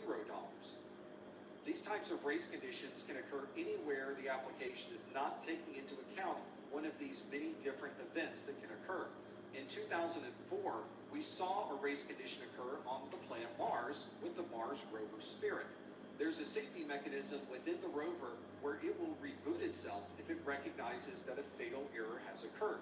And in the case of Mars rover, the problem that was occurring was with the file system itself. So during this reboot process, the rover recognizes that there's a file system error, and its programming knows that it should be rebooting itself to correct this. It reboots itself and runs into exactly the same file system error again. We effectively have a reboot loop. In this example, the developers were able to send additional code to the rover to bypass this particular error and get the rover back up and running. And it seems appropriate that we should have a race condition that occurs inside of a car, and indeed we had one during Pwn to Own in Vancouver 2023 with a Tesla Model 3. This CompTIA attack took advantage of a vulnerability in the Tesla of its infotainment system that you could access through Bluetooth.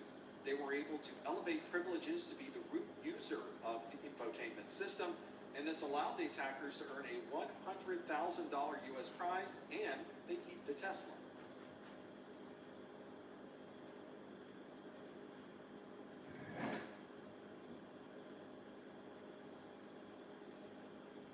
Harold has metastatic prostate cancer, but like you, Harold has stuff to do. He takes Nubeca. Nubeca is a prescription medicine used to treat adults with prostate cancer that is spread to other parts of the body in response to a medical or surgical treatment that lowers testosterone. It is not known if Nubeca is safe and effective in females or children. In a prostate cancer clinical study, Nubeca reduced the risk of cancer getting worse by almost half.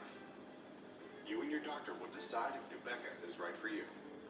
Nubeca may cause serious side effects, including heart disease and seizure. Tell your doctor right away if you have chest pain or discomfort, shortness of breath, loss of consciousness, or seizure. Nubeca can harm unborn babies and cause loss of pregnancy. Use effective birth control during treatment and for 1 week after the last dose of Nubeca. Common side effects of Nubeca were increase in liver function tests, decreased white blood cells, and feeling more tired than usual. Harold's passions give him purpose. Life changes, but you love doesn't have to. Talk to your doctor about Nubeca. Chris Pratt. I'm Rebecca Ferguson. You're going to freak out when you see the trailer for our new movie, Mercy.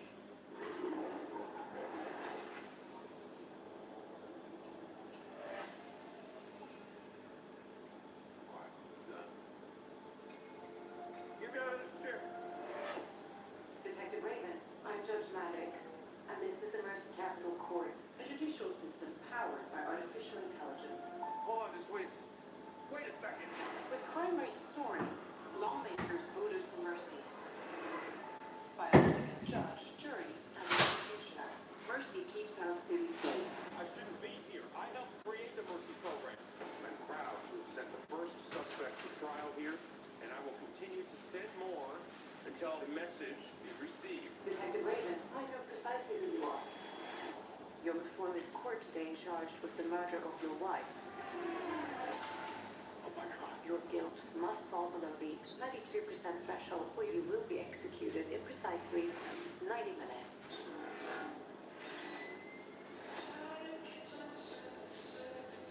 I love Billy.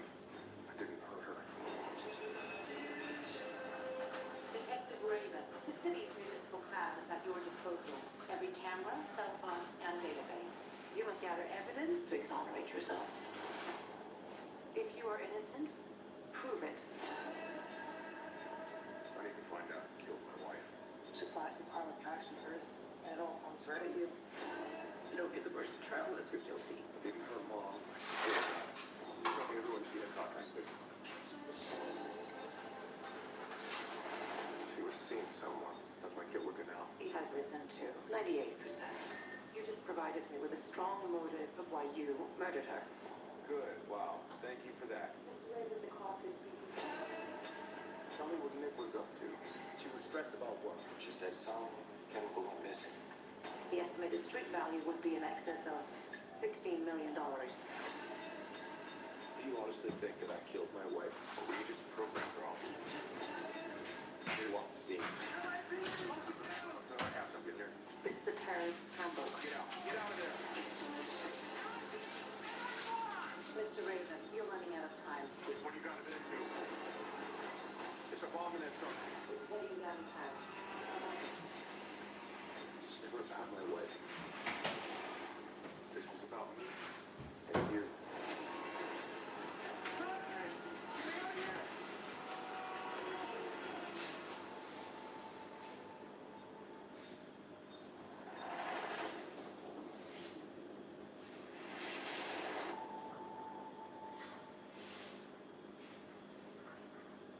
You often hear myself and many other security professionals tell you to always keep your operating system is up to date, make sure all of your applications have been patched, and anytime a new set of updates comes through, you should make sure that you patch your system as soon as possible. This will make sure that you're able to avoid any type of vulnerabilities or security problems associated with this older code. But of course, when you're installing an application to a device, there's always a concern that the application itself might have malicious software inside of it, and the same thing applies to these updates. We're effectively installing a new application each time we install these updates, and it may be possible for an attacker to find some way to get their malicious code embedded within the update itself. And although we're telling you to update your system as quickly as possible when you find one of these security patches, there are a number of best practices that are associated with this update process. First, before you make any changes to any system, you should have a backup. This ensures that if something does go wrong during the update process, you can revert back to the previous configuration and you'll be back up and running again. You should also make sure that the sources that you're using for this update are trusted. This means the software that you're using during this update is coming from a source that you commonly would use or one that is commonly associated with this update process. And it's always worth mentioning again that your backup can solve a lot of problems for you if something does go wrong during the update process. Here's an example of a message that you might commonly see when an application needs to be updated. This is for the Chrome browser. It says you're using an older version. Update now to keep your Chrome browser running smoothly and securely. Your download will begin automatically. If not, click here where it says Update Chrome. This is a message that appears when you first start the browser before you visited any other websites, and there is a reasonable amount of trust you can associate with this update message. But what if this is a message that appears once you visit one of the links that's provided from a Google search? There might be a question as to whether this particular update is legitimate.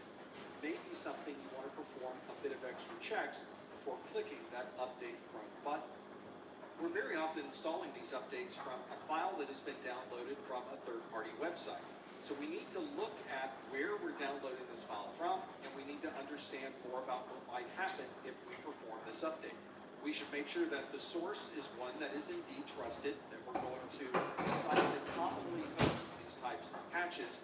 If we're getting some random pop-up message during our normal web browsing session that tells us that we need to click here to update, this might not be a legitimate update message. And if you want to have a relatively high amount of trust regarding this particular patch, you should download the update directly from the application developer site. And many operating systems will only install applications if they've been digitally signed. That means that we'll get a message during the update process that tells us that this application is from Microsoft or Adobe or Google, and we can see the digital signature associated with that update. Because the digital signature is put there by the application developer and our operating system validates that digital signature, we can have a high level of trust that this particular update is legitimate. Sometimes an application will have its own update process built into the app itself. This usually does have security checks and digital signatures built into this process, and although you might not see the digital signature, the update process of the application is automatically performing that verification. This process has a high amount of trust because it's the application itself that is performing the update. You don't have to download any files yourself, and the update is being verified as coming from the manufacturer of the software. However, this process is not a 100% guarantee that the code that you're updating is indeed legitimate. In December of 2020, the company SolarWinds reported that their application Orion was performing updates for users, but the update itself contained malicious software. These updates followed the internal update process for the Orion application. The update itself was digitally signed by the company, and to anyone who's ever performed an update, this looked like a normal update from a legitimate application developer. Unfortunately, months earlier, attackers had gained access to the development system in SolarWinds itself and put their own code into the SolarWinds software. Their malicious code was rolled up into the normal updates that were provided by other application developers within the company, and the entire package was digitally signed and automatically distributed to their users. This Orion software is high-end management software, and some of the largest organizations in the world were running this software. This allowed attackers to gain access to hundreds of large governmental agencies and companies, and it allowed them to effectively have full reign to the entire system that was running this Orion software. And from there, they were able to jump from the Orion system to other unsecured systems within those organizations. This type of attack is relatively rare, but it does show that an attacker could use a trusted process to be able to automatically distribute their malicious code to hundreds or thousands of systems automatically.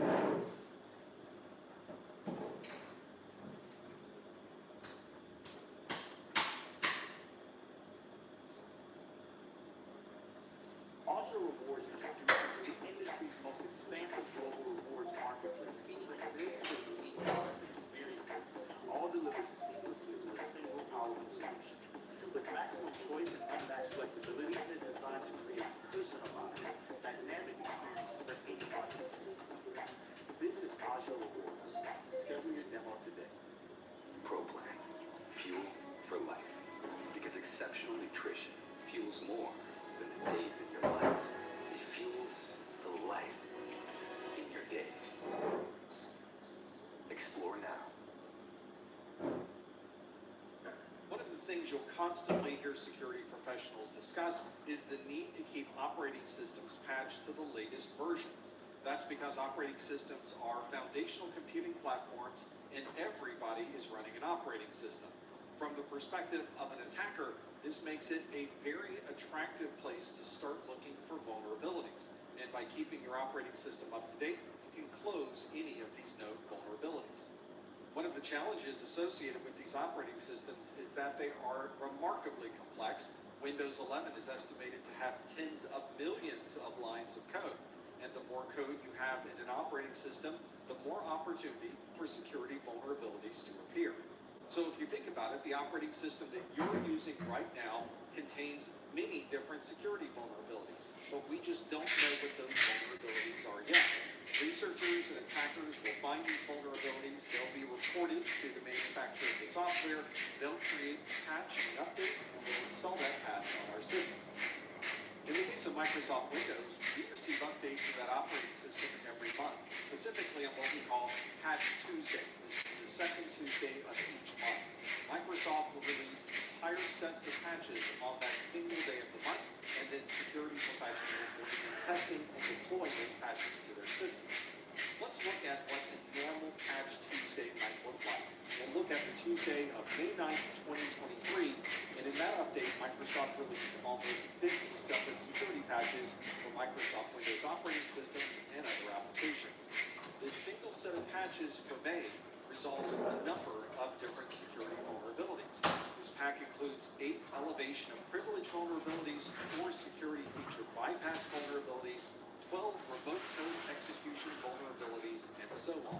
Although this seems like a large number of vulnerabilities, and it is a large number of vulnerabilities, the previous Patch Tuesday in April of 2023 had almost 100 different vulnerabilities that were patched. If you'd like to see the latest set of patches available for your Windows operating system, you can visit the Microsoft Security Response Center at msrc.microsoft.com. There are a number of best practices you may want to put in place when it comes to operating system updates. The first is that you should always plan on updating. When that monthly update occurs or an on-demand update occurs at some other time, you need to be sure to patch that version of software as quickly as possible. Once a previously unknown vulnerability is suddenly announced to the world, the attackers will start looking for ways to reverse engineer that particular vulnerability so they can use it against other operating systems. If you get your system patched before they're able to create attack code, then your system will be safe from any subsequent attacks. If you're updating a system at home, you may just want to make sure you have a backup and you can perform the patch. But in very large and complex environments containing hundreds or thousands of devices, you may want to perform a test before deploying this patch into a production environment. This ensures that the patch that you're going to deploy doesn't in some way break something else with the operating system. Sometimes these patches can be automatically installed behind the scenes and no other work is required. But there are some patches, especially those that are built into the core parts of the operating system, that may require you to reboot the system to be fully patched. In that particular case, you want to make sure that you've saved all your data and then you can reboot the system. And of course, even with all of the precautions and testing that you put in place, you may still find that there are problems that occur after this patch has been put into production. That's why it's so important to have a backup. So if you need to go back to the configuration prior to the patch installation, you can easily do that using your known good backup.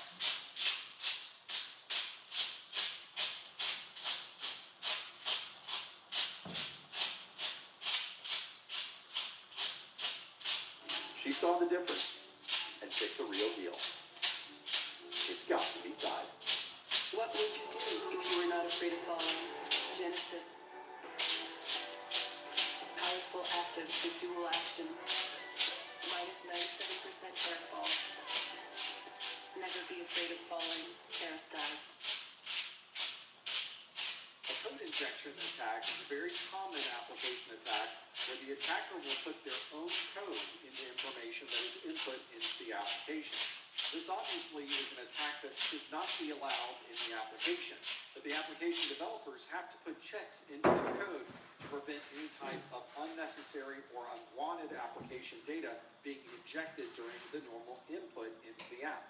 And you'll hear about many different kinds of code injections. There is HTML code injections, SQL injections, XML injections, and others. Let's look at one specific type of code injection. This is the SQL injection. SQL stands for Structured Query Language. It's probably the most popular way to have an application interact with a database. The way your application is supposed to work is that it will take information that you're inputting into the application and use that information as queries into the database. A SQL injection, or SQLI, allows an attacker to put their own requests into this query that's being made to the database. Obviously, the application should not be allowing this, but if an application doesn't have the proper checks, then you can send anything you like to the database.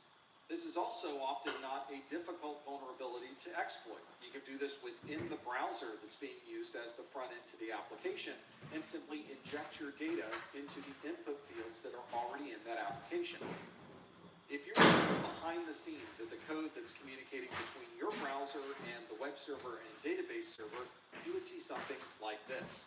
This is website code that says select asterisk from users where name equals and then everything in red is added by the application.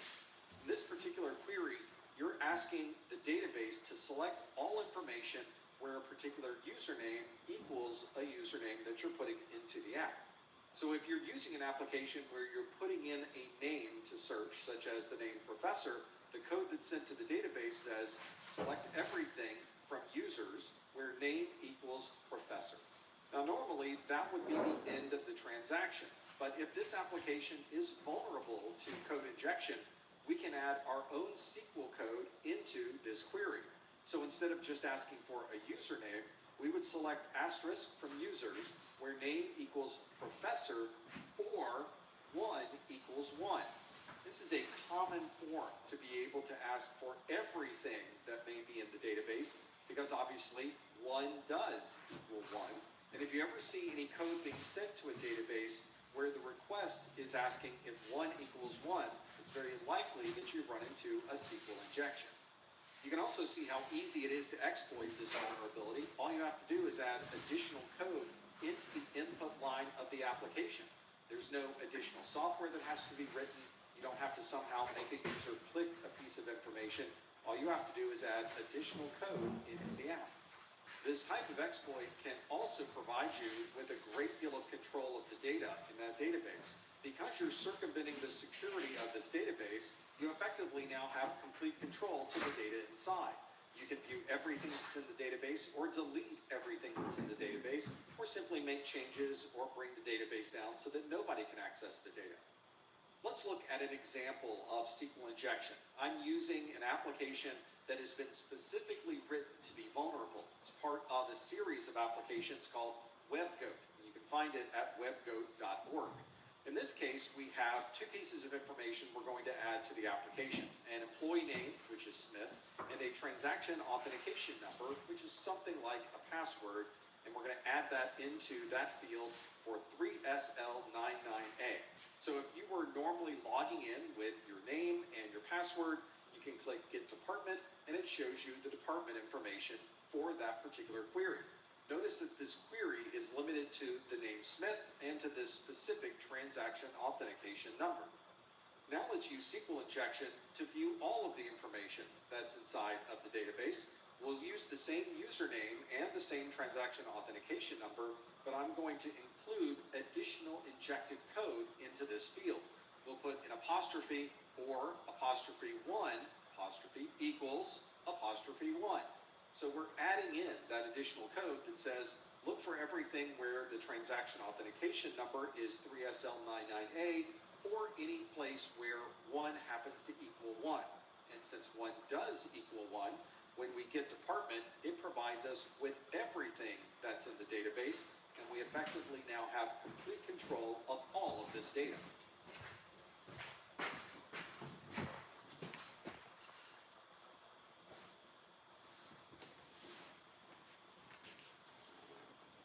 The reason we exist is because you cannot stay ahead of all threats.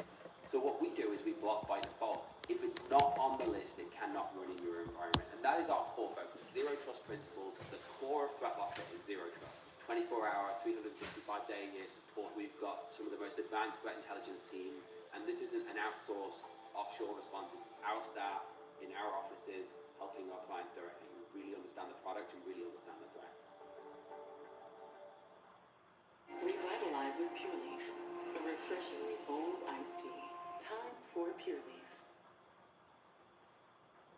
In this video, we'll talk about cross-site scripting, and you may see this also abbreviated as XSS.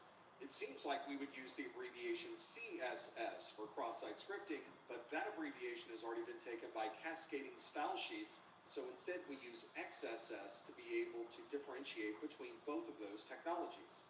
This attack type was originally called cross-site scripting because of vulnerabilities that we found inside of our browsers. These vulnerabilities created a situation inside of your browser where information from one site could be shared with another site. Cross-site scripting is one of the most common vulnerabilities for web-based applications. This takes advantage of the trust that the browser has for different websites. Although there are challenges in creating a cross-site scripting exploit, once you have that exploit, there are many different ways to take advantage of it. Many of these cross-site scripting vulnerabilities are based around an attack using JavaScript. JavaScript is a very popular scripting language within our browsers, and practically everyone has JavaScript enabled in their browser. From a high level, let's see how a cross-site scripting attack might be exploited. Let's start with the victim, that would be our system, a trusted website that we might commonly associate with, and of course there is the attacker. One way that you could exploit a cross-site scripting vulnerability is for the attacker to send a link to the victim that has a malicious script inside it. This could be sent through an email, it might be a text message, or any other method that would get that malicious link into the hands of the victim. The victim will click the link inside of that message, which takes them to a legitimate site, and it's one that's trusted by the victim. But because the attacker has provided this link, there's additional information included with this connection. Usually it's a malicious script that's also running along with the connection to the trusted website. This malicious script is not usually seen by the victim, but behind the scenes, there's data that's being sent directly to the attacker. This might include cookie information, session details, other specifics on that particular website, and anything else that may be considered private or secure information. One common type of a cross-site scripting attack is a non-persistent attack. This might also be called a reflected attack. This is one where a third-party website might be configured in a way that would allow people to run scripts inside of these user input blocks. A website like this one providing a search engine should not allow someone to run their own JavaScript within that input box. That's exactly what has been found here by an attacker. The attacker is going to email that link that takes advantage of that vulnerability, and behind the scenes, that script is going to send those private details to the attacker. So the attacker is the one sending the malicious code to the user, but the user is the one executing that malicious code against a third-party website. The third-party website may send session ID information to the attacker, which means the attacker will now have the same access to that third-party website as the victim's machine. Here's an example of a website that has a cross-site scripting vulnerability. This is one that has a shopping cart in it. You can see there are a number of items within the shopping cart. And on this particular site, it's the credit card number field that does not do any type of checking for scripts, which means we could embed a script within that credit card number field to be able to perform this cross-site scripting attack. So here I've created a very small amount of JavaScript. It's a very simple script that simply puts an alert message on the screen. That alert message shows your session information and then the session ID within the cookie for this site. So when we're putting in credit card information, we would also include that entire script along with the credit card details, and you can see we've pasted it in on that credit card field. When we click the purchase button, a message appears on the screen with the information about our session, and it includes the session ID. Now obviously, the attacker is not going to have a session ID message pop up on your screen. Instead, that session ID will be sent directly to the attacker behind the scenes, and the victim has no idea that that session information is now in the hands of the attacker. Instead of the attacker trying to find some specific way to directly send a link to a user, what if the attacker simply posted the link on Facebook? This is the idea behind a persistent or stored cross-site scripting attack. The attacker will post a message on a social media site, and it will include with that message the malicious payload, which is probably malicious JavaScript. This is why it's now called persistent, because the attacker has now stored that information on that third-party social networking site. Everyone who visits that page with the malicious software will effectively have that code run inside of their browser. From the attacker's perspective, this means that they're effectively attacking everyone who visits that social networking page.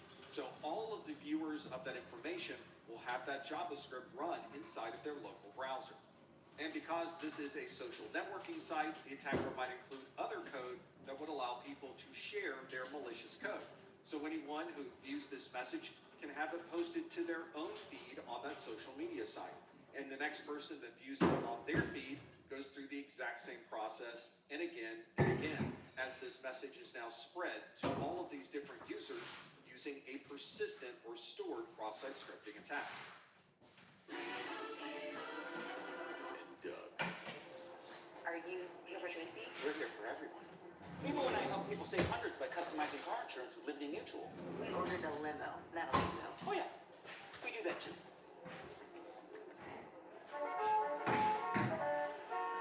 The leading limo?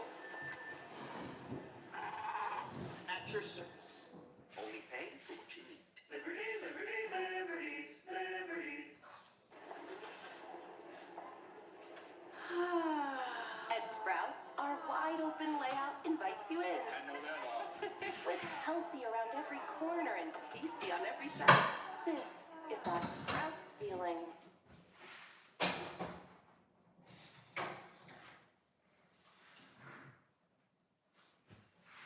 An interesting cross-site scripting attack was found in June 2017 by Aaron Guzman. He's a security researcher who is looking at the Subaru front end on their website that allows them to manage different capabilities within their vehicle. When you log into the Subaru website, you get a token, and this token never expires, which from a best practices perspective is probably not the best idea. Normally there would be some expiration. For instance, the token might expire in a day, which will require you to log in again after 24 hours. Not only was there no expiration associated with this token, the token allowed you to perform any service request on your vehicle. Not only did this create a security concern for your vehicle, but you could add your email address to someone else's account, and the same token would allow you access into managing their vehicle as well. The cross-site scripting part of this is a vulnerability that was also on the Subaru website, which means an attacker could send a link with malicious code inside of it and receive the token for that particular Subaru website from the victim. And now, since we know that this token has such power, as soon as the attacker has that copy of the user's token, they're able to use it forever because the token doesn't expire. And if the attacker adds their email address to another Subaru account, that same token will also grant them access to that account. This is effectively a single token that allows an attacker full access to anyone's vehicle that may be registered on the Subaru website. Fortunately, this particular vulnerability was found by a security researcher who informed Subaru of the issue, and and they were able to resolve and remove these vulnerabilities. There's a few things we can do to protect ourselves against a cross-site scripting attack. One of these is to not click a link that you may not already trust. You should not click links inside of your email, your messages, or anything else that's coming from a third party. Instead, you should open a browser separately and only type in domain names that you can trust. You may want to consider either disabling JavaScript or limiting the capabilities of JavaScript. Sometimes you can do that with a browser plugin, but this offers limited protection, and ultimately, it may limit what websites you're able to visit. Perhaps most importantly, you should always make sure that your browser and your applications are always updated to the latest version. As manufacturers locate and identify these cross-site scripting vulnerabilities, they will push out patches to prevent your browser from being susceptible to these problems. And if you're an application developer, you need to make sure that all of the inputs to your application are checked to make sure that a user can't add their own script to any of these input fields.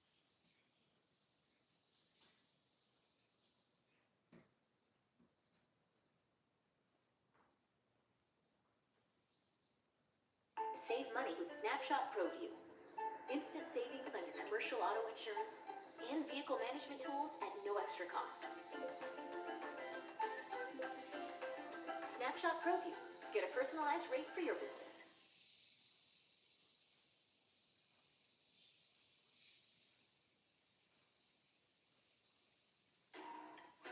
With the Amex Gold Card, every meal is a reward, earning you 4 times membership rewards points at restaurants and U.S. supermarkets. That's an opportunity in every bite, sip, slice, and scoop. Whether you decide to stay in or go all out. Earn rewards on everyday meals with the Amex Gold Card.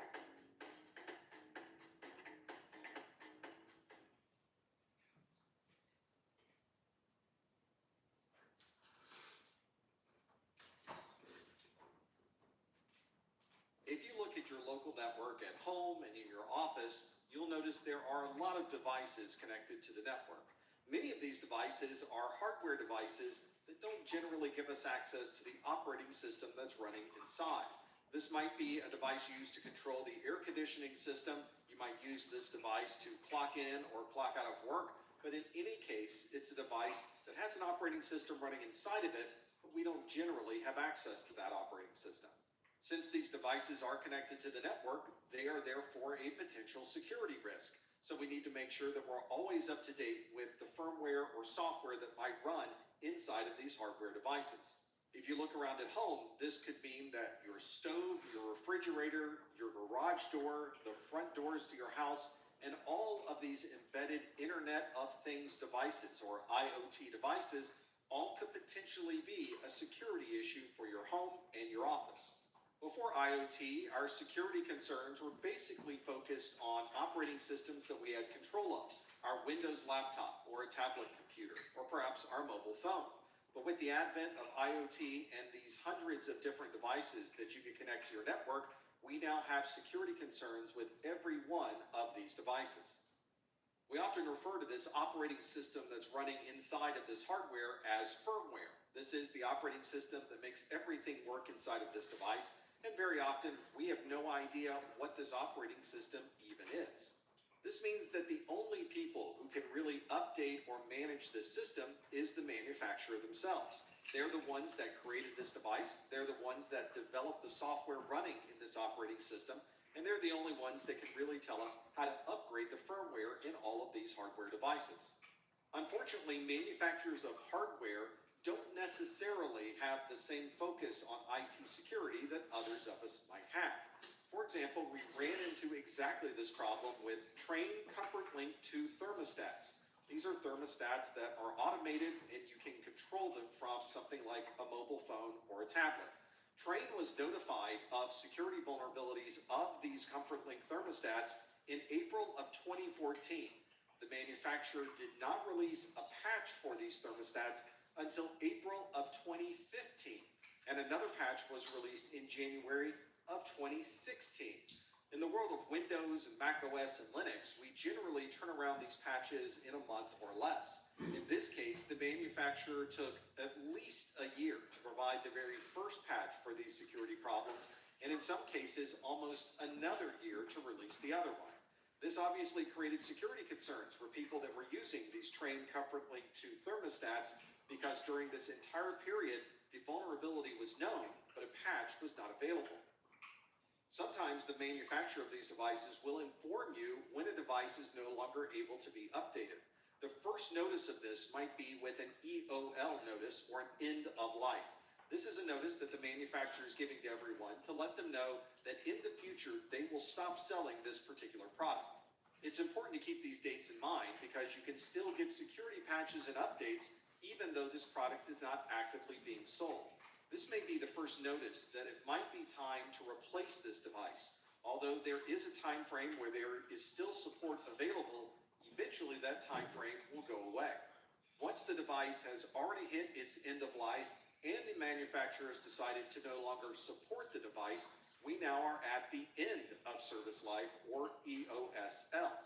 The manufacturer themselves have stated they are not going to provide any additional security patches for this device, although they may provide you with a very high-end support option where you can pay a great deal of money to have them continue support for that device. That financial outlay is not something that most customers have the ability to do, so often they will replace this device with something newer. Obviously, EOL is an important step that might give you some warning that the support for this device is going away, but the real important date is the EOSL.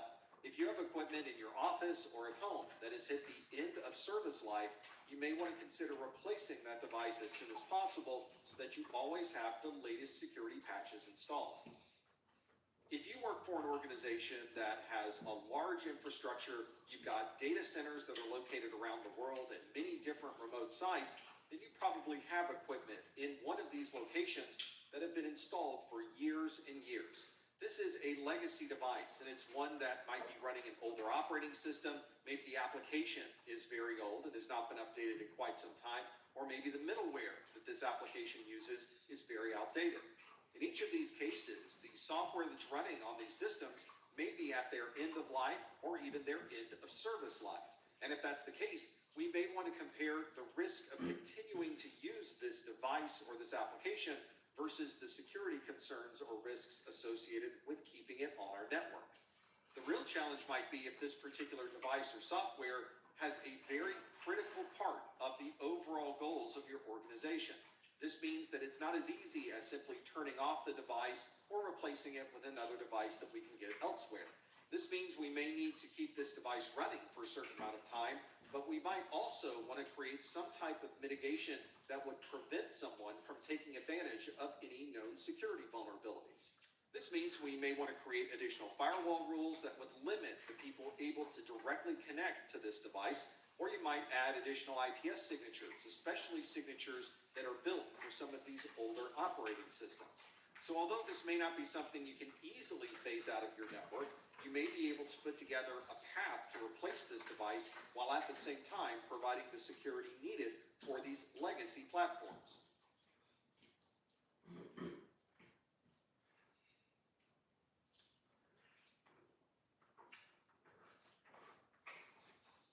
These are your customers. You try to understand them, but there's too many data signals. You struggle to connect it all together. Until now. With TransUnion, the chaos suddenly becomes clear, revealing a complete picture of your customers. Welcome to a better way. With today's cloud-based infrastructures, we can build virtual machines at a moment's notice, and we can build many virtual machines simultaneously. If you've ever managed a laptop computer or a desktop computer, you know what the security concerns might be for a device like this. But if you're managing a cloud, you may have situations where virtual machines are constantly created and torn down during a normal workday. This makes it more challenging to manage the security posture of these virtual devices. Consider also that these virtual machines may all be built with different configurations. These virtual machines might all have a different number of CPUs operational, and those CPUs may have different capabilities. They might have a different amount of memory or different amount of storage, and each one of these systems may be slightly different in how it operates. And of course, these virtual machines do have aspects of the VMs that are very similar to OSs you may be running with other physical devices. So the VM does run a version of an operating system such as Windows or Linux, and you should be applying the same type of security best practices to your virtual machine as you have to your physical devices. But there are some security vulnerabilities that are specific to the virtual world. Vulnerabilities such as a local privilege escalation, command injection, information disclosure, and others can still be found in these virtual environments. If you've ever used a VM, you know that that VM is its own self-contained system with its own CPU, memory, storage, and other resources. And it's not possible to somehow move from inside one virtual machine on a hypervisor to things that may be on a different virtual machine on that same hypervisor. However, there have been instances where researchers have found ways to jump between these VMs. This is called a VM escape, and it allows the attacker to get access to one virtual machine and then somehow find their way to connect to other virtual machines on that same hypervisor. Some hypervisors may manage tens or even hundreds of different virtual machines, which means if you can escape from one VM and move to another VM on that same hypervisor, you would have a great deal of data that you would be able to access. This would obviously be an enormous exploit that would allow an attacker to gain access to many systems simultaneously and all of the data contained within those systems. A practical example of a VM escape occurred in March 2017 at the Pwn2Own competition. This is a hacking contest where if you can pwn the device, then you would be able to physically own it. You get to take that laptop or that computer with you at the end of the contest. In this competition, attackers were able to use a bug in the JavaScript engine of Microsoft Edge to gain access to a sandbox that's built into the Edge browser. From that sandbox, they were then able to exploit a vulnerability within the Windows 10 kernel. This allowed them to gain full access to that guest operating system. From there, they were able to take advantage of a hardware simulation bug within VMware and hop from one VM to another VM within that same hypervisor. Fortunately, this vulnerability was only demonstrated for the first time during this competition, which allowed VMware to have some time to create a patch, roll out that patch, and make sure that no one else could take advantage of this VM escape.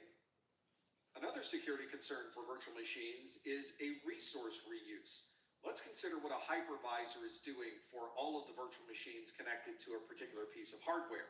A hypervisor is managing this relationship between the physical world and the virtual world. So the hypervisor is allocating a certain amount of memory to one VM, a certain amount of storage, and a certain amount of network and CPU access. Although the hypervisor is allocating this amount of resource use for a VM, doesn't mean that that VM has exclusive access to that particular resource. For example, a hypervisor host may have a total of 4 physical gigabytes of RAM on that particular device. But that hypervisor is managing 3 separate virtual machines, and each of the VMs is allocated 2 gigabytes of RAM each. Obviously, the VMs are allocated 6 gigabytes, and we only have 4 physical gigabytes available for the hypervisor. We're relying on that hypervisor to only allocate memory where it's needed, which would allow us to use effectively 6 gig of storage space on a machine that is only equipped with 4 gigabytes. This means at certain times that there may be certain memory areas that are shared between different virtual machines. And it's the sharing of information where we could run into a problem.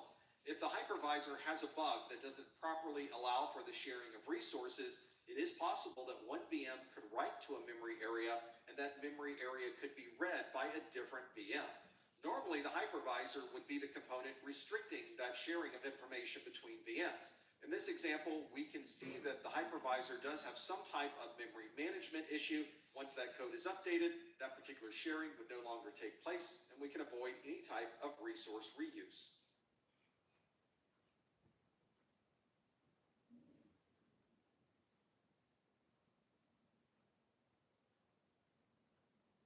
I'll give you this for a better deal on that. Bring in your AT&T or T-Mobile bill for a better deal.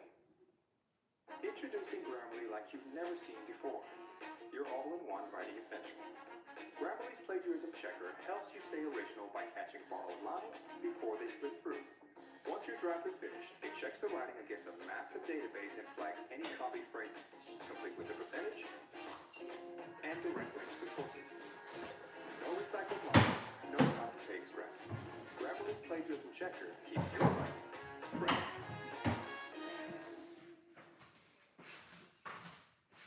In a relatively short period of time, companies have really embraced the cloud. And today, practically every organization has one or more applications that they run in a public cloud. But of course, along with these applications, we're putting a great deal of data into the cloud as well.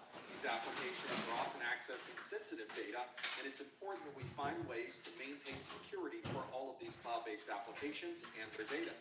Unfortunately, we're not always using the best practices for security to protect these systems. For example, it's estimated that 76% of organizations aren't even using multi-factor authentication to log into the central console for their cloud-based systems. And we've also found that up to 63% of the code that's in the cloud is currently unpatched. These are not minor patches either. These are significant security concerns. And in some cases, these vulnerabilities have a common vulnerability scoring system, or a CVSS, that is greater than or equal to 7 on a scale of 10. If you have an application that's in the public cloud, then anyone in the world would be able to at least attempt to connect to that particular application. That is the point of putting your applications in a public cloud. Unfortunately, this also means that anyone in the world could try to disable that application through a denial of service, or DOS. This may also be a distributed denial of service, since it can be done by many different devices simultaneously anywhere in the world. We also have to think about the authentication method that's used to allow access to the application and this data.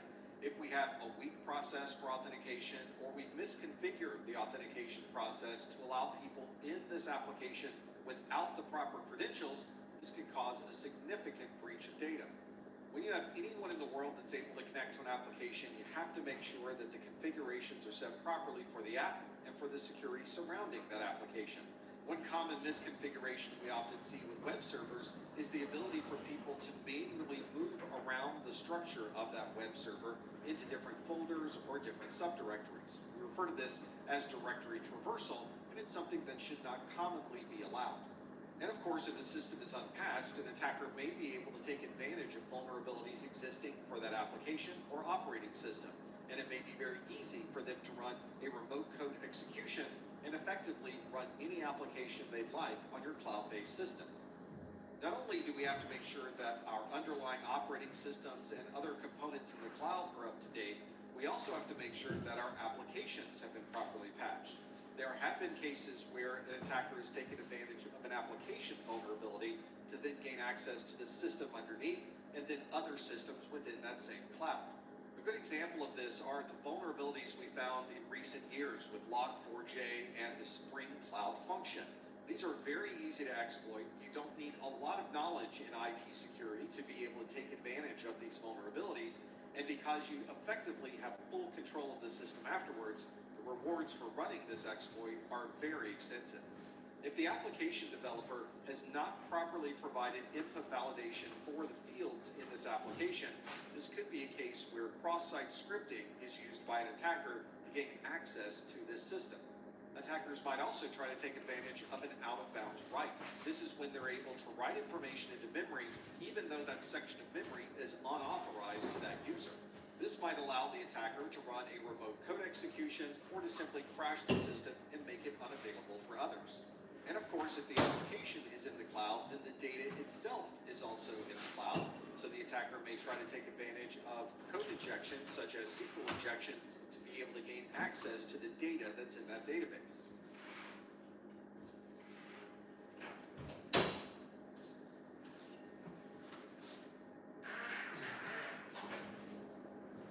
Build a website you love with Wix.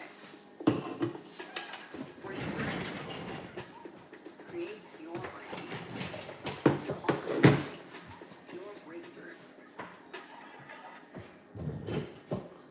The supply chain involves the process of getting a product from the very beginning raw materials all all the way through to the process of providing that product to the consumer.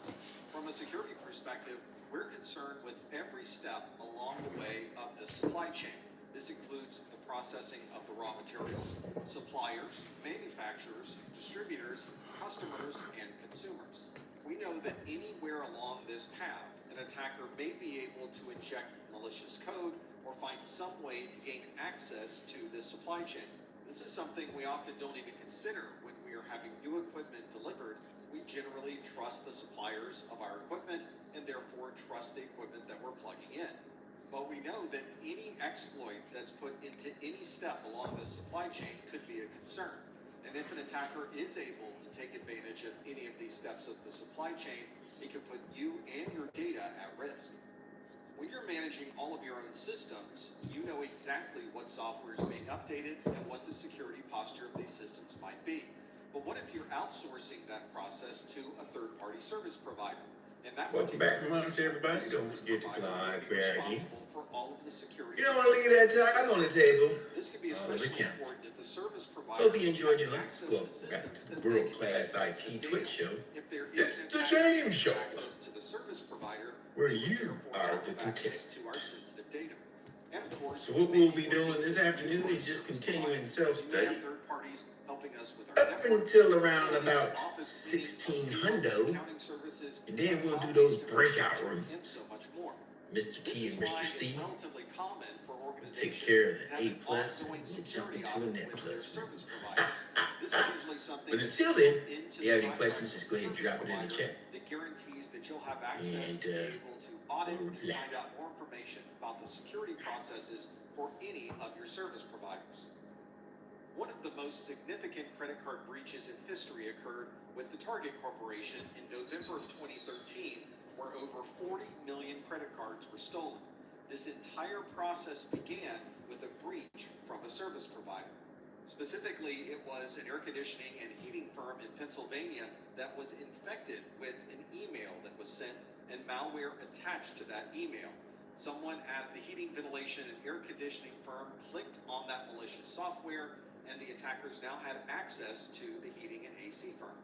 As it turns out, this HVAC vendor was a supplier of the Target Corporation, and they had access to the HVAC systems that were on the Target network. Unfortunately, the Target HVAC network and the Target cash register network were on exactly the same network with no way to prevent access from one to the other. So when the attackers gained access to the HVAC systems at Target, they also effectively gained access to every cash register at every Target store. From there, of course, they were able to put malware on every single cash register and began collecting credit cards until months later they were discovered and removed from the network. But at that point, 40 million credit card numbers had been stolen.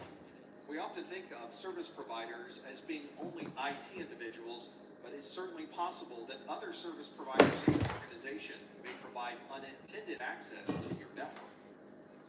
Another concern with the supply chain is the hardware itself. What if you bought a new firewall or a new switch or router? You simply pull that device out of the box, you plug it into your network, perform some configurations, and now it's running on your production systems.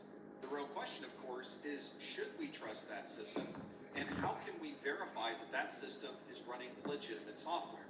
One way to do this is to have a relationship with your vendors that you can trust. And you might use a small listing of vendors rather than simply purchasing from anyone who happens to be available on the internet.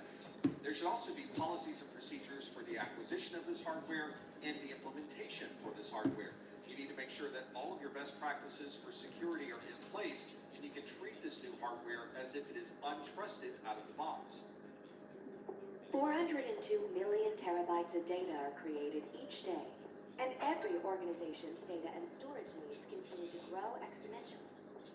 This data explosion can be capitalized on with network-attached storage, or NAS, a dedicated file storage device that connects to a network, allowing multiple users and devices to access and share data.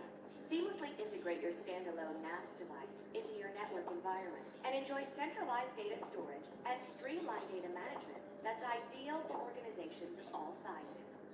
Which NAS is right for your organization? Enterprise NAS. For large enterprises that store and share vast quantities of data, including virtual machine images, and expand rapidly across multiple geographical areas with advanced clustering capabilities.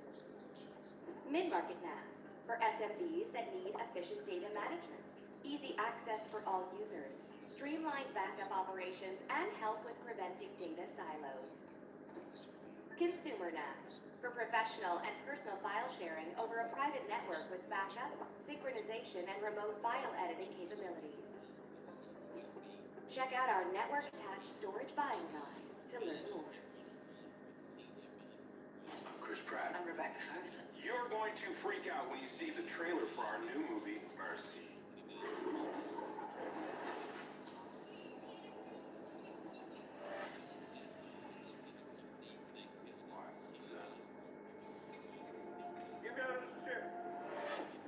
Detective Raven, I'm Judge Maddox, and this is the Mercy Capital Court, a judicial system powered by artificial intelligence. Hold on, just wait. Wait a second. With crime rates soaring, lawmakers voted for mercy. By acting as judge, jury, and executioner, Mercy keeps our city safe. I shouldn't be here. I helped create the Mercy program. I'm proud to have sent the first suspect for trial here, and I will continue to send more until the message is received. Detective Raven, I know precisely who you are.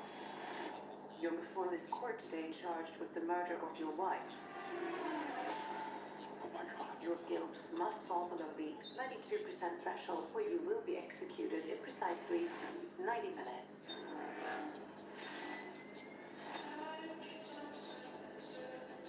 I love my wife. I didn't hurt her. Detective Raven, the city's municipal cloud is at your disposal. Every camera, cell phone, and database. You must gather evidence to exonerate yourself. If you are innocent, prove it. I need to find out who killed my wife. Advise the Parliament action first, and it all comes right at you. You don't get the right to trial unless you're guilty. Didn't her mom, I swear to God. You show me everyone she had contact with. She was seeing someone. How's my guilt looking now? He has listened to 98%. You just provided me with a strong motive of why you murdered her. Good. Wow. Thank you for that. Mr. Raven, the clock is ticking. Tell me what Nick was up to. She was stressed about work. She said some chemical went missing. The estimated street value would be in excess of $16 million. Do you honestly think that I killed my wife? Or were you just programmed wrong? I'm gonna walk the scene. No, I have something here. This is a terrorist. Although we tend to trust our vendors and we tend to trust the manufacturers of this equipment, we still need to treat these devices as if they could potentially have some type of security concern. So we need to make sure that we're following all of the proper security procedures when we're putting any type of new hardware onto our network. If we looked at our networking infrastructure, we can see that every bit of data of our organization is passing through either a router or a switch that's part of our network infrastructure. This is obviously a perfect place for an attacker to find a way into the network and begin gathering information. This concern became very public in July of 2022 when the Department of Homeland Security arrested a reseller of Cisco products. This company had sold more than $1 billion of Cisco products, except they weren't really Cisco products. They were actually a counterfeit product with the Cisco logo on the front. The CEO who was arrested had also created about 30 different companies to be able to sell these counterfeit products under different names, and he had been selling these products since 2013. So over that time frame, hundreds or even thousands of switches and routers had been sent to people's networks, and each one of those could potentially be a security concern. The Department of Homeland Security found that most of these devices were being manufactured in China, and then they were being distributed to companies all over the world. These seemed to look and act as if they were Cisco products, but very quickly people found that they started breaking and in some cases began catching on fire. This is certainly not the only documented case where counterfeit hardware was installed in someone's network, so make sure you check all of your hardware before implementing it into your production systems. Whenever you're installing new software or you're updating existing software, you should be thinking to yourself, do I really trust this update or this installation? Trust is a foundation of anything we do in security, and it's important that when we're installing new software, that we really do trust the source of that software. One way to help with that trust is to look at the digital signature associated with the installation. Most operating systems will validate a digital signature that exists in an update or installation file, and if it doesn't validate, it will inform you of that during the installation process. Another challenge we might have with trusting this software is when software updates itself automatically. We're not even involved in the process. This means that we really need to trust the software that we're installing, because anything could be installed during this automated process. And many people will say if you really want to trust your software, you should look at the source code. But even open source software has challenges with security. When someone has access to the code, they also have the ability to make changes to that code. Some of those changes could be malicious. A good example of problems with the software supply chain is the issue that occurred with SolarWinds Orion.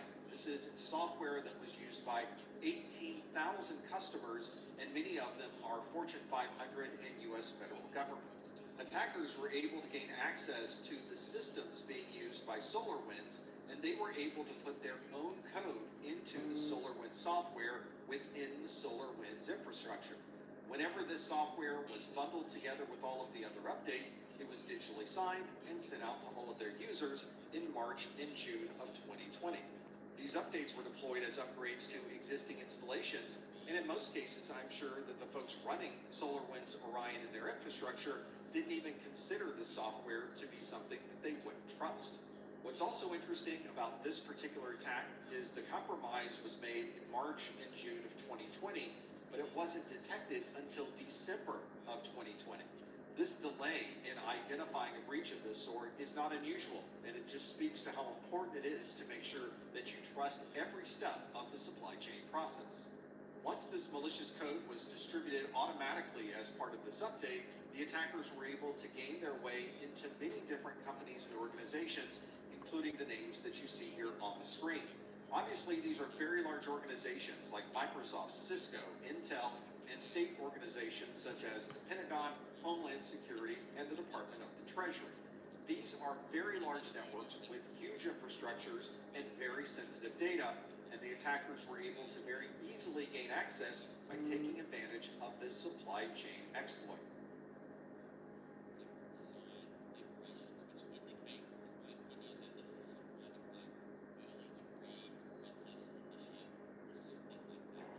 Deluxe beacon. No religious relic. This beacon is a weapon. Some kind of arcane weapon has crossed our border. War is coming, and you're our only hope of stopping it. You got the wrong people. You've got a homeless wizard, an inebriated goblin, bottoms up, a shipwrecked sailor, a cocky ringmaster, a temperamental monk, and chaos incarnate. Do you want to be my... Face it, we're nobodies. That's what makes you so dangerous. They'll never see you coming.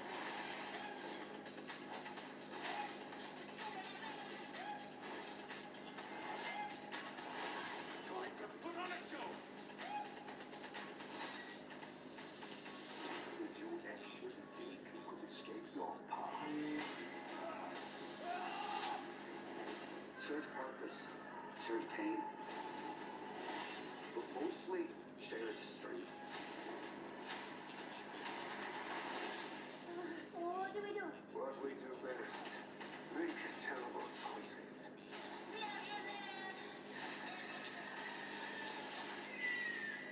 I'm out.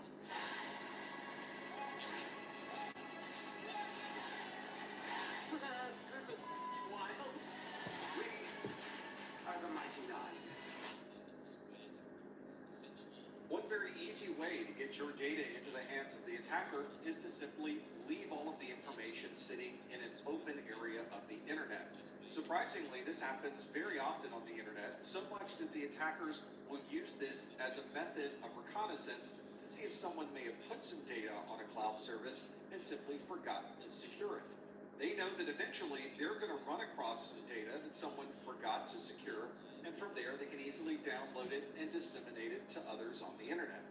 A popular example of this occurred in June of 2017 when 14 million Verizon records were found on the internet, open and available to be downloaded.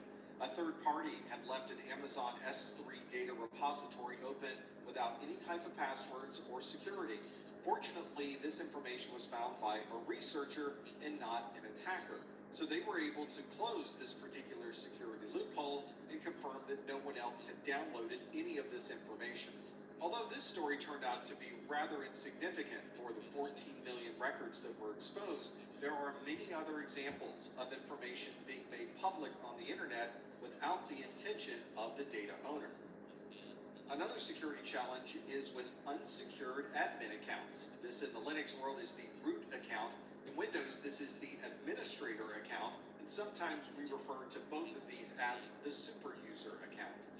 Usually there are methods built into the operating system that would prevent you from creating a root or administrator account with no password on it at all. But unfortunately, administrators will often assign a very easy to guess password to the root account, a password like 123456 or Ninja or Football, which makes it very easy for an attacker to brute force a password on this root account.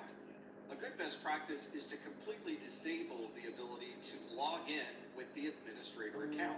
This means you would first have to log in with your normal user account and then use an elevated access by using the SU or sudo option to be able to get a root account access. This is very similar in Windows, where you would log in with your user account, but if you needed to run something with elevated access, you would use the Windows feature to run as administrator. Ideally, you should have very few accounts that have root or administrator access. This would certainly limit the scope of an attack and make it much harder for an attacker to even find an administrator account that they could then compromise. So far in this course, we've talked quite a bit about encryption algorithms, and ways that we can protect data when we're sending it across the network. But this encryption isn't going to help very much if we use protocols that don't take advantage of any of these encryption technologies. Protocols such as Telnet, FTP, SMTP, and IMAP send all of their traffic across the network in the clear. You would need to use the secure versions of these protocols to be able to enable encryption and other security features. One way to tell if the data you're sending across the network is secure or insecure is to simply perform a packet capture. I have the results of the packet capture on the screen here, and you can read everything that is listed in this particular packet. And we know that we can read everything because right at the top, you can see that the protocol that we're using is HTTP and not HTTPS. This means we can see information about which version of browser is being used, the referral URLs, information about the cookies, and any other information that's transferred between these two devices. This is something that a quick packet capture in Wireshark can easily display in the clear data, and it might prompt you to use more secure protocols such as SSH, SFTP, HTTPS, and others. This is a picture taken at DEF CON 22, which is a security conference. At this conference, they are constantly monitoring the traffic going across their wireless networks, and if there are any insecure protocols such as HTTP, IMAP, or POP3, they will pull the data out of those frames, show you the email addresses, part of the passwords associated with this transaction, the IP addresses, and other information that was sent over the network in the clear. They refer to this as the wall of sheep, and you can see that there's a lot of details that are listed when you send this information across the network without any encryption or additional security. If you've connected a device to the network for the first time, you were probably prompted for a username and password. And of course, there is a default username and password for all of these devices. Some of these devices will prompt you to change the password the first time you log in, but a great deal of devices have no security associated with the username or password. There's a botnet that takes advantage of these default accounts. It has a list of all of the default account names and passwords for every Internet of Things or IoT device that you can think of. There are more than 60 default configurations that this will look for on your network, including cameras, routers, doorbells, garage door openers, and anything else that connects to the network. If this botnet finds one of these devices with the default credentials, it's able to gain access to that device and then provide the attacker with information on where they can connect as well. This is also software that anyone can run because the Mirai botnet has been released as open source. So both researchers and attackers are using this open source botnet to identify places where the default credentials may still be in use. Each time you enable an inbound service on a server, you are opening a port number. That port number is used by someone on the outside to gain access to that specific application. This process of opening port numbers is effectively giving someone a little bit of access into a section of your server. So it's important to limit the number of open ports that might be accessible by others.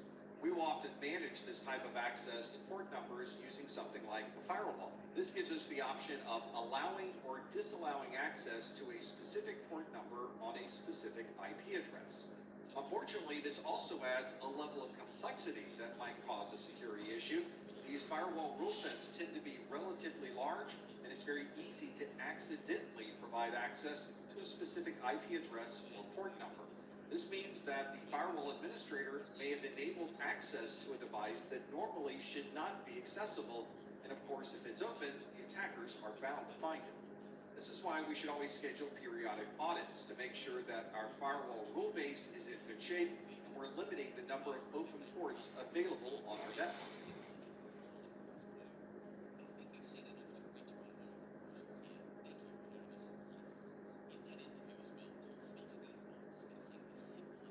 Liberty Mutual customized my car insurance, so I only pay for what I need. What a great day. One note, okay? What a messed up. Only pay for what you need. Liberty, liberty, liberty, liberty. Every enterprise running Linux depends on critical libraries like glibc and OpenSSL, but patching them often means restarting essential services, creating downtime, frustration, and dangerous security gaps. I'm Eric Hendricks, Product Marketing Manager, and I'm going to tell you how TuxCare's LibCare solves this problem. LibCare is a paid add-on to TuxCare's kernel care, extending rebootless patching beyond the kernel to critical shared libraries. It gives you the same continuous protection you expect from kernel care, now applied to the user space components that power encryption, authentication, and application stability. When a new vulnerability hits glibc or OpenSSL, IT and security teams are faced with a difficult choice. They can rush a restart and disrupt critical services, or they can delay patching, leaving a window of exposure that attackers are eager to exploit. Neither option is acceptable in industries where uptime, compliance, and security are non-negotiable. These trade-offs lead to late-night maintenance windows, increased operational overhead, audit headaches, and a constant battle to balance risk against availability. The ideal solution makes patching effortless. Fixes are applied live, right when they're released, without restarts or disruption.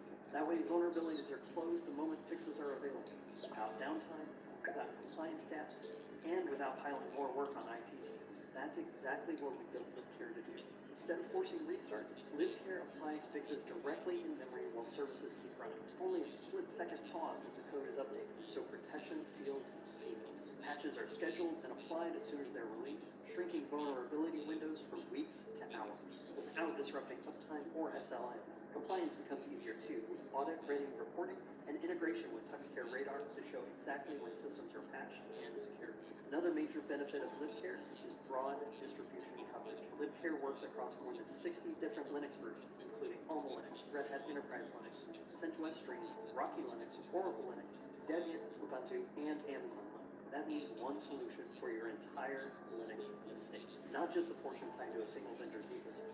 The bottom line is that with LibCare, you can eliminate downtime from library patching, close security gaps instantly, and walk into audits with confidence, all while reducing operational burden and cost. It's a set-it-and-forget-it solution that ensures your Linux environment stays secure, compliant, and continuously available. To see how LibCare can keep your Linux environment secure without downtime, visit tuxcare.com today.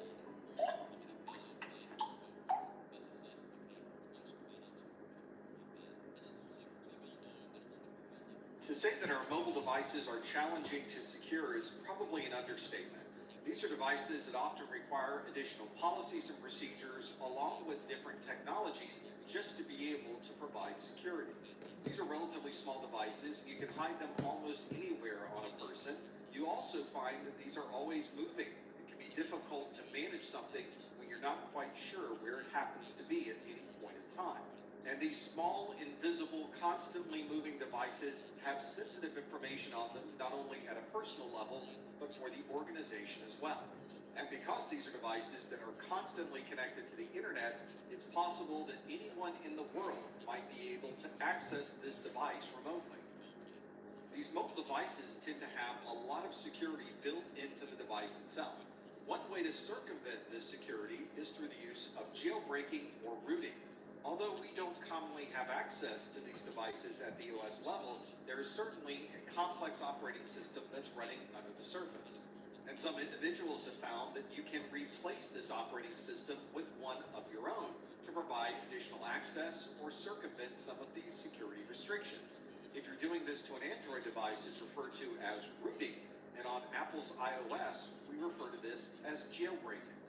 This replaces the firmware or operating system on this device with a third-party operating system. This is generally done to enable new features and circumvent security that would normally be found on the original OS. If an employee was to replace the current operating system with one for jailbreaking or rooting, they would effectively circumvent all of the security that you put in place using your mobile device manager or MDM.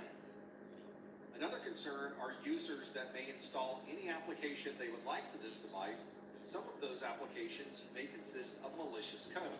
This would certainly be a security concern, and just one bad application could subject all of the data on this device to be accessible by an attacker. There are usually restrictions put on these devices, either by the operating system or by your mobile device manager, to restrict what type of applications can be installed and where those applications can be installed from. For example, you may specify that your mobile devices can only be installed from either the company's global application library or a local app store. We refer to this ability of installing applications outside the scope of these app stores as sideloading. So if a user does install their own firmware to be able to root or jailbreak this device, they would probably then be able to sideload any applications they'd like. Normally, the installation of unauthorized operating systems or software would be specifically forbidden in the policies and procedures of your organization. Usually, you'll find this in an employee handbook or a list of acceptable use policies or AUPs. And it would be unusual if somebody was to circumvent this administrative security control to be subject to dismissal from the organization.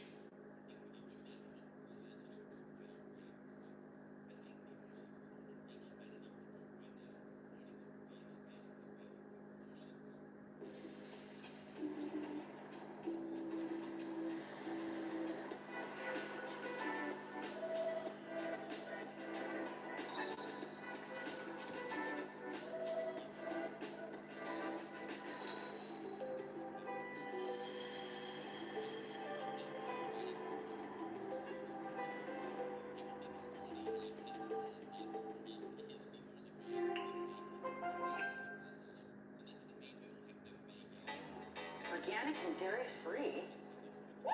Here we go. At Sprouts, our shelves are filled with new, exciting, and delicious discoveries.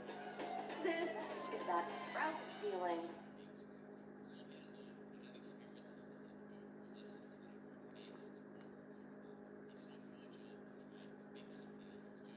The applications and operating systems that you're using right now most likely have security vulnerabilities inside of them.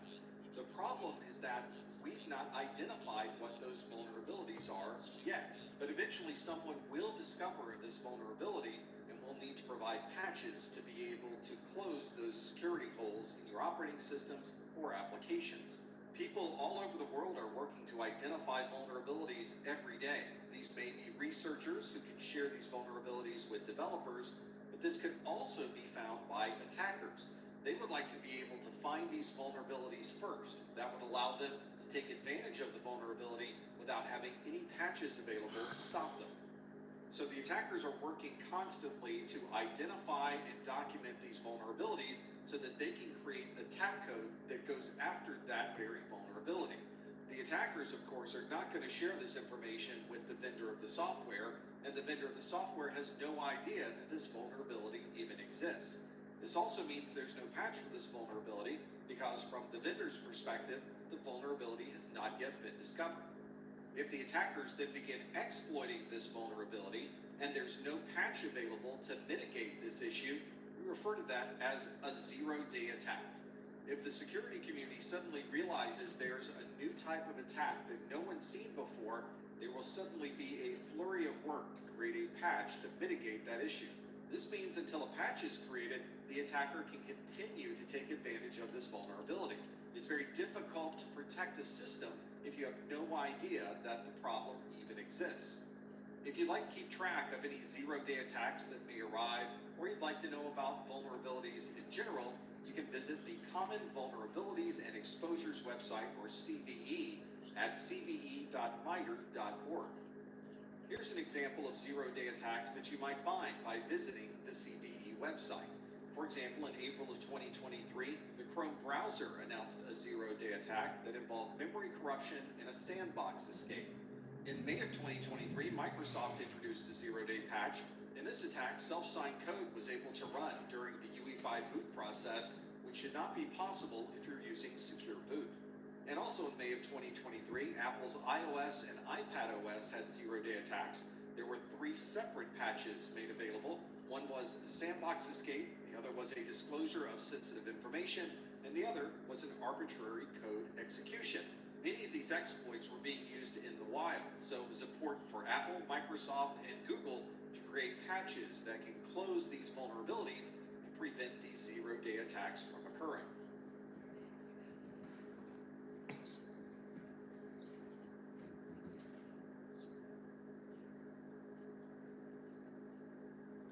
CompTIA Rewards introduces the industry's most expansive global rewards marketplace featuring millions of unique products and experiences, all delivered seamlessly through a single powerful solution. With maximum choice and unmatched flexibility, it is designed to create personalized, dynamic experiences for any audience. This is CompTIA Rewards. Schedule your demo today. What would you do if you were not afraid of falling? Genesis. Powerful actives for dual action.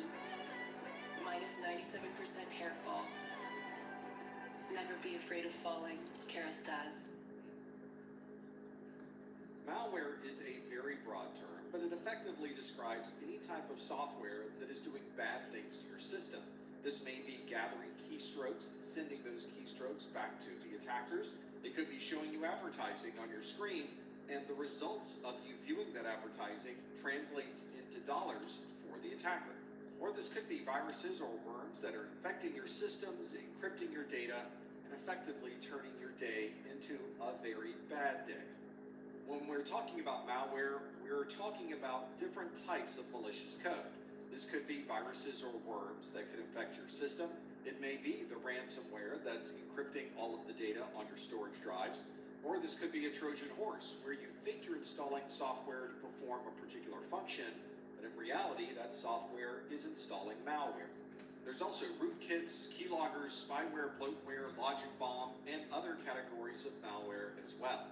Regardless of the malware type, all of these different methods can turn your system into a botnet, steal personal data, or encrypt everything that's on your system. We often think of malware as one event or one thing that occurs, but in reality, all of these different types of malware work together to infect your system. For example, you might have a worm that takes advantage of a known vulnerability on your system and automatically installs itself on your storage drive. It might then install additional malware that might have a remote access backdoor, and when the attacker connects to that remote access, they can install additional malware on your system to provide additional capabilities. For this malware to infect your system, it has to somehow find a way to run on your computer. Normally, this would be something that you might click in your email message that then loads the malware into memory and uses the CPU of your system to be able to execute. Or maybe it's a pop-up message that you receive when you visit a website. You might also see when you visit one of these malicious locations that information is automatically downloaded into your system without you clicking on anything. We refer to these as drive-by downloads. And although they are relatively rare, there are still instances where a worm may be able to automatically propagate itself between systems, all by using a known vulnerability. And of course, our computers have vulnerabilities inside of the applications and operating systems even if those vulnerabilities have not yet been discovered by an attacker or a researcher. And that's why we always tell you to make sure that all of your software is up to date to the latest version. Your operating system probably has updates that are pushed down to your system once a month, and your applications may be configured to automatically update themselves when the developer pushes out the new version. The reason that all of this malware exists is because the data that we own is very valuable. This might be personal data, such as your family archives, your pictures, your family movies, or any important documents that you might have. If this is part of a larger organization, then you have planning documents, employee personal information, financial details, and anything else that might be private to that organization. This information may be valuable on its own, or an attacker may find that you're willing to pay them to recover this data after being encrypted. Either way, the data has value, and the attackers want to be able to take advantage of that value. Many malware authors have found an entire business model based around ransomware. This is when they can affect your machine, encrypt all of the data on your computer, and then request you to send them money to be able to receive the decryption key. If you're ever infected with this type of malware, you'll find that all of your personal data is suddenly encrypted. This would include all of your pictures, your movies, any documents, and anything else that might be in your personal folder. Another thing you might find is that the operating system on this computer continues to work normally. That's because the attacker wants you to be able to see the messages they put on the screen about your system being infected, so they want the operating system to continue to work even if all of your data is no longer accessible. The controversial part of ransomware is that the attackers often want money to be able to provide you with the decryption key. Once that cryptocurrency is sent to the attacker, they will send a decryption key and you'll be able to recover your data. This is obviously a very negative form of cryptography, and that's one of the reasons we often tell you to always have a good backup. That way, if you do get infected with ransomware, you can delete everything on that system and restore from your known good backup. An important consideration with these backups is that your backup should be stored offline. That way, if your system is infected with ransomware, the ransomware won't have a way to identify the backup and infect the backup as well.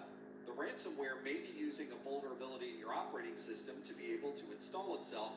That's another reason we often tell you to keep your operating system up to date to close those vulnerabilities. This also applies to the applications that are installed on your system. Applications can also have security vulnerabilities, so make sure you're always running the latest version of that app. And hopefully our anti-malware software or antivirus software can recognize this malware before it is infecting your system. This anti-malware or antivirus software identifies this malicious code by using signatures. So it's always important to keep those signatures up to date on your system so that you can block the newest forms of this malware. Having a backup and keeping your system up to date are two of the fundamental best practices for preventing malware and other types of malicious software from running on your computer.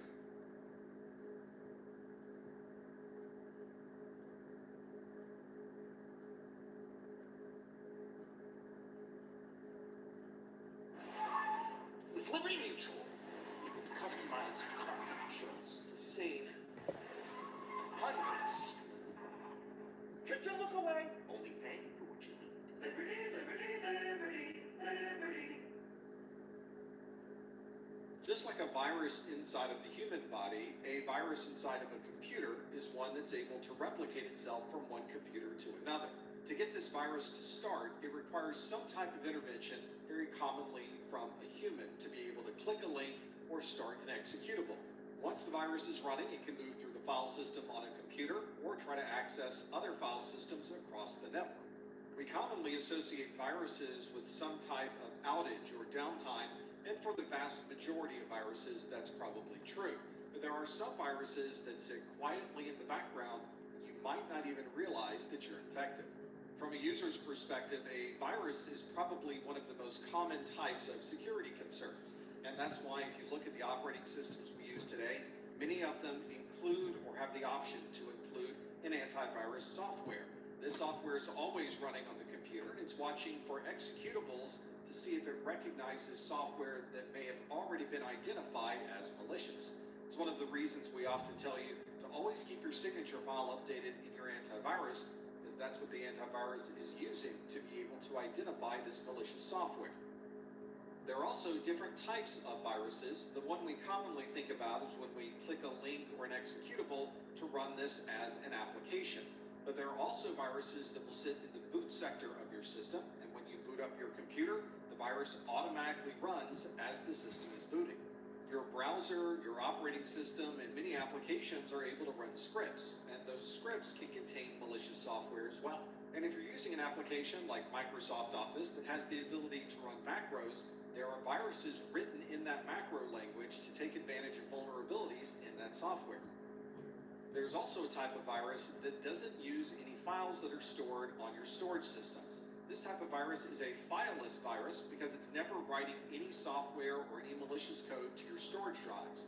And since most antivirus software is also looking for information to be written to a drive, this is one way that the virus can help avoid any of your antivirus software. A fileless virus doesn't install itself as software on your system, and it doesn't require that software to be loaded from your storage drive. Instead, almost everything associated with a fileless virus is occurring in the memory of your system. Here's a very common example of how a fileless virus is able to first infect your system, and then from that point, install additional malicious software. This usually starts with the end user performing some type of function. So it might be that the user is clicking on a malicious link that's inside of an email or part of an existing website. That link will take the user to a website, and that website is set up to exploit a vulnerability within your operating system or the applications running on your operating system. So exploits associated with Flash, Java, or a known Windows vulnerability would be a perfect way for this fileless virus to get into your operating system. Now that the virus is running on your system, it can run other applications like PowerShell, which then downloads additional PowerShell scripts and runs those scripts in memory as well. At this point, the virus can run additional PowerShell scripts, it can install other applications, it can now start removing data from your system and even transferring that data to a third party.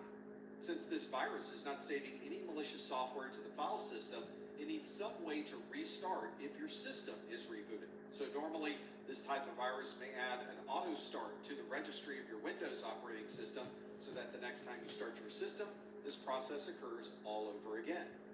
So far, we've talked about viruses and how the user has to click a link or have some type of interactivity to get that virus running in memory. But there are certain types of malicious software that can run without any user intervention. This malicious software is called a worm. This malware is able to self-replicate itself between systems without any type of user intervention. And obviously these days, most of our systems are networked, which makes it very easy and very efficient for a worm to replicate itself to every system that may be on your network. These worms are replicating themselves at the speed of your network, so an infection with a worm tends to occur very quickly if there's no other type of limiting factor. And since there's no user intervention, these worms are able to attack your systems at any time and move freely about your network. Network-based firewalls and personal firewalls, along with intrusion prevention systems, can make a big difference in identifying and stopping a worm from propagating itself throughout your network.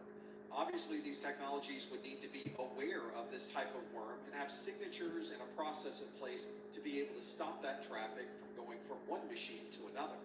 Fortunately, worms are a relatively rare occurrence, but let's look at an example of a worm called the WannaCry worm. Not only was this worm able to propagate itself automatically, it also installed ransomware so that it would encrypt and make unavailable all of the user files on these systems.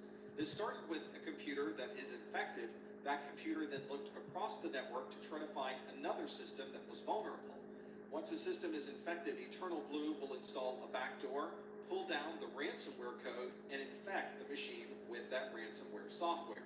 At this point, the worm continues to propagate itself and find all of the vulnerable systems that may exist on this network and infect those also with the same ransomware.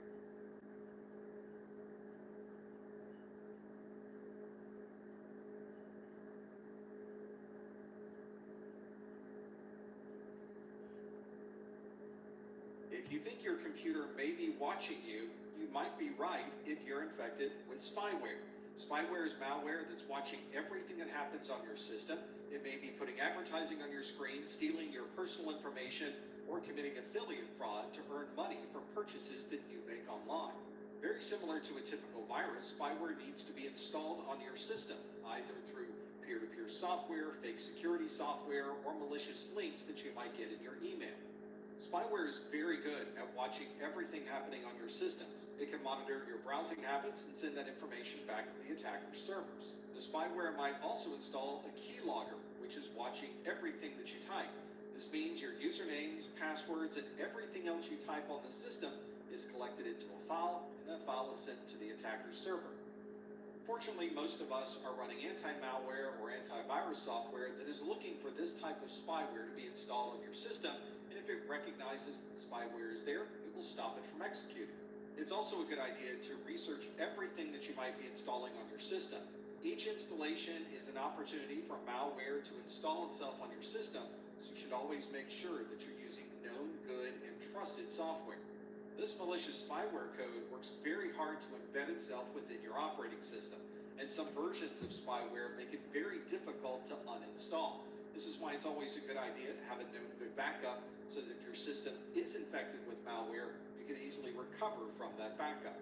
And of course, you may want to look for this malware with third-party software like Malwarebytes, which is specifically designed to look for malware running on your system.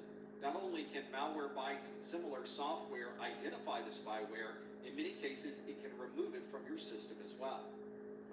Another challenge is managing bloatware. If you've ever purchased a new computer or a new mobile device and you've turned it on for the first time, you'll notice there are a lot of popular apps that may already be installed on that system, such as your mail and your browser and other things that you would commonly expect. But it might also include applications that you didn't expect. There may be a number of applications, security tools, games, and other apps that normally would not be installed with a core operating system installation. Instead, these utilities and other applications are installed by the manufacturer of the hardware. Normally, the hardware manufacturer is getting paid to include this software on these systems that they're distributing. And of course, you, the end user, are left with what is probably a number of unnecessary applications already installed onto this new device. There are a number of security concerns associated with bloatware. Obviously, it's going to take up room on a storage device that could be allocated to other applications. The system may be running some of this software automatically when it starts up, and that could be affecting the overall efficiency of the operating system. And of course, any of these applications could be susceptible to a known or unknown vulnerability, making this a security concern on a device that's brand new out of the box. Obviously, one way to deal with this bloatware is to manually remove it from your system. Unfortunately, not all bloatware provides an obvious way to uninstall. Hopefully, the bloatware is listed in the installed applications of your operating system, and you may be able to select it, click the uninstall button, and remove it from your computer. Other apps might have their own uninstaller that you have to run from the program area for that particular application or in the start menu of your Windows operating system. It's become such a challenge to uninstall software that there's even third-party software designed to uninstall other third-party software. This is probably not the first place you should go to uninstall the software, but it may provide you with a way to remove that code when nothing else seemingly is able to work in that operating system. This may not be the first choice for uninstalling this bloatware, but occasionally it can help remove software when no other process seems to be working.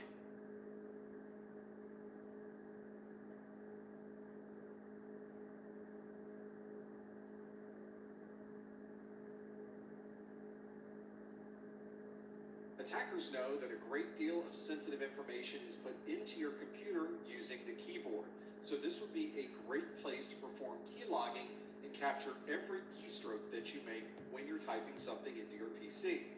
This might include all of the website URLs you visit. It could be passwords and usernames. It might be credit card information and other financial details, and anything else that you might type into your system. Keylogging malware will stay resident on your system. It will capture all of these keystrokes to a file, and usually once or more times a day, that file will be sent to the attackers so that you now have a record of everything you typed into your computer. We often talk about protecting the data sent across our network by using encryption or VPNs. Sometimes we'll discuss storing files in encrypted form using full disk encryption or single file encryption. But the attackers know that if you're typing something into the keyboard, that process is not encrypted. That's a perfect place to capture your username and password or your credit card number. This keylogging software can do a lot more than simply capture your keystrokes.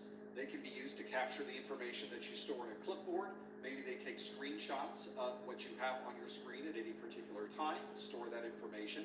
There may be instant messages or chats that can be stored as part of the keylogger, and maybe anything that you search in a search engine query can all be logged, stored, and sent to an attacker with this keylogging software. This is keylogging software that's included with a utility called Dark Comet. Dark Comet is a RAT, or a remote access Trojan. It's malicious software that an attacker can use to capture your keystrokes, screenshots, and other information from your computer. On the left side is a notepad where I typed in username, Professor Messer, and a password of not a real password. And then I show you the keylogger on the right side that has captured all of this information. It captured what I typed, when I typed it. It even recognized when I put in a space and then used a delete key so they can make that all one single word. The keylogger captures everything, stores it in a file, and that file is occasionally sent to the attacker. Another type of malicious software is a logic bomb. A logic bomb is waiting for a particular event to occur, and when that event occurs, the bomb is then detonated on that system. This might be waiting for a particular date and time, and when that date and time arrives, the system then reboots, erases data, or makes changes to that system. Or this may be something related to what the user is doing. Maybe we're waiting for a particular user to log in, and as soon as that user logs in, the bomb then executes. Logic bombs are usually something created by an end user or created by someone who has a particular goal in mind. And because of that, it's not malware that we've seen run on another system, so there generally is not an antivirus or anti-malware signature associated with a logic bomb. This makes a logic bomb very difficult to identify, but there are monitoring tools that you can put into a system to look at key files and make sure that no one has modified or changed anything associated with those critical operating system files. An example of a logic bomb creating a problem for an organization occurred on March 19th of 2013 in South Korea. A malicious email was sent to banks and broadcasting companies that had an attachment, and if that attachment was run, it installed a Trojan onto the user's computer. A day later, on March the 20th of 2013, at 2 p.m. local time, the logic bomb activated based on that time of day. When it activated, it deleted everything that was in storage and the master boot record of the system where the Trojan was installed. The system was then rebooted, but of course the operating system had just been deleted, so when the system started up again, there was no operating system to start. Because this Trojan was sent to a bank, a number of the systems within the bank were affected by this logic bomb, but perhaps none more important than the automatic teller machines associated with the bank. These were also infected by this logic bomb, and on March 20th at 2 p.m. local time, all of the ATMs were deleted and also rebooted to no operating system on those ATMs. If you tried to use the ATM after the system was rebooted, you saw a message that said, "Boot device not found. Please install an operating system on your hard disk." As I mentioned earlier, it's difficult to identify where a logic bomb may have been installed because there are no known signatures that you can use to try to identify them. There are things you can do within the normal processes and procedures of your organization. For example, you may have a series of processes and procedures that limits the change of any core operating system files. And you may set up monitoring that can identify when any of these files may have been changed, which might give you a heads up that something has been modified that could be a logic bomb. This is also another good idea to perform constant monitoring to make sure that every user in your organization only has the rights and permissions necessary for that user to do their job. The days of having everyone run as administrator rights are over, primarily because of the security concerns that can be based around that issue, and certainly because someone with additional rights and permissions could easily install a logic bomb. Another security concern you may have heard of is a rootkit. The name root in rootkit comes from the Unix super user of root, very similar to the administrator that would be in a Windows environment. A rootkit generally hides itself in the kernel of the operating system. This makes it part of the OS itself. which means it's very difficult to identify this rootkit with traditional antivirus or anti-malware software. When the rootkit is running, it's running as part of the operating system, so you probably won't see it listed if you tried to list out all of the tasks. All right, everybody, let's take our 10 minutes. We'll be back here Simply as at part around of the 5 OS, after. and anything the operating system is doing will include the malicious code that's part of this rootkit. And since this rootkit is effectively invisible to your antivirus or anti-malware software, it has full run of your computer. Not all rootkits are part of the kernel, and if they are running as a traditional process in your operating system, you still might be able to identify it with anti-malware software. If you believe your system has been infected with a specific type of rootkit, there are a number of standalone rootkit removal tools that are specific to different rootkit variants. Obviously, this is something you would use after you would become infected, so it may not prevent the rootkit from causing problems, but it may be able to remove the rootkit so you can perform some type of mitigation of your personal files. In order to combat these rootkits, we've created processes within the UE5 BIOS called Secure Boot. Secure Boot will look for an operating system signature and confirm that nothing has changed with the kernel of that operating system before the system is booted. This means that even if the rootkit does manage to get installed, your system will stop this rootkit from running when it boots up, and effectively preventing that rootkit from causing any additional problems on your system.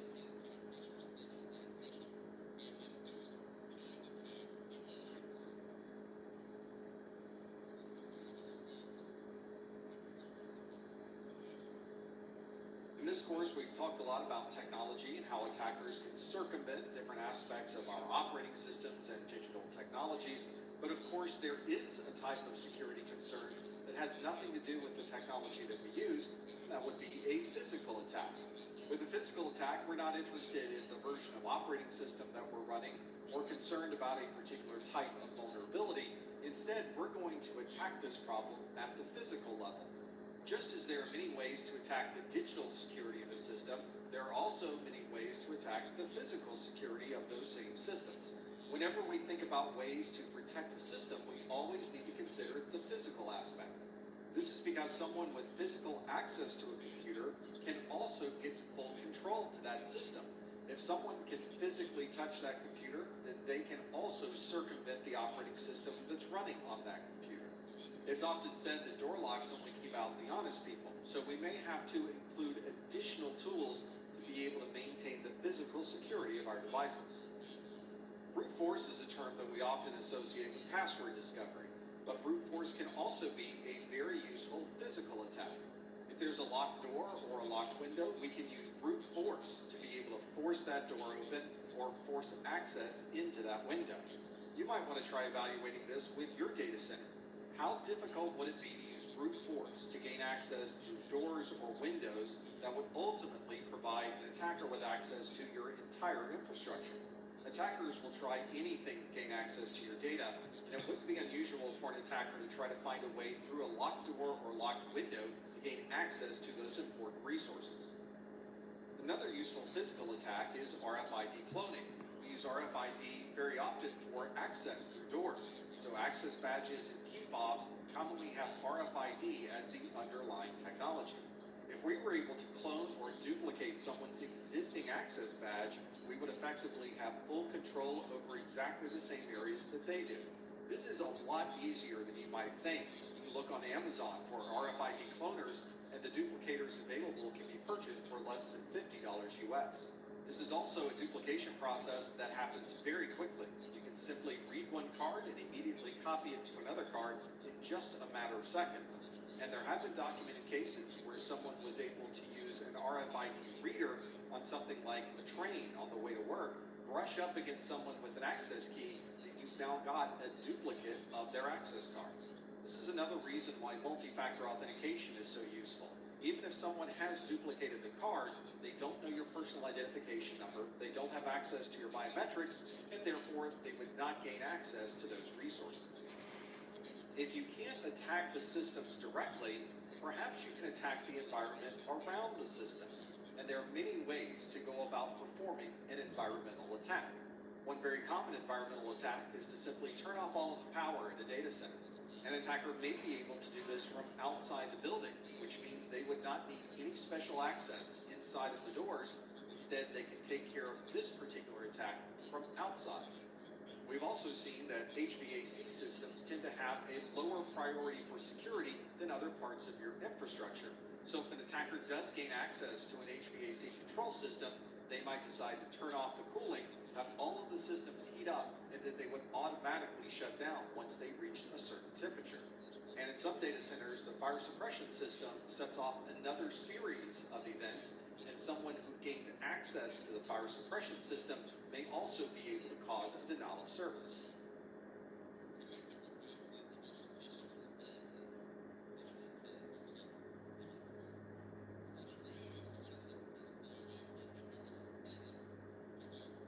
A denial of service occurs when an attacker forces a service to fail. This is an intentional process where the attacker may be overloading a service so that no one else can gain access. Or the attacker may be taking advantage of a known vulnerability or design failure with that particular system. This is another reason why we always say to keep your systems always up to date with the latest patches. There are also documented cases where an organization may create a denial of service to a third party as a competitive advantage. If you can remove your competitor from the internet, then there's an obvious advantage to be had. And it may be that the denial of service is simply a distraction or a smokescreen so that some other vulnerability can be exploited elsewhere in the organization. And although it's true that sometimes this denial of service occurs because of a vulnerability in software, sometimes it's a very easy process. For example, removing the power from a system is a very simple way to create a denial of service situation. Sometimes we create a denial of service to ourselves. This can be easily done if you aren't paying attention. For example, you may be plugging in two switches to each other, and then you plug those two switches into each other again, which effectively creates a loop. And if you're not running spanning tree, then you've probably brought down that particular part of the network, creating a denial of service. You could also create a denial of service by simply downloading a file. For example, if you need to download a large Linux distribution and all you have is a very small DSL line, you may be using all of the bandwidth that would normally be associated with your production applications. And I have worked for organizations where the water line was placed above the ceiling of the data center, and unfortunately, that water line broke. This certainly caused panic for everyone in the IT department, and it also caused a denial of service. The attackers, though, don't count on one single device to try to bring down an entire set of servers. Instead, they will use multiple devices located all over the world to create a distributed denial of service, or DDoS. For example, they may use a large number of computers scattered all over the world to use up all of the bandwidth or resources associated with a web server, which would effectively cause this denial of service issue. Obviously, the attacker's not sitting at the workstation of all of these devices that are located all over the world. Instead, they've put malware on these devices and created a series of botnets. These are robot networks that are under the control of the attacker, and the attacker can simply tell the botnet in one single command to attack a particular web server. As an example of just how prevalent this can be, the Zeus botnet had over 3.6 million computers under their control at their peak. This allowed the owner of the botnet to basically attack any device or any system that they would like, all by sending a single command to their botnet. We sometimes refer to this as an asymmetric threat because the attacker has relatively few resources and they can easily bring down organizations that have many more systems and much more bandwidth than they do. The attackers have also found that they can create a much more efficient attack if they can send large amounts of data to these devices to effectively bring them down even faster. And the attackers have found that there are ways that they can send small amounts of data that are suddenly amplified into very large amounts of data to cause the denial of service. This process of reflecting and amplifying the amount of traffic being sent over the network is possible because they're taking advantage of internet services that are available to anyone. You can see this amplification occur with certain protocols. For example, when you request information from an NTP server, you generally receive back more information than you requested. The same thing applies to DNS requests, ICMP requests, and other types of very common protocols. Here's a very common example of DNS amplification. This is a DNS query. You can see the dig command. This dig command is requesting any information over a particular domain name, and the domain they'd like to find is isc.org. So you're sending very little information out, only 15 characters. But notice that the results of what's returned is about 1,300 characters, or you're effectively amplifying this by about 86 times. You can see how this might be appealing for an attacker because they can use DNS service, which is very common, send very little information into the DNS, and have the victim receive a large amount of information in return. Here's how this would work. You have a command and control for the botnet that is managed from a central facility, and of course you have all of these infected systems around the world that make up the botnet. It's also important for the attacker to find just the right DNS servers, the ones that are not properly configured or properly secured. These are open DNS resolvers. There may be a number of these that the attacker can use located around the world. This starts with the botnet command and control sending the command to the botnet to start the distributed denial of service attack. This is sent as a message that says, perform a query on the open DNS resolvers that are listed and have that query spoofed so that the results are being sent to a particular web server. This query is sent from all of the botnet devices to these DNS resolvers. And of course, because this is amplification, the query that's made is relatively small, but the results from the DNS resolver will be much larger. These DNS resolvers will send these responses to the web server IP address that was originally spoofed, effectively overwhelming it and causing the distributed denial of service attack.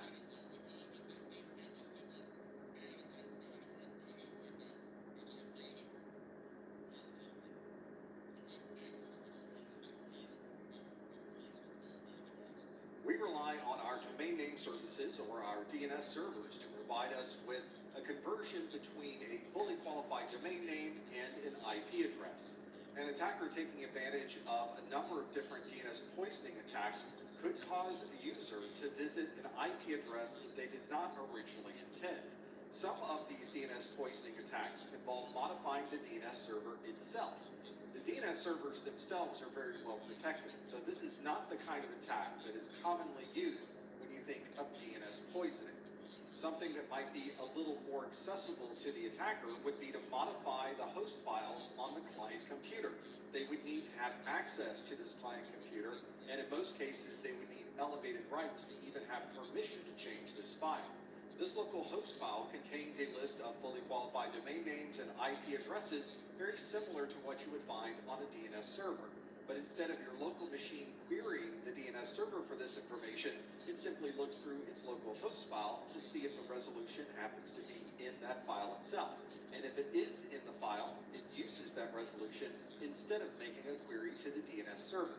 And there are certainly ways for an attacker to sit in the middle of a conversation, intercept the DNS queries, and reply back with the query that would direct the user to a malicious site. Since this is a real-time redirection of the original request, it would require the attacker to sit in the middle of the conversation as the DNS query is occurring.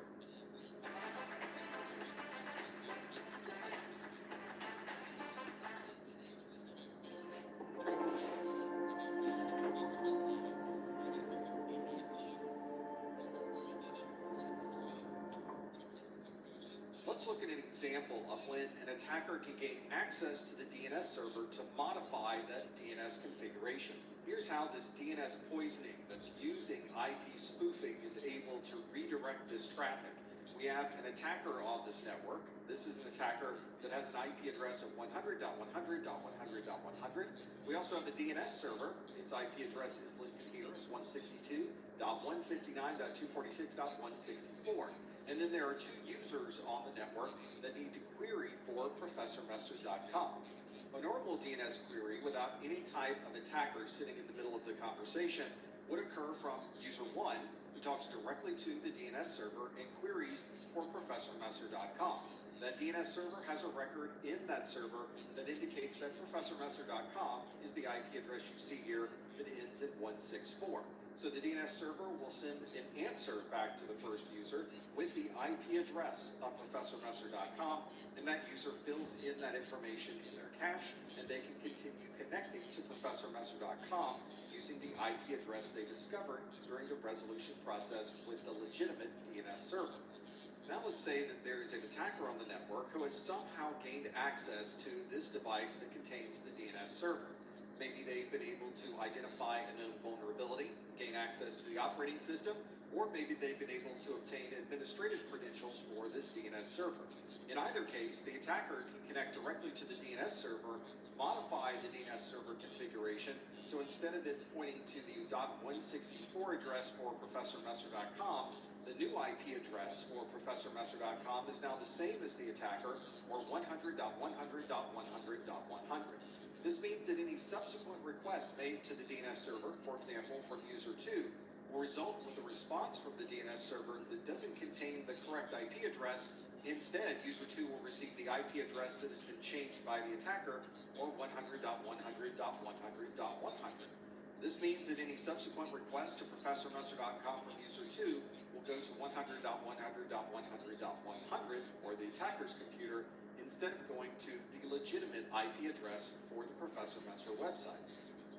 Another way to gain access to this DNS server and make configuration changes is to somehow gain access to the entire fully qualified domain name that is used by that DNS server. So if you can access the domain registration wherever it happens to be, you would then be able to control exactly where that traffic is going to flow. All right, everybody, welcome back from break. Associated with that fully qualified. Hang on in there. Got a couple hours left before your 3-day weekend. It is not a simple process. 3-day weekend coming up on us. Generally put in place. Let's say at a quarter till, we'll do some question and answers. After that, we'll go to break, come back, jump in some breakout rooms, and we can finish out the day. Does anybody have any questions? Anything? This is actually a pretty cool day to catch up with some work. So I don't think we've had, Martin, have we had this much time to kind of work on stuff over the past couple weeks? I don't think we have we? Had a day like this where we can kind of sit back and work on stuff? Yeah, so this is, I bet this is welcomed. We're slowed down a little bit. Yeah, much needed. I agree with you. So we're going to take advantage of it. Yep. So if you need anything, I am here. And just let me know. Domains that were used by desktop systems, mobile devices, and almost any other device associated with the bank. The attackers had access to all of these systems and were able to make configuration changes for a 6-hour period on that weekend. The attackers effectively became the IP address for the entire bank, which means they could start collecting usernames, passwords, and other sensitive financial data. The bank didn't release any information about this particular attack, but we know that this bank has over 5 million customers, approximately $27 billion in assets. This is a problem that can occur not just for this bank, but for anyone's organization where you rely on that DNS to point people to the correct servers instead of a server that may be malicious. Another way that an attacker can use to redirect users to a malicious site is by using URL hijacking. This might redirect users to a site that presents advertising, and that advertising would create a revenue stream for the attacker.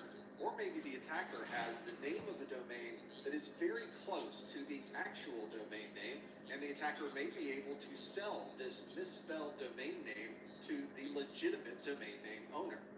If the attacker really wanted to be crafty, they could use that misspelled name to redirect all the traffic from that legitimate site to the competitor of that legitimate site. Or the attacker may present a page that looks exactly like the legitimate site, and it may request you to input your username and password, at which point the attacker now has your login credentials.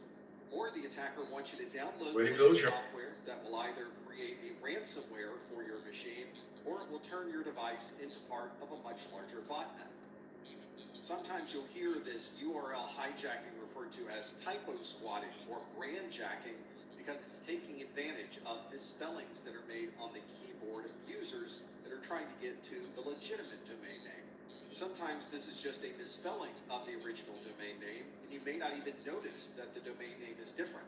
For example, the legitimate URL for my website is professormesser.com with ProfessorMesser.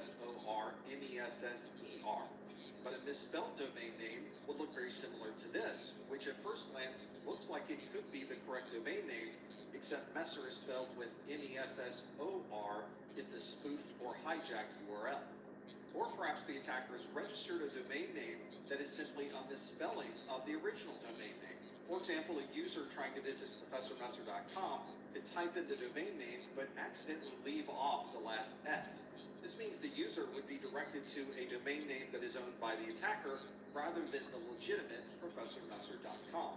Attackers could also add additional letters to the domain name, for example, ProfessorMessers.com, which looks very close to the legitimate domain name, but of course this is a domain name that is owned by the attacker.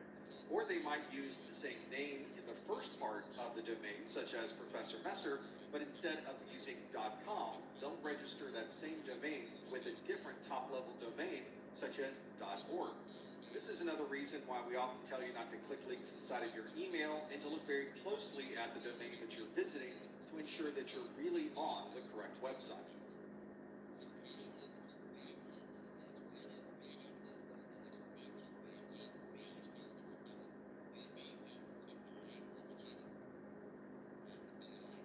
Let's say you're on a wireless network browsing the internet and then suddenly you're disconnected from the wireless network. There's no warning, no messages, you've simply dropped off the network and now you no longer have internet access. So you wait a bit, you reconnect to the wireless network, you go back to surfing, and then the wireless network drops off again. This is something that can happen over and over and over again, and you may not be able to even stop it from occurring. Anyone on this wireless network could be susceptible to a wireless deauthentication attack. This is a denial of service that takes people that are working normally on the wireless network and then suddenly disconnects them completely from any connectivity over that network.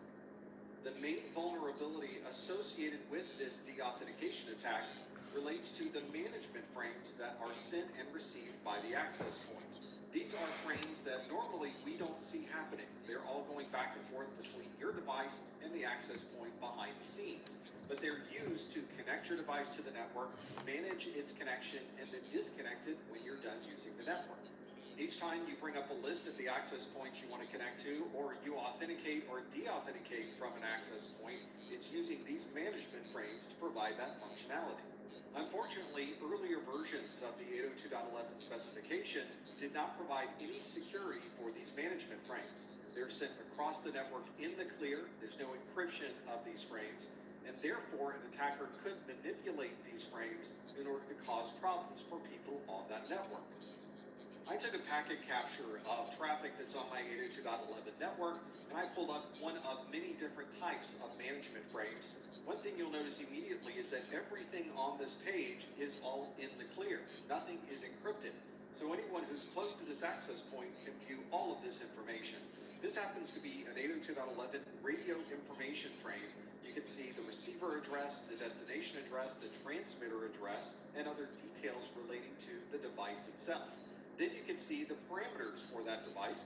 The SSID for this wireless access point is PMN, that's the name of the wireless network. You can see the support rates for that network and other details associated with that wireless access point. Let's look at an example of a deauthentication attack. I have an attacker's screen on the right side in black, and you can see the user or victim's device is on the left side. For this attack to work, we need to know the MAC address or hardware Wi-Fi address of the device we'd like to remove from the network. In this case, it's the user's iPhone, and this iPhone's MAC address ends with 2 Echo Fox Delta. We're first going to run a utility called aerodump-ng, and we're going to specify the wireless card that we're using for this Linux device, which in this case is WLAN0mod. When we run this command, you'll notice that we have a listing of all of the access points in this area. This one is listed with the BSS ID, and you can see the ESS ID associated with that address. I also have a list of all of the devices that are communicating to that wireless access point, and you'll notice that the last one in the list ends in 2 Echo Fox Delta, and that matches the Wi-Fi address of this iPhone. Now that we have the hardware addresses for the wireless access point and the device that we'd like to remove from the network, let's run a command to send some deauthentication frames across the wireless network. We'll use this utility airreplay-ng and specify a -0 to send the deauthentication frames. Then we'll select the wireless access point's hardware ID, and then the device that we'd like to remove from the network with its MAC address. Then we'll begin the air replay, and you'll notice the PM network on the left side suddenly disappears when the deauthentication frames are sent across the network. As long as we continue sending these deauthentication frames, this particular device will not be able to reconnect to this wireless network. The engineers on the IEEE 802.11 committee realized that this particular problem is a significant security concern, and they made updates to the specification to prevent this from occurring in the future. These updates were incorporated into the 802.11 AC standard and newer. With this update, a number of management frames are now encrypted, so frames such as the disassociate, deauthenticate, and channel switch announcements are now encrypted by default, would no longer be susceptible to this type of denial-of-service attack. If you perform a packet capture on your 802.11 AC network or newer, you may still see management frames that are not encrypted. This is because there are a number of important management frames that have to be in the clear prior to the encryption occurring. So things like beacons, probes, authentication, and association frames are frames that you might still see if you take a packet capture. The DDoS attack took advantage of a vulnerability within the 802.11 protocols themselves, but there are other ways to prevent someone from connecting to a wireless network using radio frequency or RF jamming. This is a type of denial-of-service attack that affects not just a single device, but everyone trying to communicate over those wireless frequencies. The attackers will send interfering wireless signals to anyone who may be nearby. The goal is to have them decrease the signal-to-noise ratio so that the user is hearing more noise than actual real data from the wireless access point. And of course, if your device can't hear anything being sent by the wireless access point, then it's not able to send or receive traffic and communicate over that network. You may have even done this yourself without realizing what was happening. It's very common, for example, for microwave ovens to cause problems with 2.4 gigahertz wireless networks, and sometimes fluorescent lights can also cause jamming over these wireless frequencies. But if you're not running into a problem with an oven or with your lights, then it is possible that someone is sending additional signals out to cause problems on your wireless network.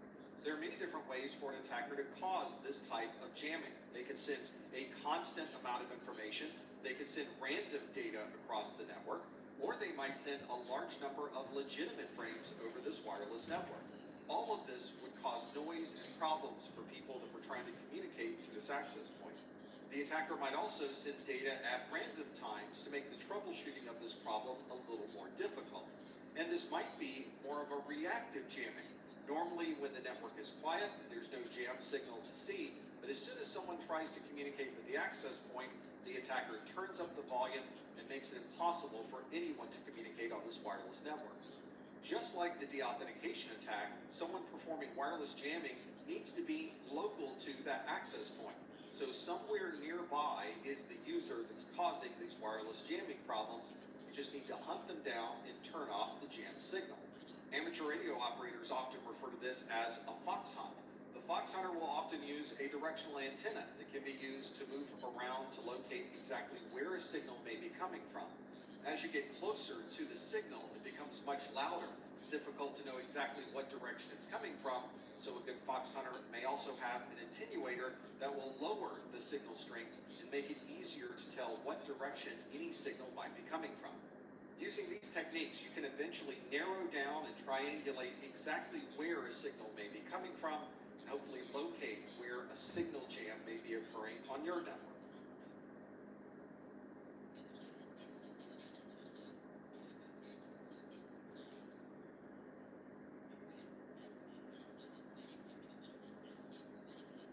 An on-path attack allows an attacker to sit between two devices and watch all of the traffic go back and forth between those systems. You might have also heard this attack referred to as a man-in-the-middle attack. The attacker in the middle of the conversation is responsible for transferring information from one device to the other. And as it's passing through, the attacker can look at the information that's being sent between devices and in some cases modify the information that's being sent in real time as it's traversing the network. What's perhaps even more concerning, especially for the parties involved, is they have no idea this attack is taking place.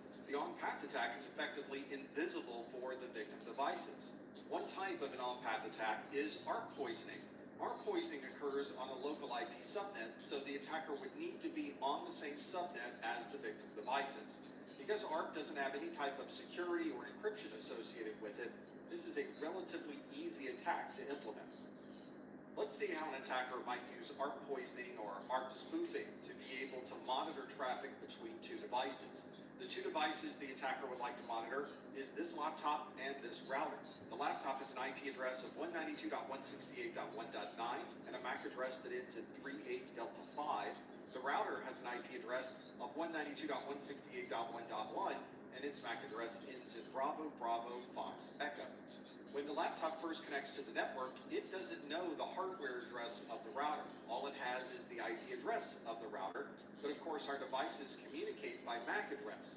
It's the Address Resolution Protocol, or ARP, that allows us to resolve the MAC address from an IP address. So the first thing the laptop will do is send a broadcast across the network asking if any device out there happens to be 192.168.1.1, and if you are this device, please send back your MAC address. The router will obviously see this broadcast and will send back a response that says, I am 192.168.1.1, and here is my entire MAC address. You can see the MAC address here is the same as the MAC address already associated with this router. Once the laptop receives that ARP reply, it saves that reply into a cache on this local device. This allows the laptop to continue to communicate to the router without having to perform this ARP request over and over again. The ARP cache will normally time out after a number of minutes, at which time the ARP process will occur again. It will be cached again, and it will be saved locally for the next interval.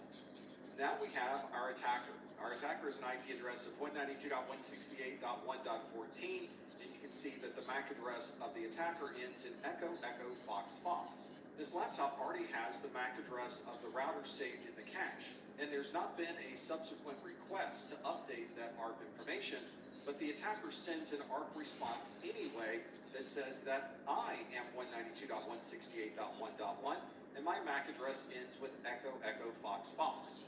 You'll notice that is identical to the MAC address associated with the attacker. ARP doesn't have any type of authentication function or additional security, so when it receives this type of message, it will update its cache with this new detail. So you can see the ARP cache has now been overwritten with the 192.168.1.1 and the new MAC address of Echo Echo Fox Fox. This same process will occur to the router, which means now that whenever the router wants to talk to the laptop and the laptop wants to talk to the router, it will send all of that information through the attacker's device, at which time the attacker can monitor traffic, modify information that's being sent between these two devices, or effectively turn off the connection between the laptop and the router. The previous ARP poisoning example involved a number of different devices all communicating over the same network. But what if the attacker could perform this on-path attack on the same device as the victim? This is referred to as an on-path browser attack. With an on-path browser attack, or what you may have heard as a man-in-the-browser attack, malware or a Trojan on this device is configured as a proxy that is able to redirect traffic before and after it's sent to the network. This means that even if the network traffic was encrypted, this type of attack would still be able to see all of the information in the clear because it's running on the same device as the victim.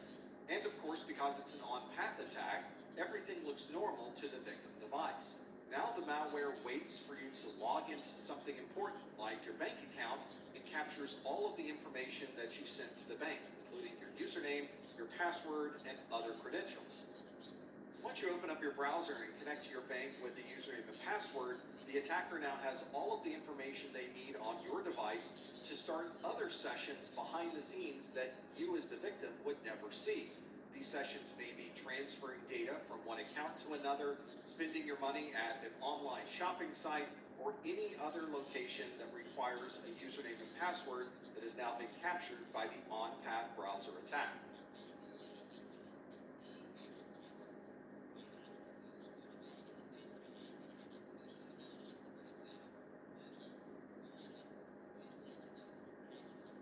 A common flow of network traffic is from a client to send information to the server and the server to reply with additional details. The Some of this information that's being sent back and forth between the client and the server may contain information that an attacker would love to be able to see and to be able to collect. Once that information is collected, the attacker may be able to reuse that information with a replay attack. To be able to perform a replay attack, the attacker has to be able to have information that can be replayed. This can be difficult for the attacker to obtain. Some of the techniques they might use would be to use a physical network tap to watch the traffic, perhaps use arc poisoning to redirect traffic to the attacker, or the attacker may put malware on the victim's computer to be able to gather information going across the network. Once the attacker has these details, they can replay this back to the server, effectively posing as the victim computer. The replay itself is not an on-path attack, although it is very common to perform an on-path attack to gather the details that later will be used for a replay attack. One form of a replay attack is called pass the hash. The hash in this context refers to a password hash that is normally used during the authentication process.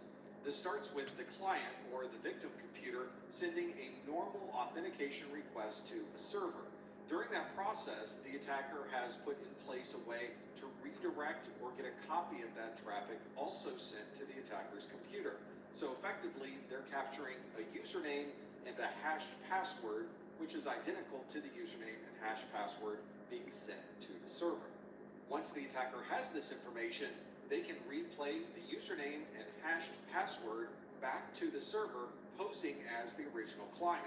The server receives a username and hashed password that properly authenticates, so the attacker now has access to the server, posing as the victim computer. One way to stop this replay attack from occurring is to use encryption so that none of the traffic sent across the network can be seen, and this also might include some additional salting of the password so that each time an authentication occurs, it's using a different salt and therefore a different hash. The server is configured to not accept the same hash twice in a row, so if the attacker does somehow gain access to this salted hash, they wouldn't be able to use a replay attack to gain access to the server. Another valuable piece of information that an attacker would love to retrieve from your computer are your browser cookies. These cookies are simply files that store information about the sites that you visit. This is a way for your browser to maintain tracking and session management when you're connecting to websites. The cookie is not an executable and it doesn't contain any malicious code, but it does contain information that would be valuable for an attacker to gain access to a server. This could also be a privacy risk. If you look through the information that's contained in the cookies stored in your browser, there's username information, other details about the connection, and things that third parties could use to learn more about you. The information that an attacker would love to pull out of these cookies, though, would be a session ID. This session ID could be used by an attacker to gain access to a server without needing any login credentials from the victim. The session hijacking or sidejacking occurs when a user authenticates initially with a web service, so they provide a username and password, and a session ID is sent back to the victim's computer. If the attacker does gain access to the session ID, they can use it for subsequent sessions to the web server. And every time they use this session ID, the web server thinks it's coming from the original victim's computer, which is now logged in, and the attacker would now have access to everything the victim machine would have on that web server. The session ID and many other details are contained within the headers that are sent back and forth between systems. These headers could be gathered using some type of packet capture, such as Wireshark or Kismet. There are also exploits like cross-site scripting that can gather these details on a client machine and have those details sent to the attacker. The attacker might also modify the headers that they're sending to a victim server. And through the years, we've used tools like Tamper, Firesheep, and Scapey to be able to accomplish this. There are also a number of add-ons and extensions you can put in your browser to be able to view your cookies and modify the information that's contained within those cookies. One way to prevent this session hijacking is to simply encrypt everything. If you're encrypting from the source device and all of that data is encrypted all the way until you reach the destination device, anyone monitoring this traffic would not be able to see any of your session IDs or any other personal information. This requires the server to be configured to allow encryption using HTTPS, and these days many servers are already configured to allow this type of encryption. There are also extensions that you can enable in your browser that will require that the connection between you and a web server is running HTTPS, and it will prevent any type of access that may be in the clear. If you can't encrypt end-to-end, you might want to encrypt from your device to a VPN concentrator. That would at least allow for encryption on the first part of the journey, and the only part that would be in the clear is the part that is after the VPN concentrator.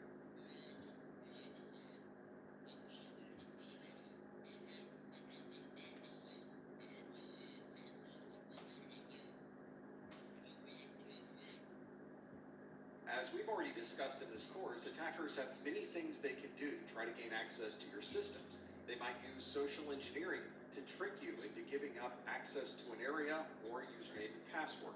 Or they might try using default credentials that unfortunately may not have been changed on newly installed equipment.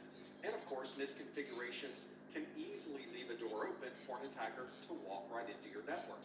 These attacks may require some knowledge of the organization or of the users, but they're not solely technical attacks. Logging in with default credentials or misconfigurations are errors that were left by the user and don't require a huge amount of technical know-how. But if the users are not susceptible to social engineering techniques and the device has not been misconfigured or left with the default credentials, then the attacker needs some other method to gain access to those systems. Instead of walking in an open door that was left unlocked because of default credentials, malicious code requires a bit more technical know-how. And in this video, we'll look at some of the techniques that attackers use with malicious code to gain access to your network. When we mention malicious code, we are really referring to many different methods that could be used to gain access to these systems. This malicious code could be packaged in an executable. There could be scripts that are running on that system. There might be macroviruses or Trojan horses or many other methods of malicious code that can gain access to this system. Because there's so many different methods that could be used, we have to present a very strong defense against any possibility of malicious code. So we might be using anti-malware to block executables, perhaps some scripts or macroviruses. We have a firewall to block traffic that may be known malicious passing through your network. We have continuous updates and patches that will always close these vulnerabilities if a security issue does exist. And of course, we need to train our users to use secure computing habits so that they don't give people information over the phone or click unknown links inside of an email. Malicious code was used with the WannaCry ransomware attacks to infect devices that were Windows systems that had a vulnerability using SMB, or Server Message Block version 1. This vulnerability allowed for arbitrary code execution, so the attacker could effectively run any software they'd like on a user's machine. This allowed the attacker access into the operating system, and from there they could install additional malware to run the ransomware software. Another type of malicious code was the one that affected British Airways with cross-site scripting. The attackers were able to gain access to the British Airways website, and they placed 22 lines of malicious JavaScript code on the pages used to check out when purchasing a flight. This allowed the attackers to start collecting credit card information, and by the time this was discovered, approximately 380,000 victims potentially could have had their credit cards stolen for this cross-site scripting attack. And another type of malicious code was used with the Estonian Central Health Database. This is a database for the entire country of Estonia, and it was accessed using SQL injection as the malicious code. This allowed attackers access to the entire database, effectively breaching all health information for citizens of Estonia.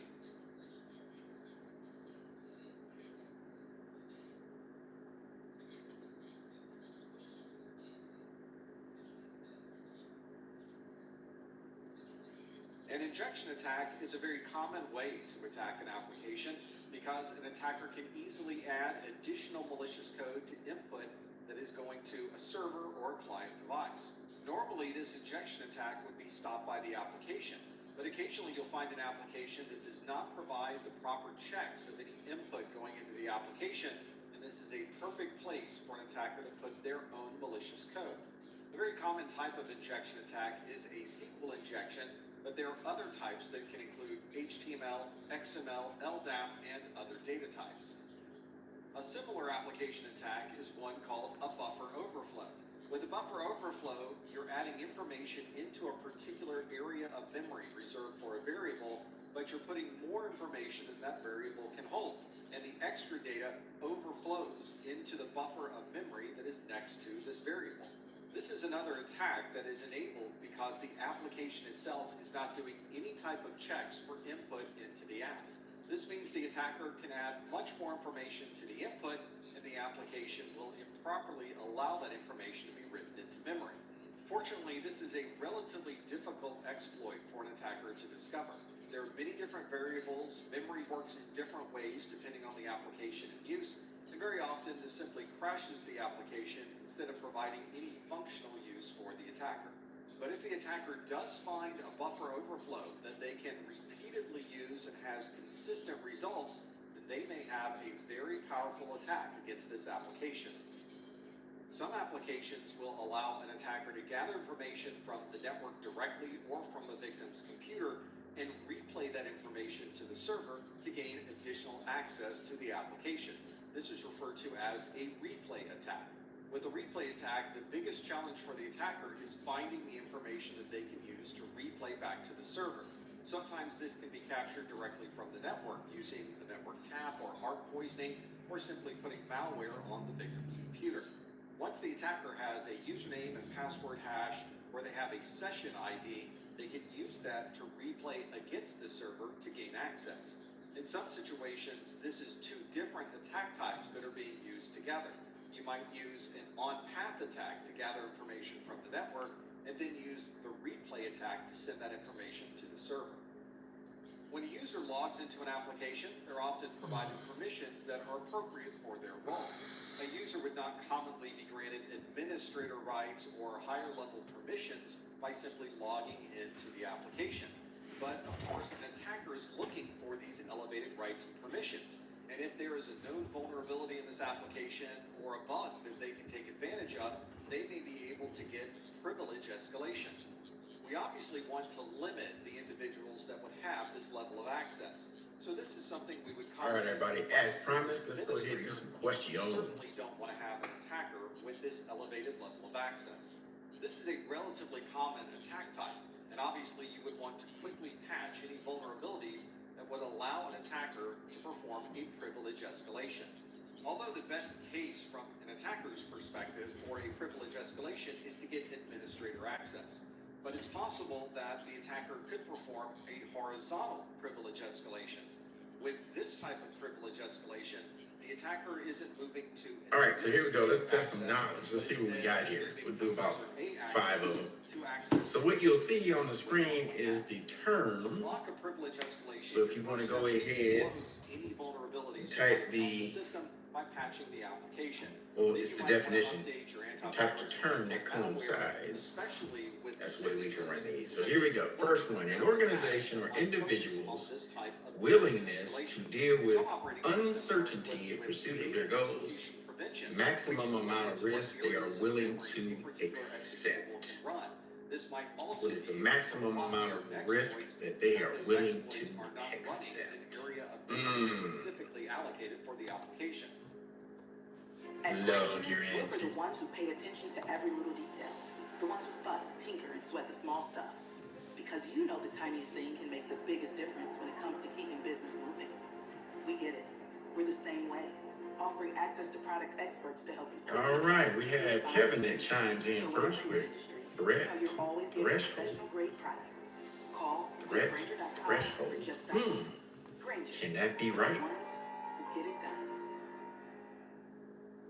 And along those same lines, many operating systems can randomize where data may be stored within memory when the application is running. This means that each time the application runs, data may be located in a different location, which makes it more difficult for an attacker to find a vulnerability. Here's an example. Mr. T says risk acceptance. Charles says I could go. 29336. This is a Kevin now says risk acceptance. And it was announced in May of 2020. We'll give it another minute to see what folks say. The Win32K kernel driver in server as this will be seen on the exam 2012, as a question. Depending if you get an A or B. I've taken both. if an attacker A test or B test, they're on both. vulnerability, they would be granted system You privilege. got to read the whole question, Kevin says. Threat management are the of threshold. highest level of privilege you can have. All right, so here we go. Lock in your answers, and I will reveal. Another application attack is the cross-site request attack. If you chose risk tolerance or risk acceptance, you are correct. Give yourself a round of applause on that. Yes. How much are you willing to accept, even if you have an intrusion or anything, and what goes along with it? So good job. Next question. Here we go. From Instagram. All of this loads into a single screen. An organization's willingness to take on certain risks to achieve its objective. This is a normal process that occurs when you visit almost An organization's willingness to take on certain risks to achieve its objectives. So when this page is loaded on the ProfessorMesser.com website, even though it includes YouTube and Instagram information, you don't have to include your YouTube username and password or your Instagram credentials. If we were to look into the code of what's really running when you visit a website, you'll see that it's separated into two different types of code. Some code will run on the web server itself, and some code will So risk acceptance was the answer on the previous question. HTML or JavaScript. This is rendering all of the information inside of your Could it be the same browser. again? Website administrator. It is similar, There are also but it's processes different. occurring on the server side or the web server side itself that the browser doesn't see. This may be the web server accepting a request. I'm just framing it different. Processing that request with HTML. Brian says risk appetite. Funds from one account to the other behind Oh, information see? onto YouTube. Yeah. This is Risk something buffet. that does only on that side. Kevin says, how's it different? They're accepting risk Process. The attackers in order to complete a job. But if you look at the question, let's go back. Organization's willingness to take on certain risks. The one before it says organization or individual's willingness to deal with uncertainty. Many of these attack types consist of The cross-site maximum amount of risk they're This willing is to sometimes accept. referred to as a one-click attack or session writing. This is abbreviated as XSRF. Elaine says risk management. XSRF. We also Mr. T refer to says it as risk appetite. So here we go. Lock in your answers. to a website, and now that website trusts It is risk appetite. Good job. Good job, B. B hit it first. Have your browser make requests on All right. your behalf to a server. that is Risk business. Risky business. Like the movie, Risky Business. The attacker may be able to create code that would All right, here we cause the go. browser to begin posting status information on your Facebook account. Many These web-based are applications recognize predictive danger metrics of forgery. signaling They've already built increasing anti-forgery risk techniques into the application exposure. itself.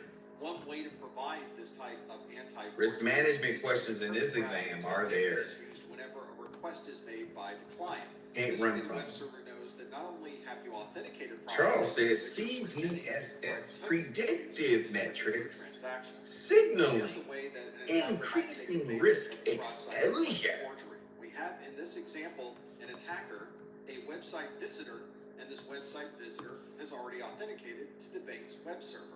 The first step is the attacker is going to create Mr. T says, I hate risk. but it needs to get that request into the hands of the bank site visitor. So they might send a hyperlink to a user, have them Wait till you get to meantime before failure and MTTR and all that other stuff. Yeah, that's crazy. If the victim is logged into the bank, So we have one of those malicious two answers logged in. I hate risk and CVSS. that causes that victim's account to transfer information What else do we have? to the attacker's account. This all happens behind the scenes, and it's very common for the A victim predictive not to realize metric. that this transfer has taken Kevin place says because key they happen risk to click on one of indicators. those Yeah, malicious that's what links. I was about to say. Elaine says key risk indicators? Question mark. Brian says key risk indicators. Yes. Web server configuration. This misconfiguration allows an attacker to read or write files to a web server that are normally outside the scope of the website's directory. All right. For example, Aaliyah concurs. all of the different folders that were installed All right, here we on go. the Windows computer. Mr. T concurs. Windows that included All right, let's see what we got. Windows directory, the users directory, and others. Key risk indicators, you're correct. Yeah, Woo, woo, woo. Normally would not be Yes, accessible by the indeed. web server Eat running those on the Wheaties. machine. A user visiting the website should only be All right. able to see and write Next files question. that may be located in the www root directory of that server. But if this web server is Responsible for configured managing properly, risk, it's the possible for risk an attacker to gain access to other parts blank of the system. monitors, implements, Sometimes the web mitigation server actions, isn't and configured updates properly, risk but the register, software vulnerability accountable within the for web server risk software that allows management. an What is attacker this to term? use a specially crafted attack Responsible to for gain access to managing these risk, directories. And of course, there might be monitors, application implements, on this web mitigates server actions, that and could updates allow the an attacker risk to write to other parts register. of this file system that are not This is part of accountable the web for server risk itself. Here's an management. example of a line that is in a web Yeah, server we got them log brains that shows thinking a user today. performing a GET request Charles says for the a risk specific owner. web page on that server. And you can see that the URL says it's looking for www.example.com/show.asp. And you can see there are additional parameters in this URL that include Kevin chimes in and says risk owner. Windows/system.ini. The .. is very indicative of a directory traversal. Charles says, thanks, Kevin. That allows you to move Hey, backwards Kevin one says, no, directory risk manager. in that particular file He system. changed his. Ah, he got you, Charles. Someone Ah, can use .. he changed his answer. accessing files Yep, on a web risk server. manager. Martin sits back to evaluate. He slips in the right answer in between. Directory traversal.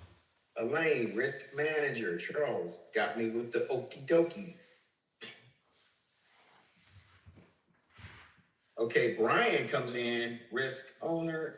Aaliyah says risk management team. Many times a day, but we often All right, think let's about lock in the answers and see what we got. send it out to someone else. Is that information Risk owner. secure? Awesome. Charles is like, yes, yes. We need to investigate how the cryptography works Risk owner. to be able to Good job on that. Good job. Risk With most owner. cryptography, the piece of information that is the difference between Should have stuck with my gut, Kevin says. I always do that. it's being used during Yeah. the encryption process. But very often, the All right, attackers don't here's have another access one. Here we to go. Here we go. encryption or This gets the brain to decryption, thinking of and they have to find other means to be able to gain access to that monetary data. value Instead of trying expected find to the be key to the lost safe, in they'll a instead single start attacking the event, safe itself. calculated So as what happens asset is value cryptography times is using exposure to make sure factor. that it is secure and can't be attacked in any other way. One interesting part of cryptography is we tend to make these protocols and algorithms public so that Monetary value expected to be lost in a single this event. also means that we should be able to find weaknesses or workarounds within the cryptography that would allow SLE? us access to the data without the key. Of course, if we do find a workaround, we immediately Single choose loss not to expectancy? use that cryptography any longer. This means that the cryptography we use today has withstood the test of time, and we can continue to trust these algorithms. T to says the protect our same data. thing, single loss Since we know the expectancy. algorithms are secure, the attackers now focus Charles on says the that's, implementation Kevin says, I concur. cryptography, and very often it's the Make it so number one. implementation of the cryptography Brian says that SLE. ultimately provides the Yep. weakest link that allows the attacker to gain access to our data. Let's first look at SLE. attacks that we can do against the algorithms themselves. The first attack type we'll look at is a birthday Let's see attack. what Martin. Here's the Martin, you just chilling on this one? classroom of 23 students. Trying to there's a absorb it. chance of 2 students sharing a birthday. Elaine says The answer SLE. is about 50%. All That right. means if you've got 23 students in a room, Give you've you got a 20 50% seconds. chance of someone in that room sharing their birthday with someone else. And Remember, here's we're not the asking answer. what Oh, no student problem. I got you, shares Martin. their I'm sorry. birthday I was just trying to see if you're We're trying if to you're doing find something out else, go if ahead. any student Kevin shares says their I was stuck birthday on with someone else. That means quantitative if you increase for a the number second. of Okay, students got to you. about So 50, here's the that answer. goes up to 70%. Single loss. Cryptography, Good the job. same thing Way to applies go, except on people. a much larger Way to go. scale. We refer to Way this to go. birthday attack as being All a right. hash collision where you have 2 different Okay, plain next, here we go. texts, and they both result in exactly the same hash. This is usually Estimated found in the frequency process, of which threat means you have to occurrence write every within a possible plain year text and compare it to provides every a resulting yearly hash to see if probability. you ever had Not a difference. single, but a One yearly way to probability. prevent the attacker from using this method of finding multiple identical hashes is to use a very large hash output size. The Okay, larger Aaliyah the says hash, mean the more time before difficult it will be to failure. duplicate that specific hash. Kevin says Ideally, if you NTBF. have 2 different plain texts, we should have 2 different Mean hashes. time before If you have failure. a single hash that is exactly the same across two different plain texts, then we have a collision. It says threat. Unfortunately, this is exactly the situation we found with the Annual rate of occurrence, message digest. Mr. T says. This was first published in April of 1996. Sounds in the wheelhouse, doesn't it? Annual rate of occurrence. This became much more important. Leah says never mind. 2008, when researchers Elaine says TEF. from a CA that Please remind me what TEF is. MD5 hash was validated. I got so many acronyms in my head right now. A certificate that was digitally signed by a Probably knew it when you start typing it. But in reality, this had never been signed by the CA. So the industry very quickly realized that MD5 got ARO, TEF, algorithm to use in the future. MTBF. Threat event. Okay, threat investigation. Okay, see. Here's what a hash collision Thank you. really Appreciate looks that. like. I have two types Mr. T says, I'm going to need to refer to the set plus book. By all means. And you can see that the plain text It's all there. almost identical. All right, here we go. We got 10 seconds. Delta 131 delta delta. 9, Everything that is 8, 7, 6, 5, 4, 3, 2, 1. Here we go. But there are minor differences. Annual rate of occurrence, ARO. And I got bars, so I'll say way to go. Because these are different, you would expect the results of Next. hash to also be very different. But if you put both of these plain texts into the MD5 algorithm, you end up This with is the expected annual loss from a risk, a collision. calculated as SLE Was the MD5 times itself that had the single loss expectancy times the annual rate of occurrence. What is the number? What is that? What is the term? Can often create these types of attacks. For example, the downgrade attack is an attack type that uses a ALE, secure algorithm express JK. Just kidding. of the algorithm that creates the attack. The purpose of the downgrade Annual attack loss is for expectancy, Mr. T says. Aaliyah says the same thing. data to Charles either says a encryption algorithm quantitative risk and annual loss expectancy. One common form of So Charles, are you saying annual loss expectancy? This is a combination Yeah, of AOE. an on-path attack, so you're sitting in the middle of a conversation, and because you're sitting And Kevin says annualized, ALE, LE, sure. He says, yep. downgrade attack. All right, here we go. Like Everybody's most locked in. on-path attacks, this And can be challenging boom, you're correct. See, y'all getting this? Y'all in the getting it? middle of the conversation. But if the attacker is All right, before we go to break, this conversation, let's hit one more. send Here we go. back information to the victim's browser page that the page that they're trying to visit really is not encrypted, so you don't need to request Shifts an the encrypted risk form of to the page. another Simply part. send all of the data across the network without any type of encryption. This Charles is Times saying real fast risk transference. Mr. T's right behind us saying, I concur. rather than the more secure encrypted HTTP. Kevin says, I concur. Here's how SSL stripping works. Normally, you would have a website. Mike is even shaking his head. I concur. A web server. But with SSL stripping, there is an on-path attack. So there's an attacker that sits in the middle of this conversation. Risk transference. Normally would not be there. It's this attacker in the middle who's stripping out the encryption part of HTTPS to provide something HTTP. All right, here we go. We'll go. Let's go through This is the crazy. steps that a web All right, let's do the reveal. server 1, 2, 3. server. Let's include the It is attacker risk in the middle. transference. You got it. Congratulations. Congrats. To send a GET request to the web server. Way to end out that round. Include HTTP. I wanted to go through that because there's at least 5 or 6 questions on risk on this exam. It doesn't matter which one. I took both of them. So I failed it. I failed it on purpose so I can go back and see what the other one looks like.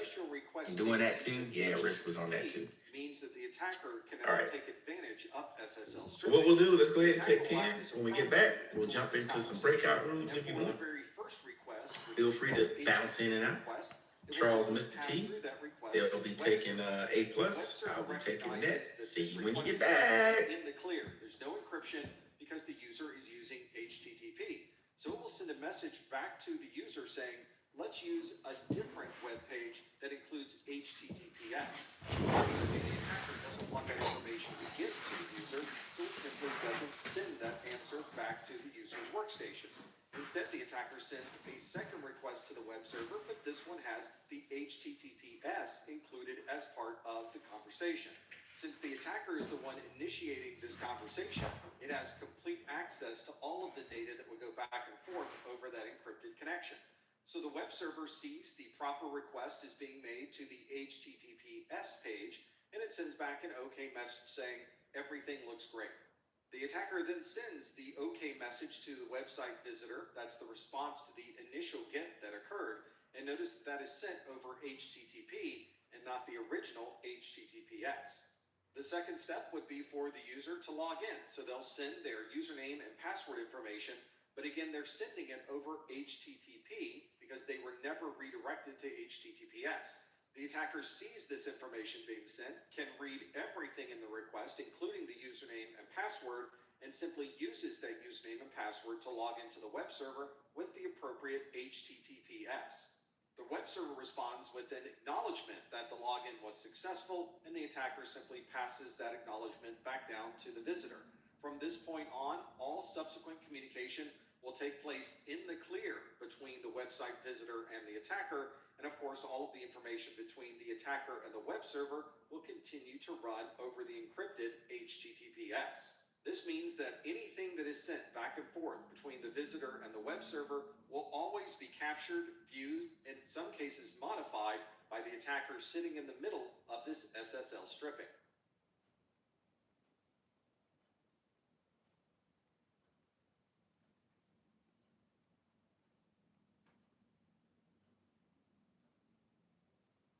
In your IT career, there is a possibility that you could run across an application that stores credentials like usernames and passwords in a non-encrypted form. We often refer to this as in the clear. Although this is rare, this is something that could be a significant security concern. This is why we always say to never store passwords as the plain text of the password. Someone can gain access to the files or databases where those credentials are stored, and at that point, they would easily have everyone's username and password in plain text, and they can begin taking advantage of that information immediately. If you're using an application that is storing this information as plain text, your only good option is to stop using that application. Perhaps reaching out to the application developer might be an option, but this will require a rewrite to be able to save your passwords in a form that's more secure. Instead of storing these passwords as plain text, all of these passwords should be stored as a hash. We've discussed an overview of hashing in previous videos.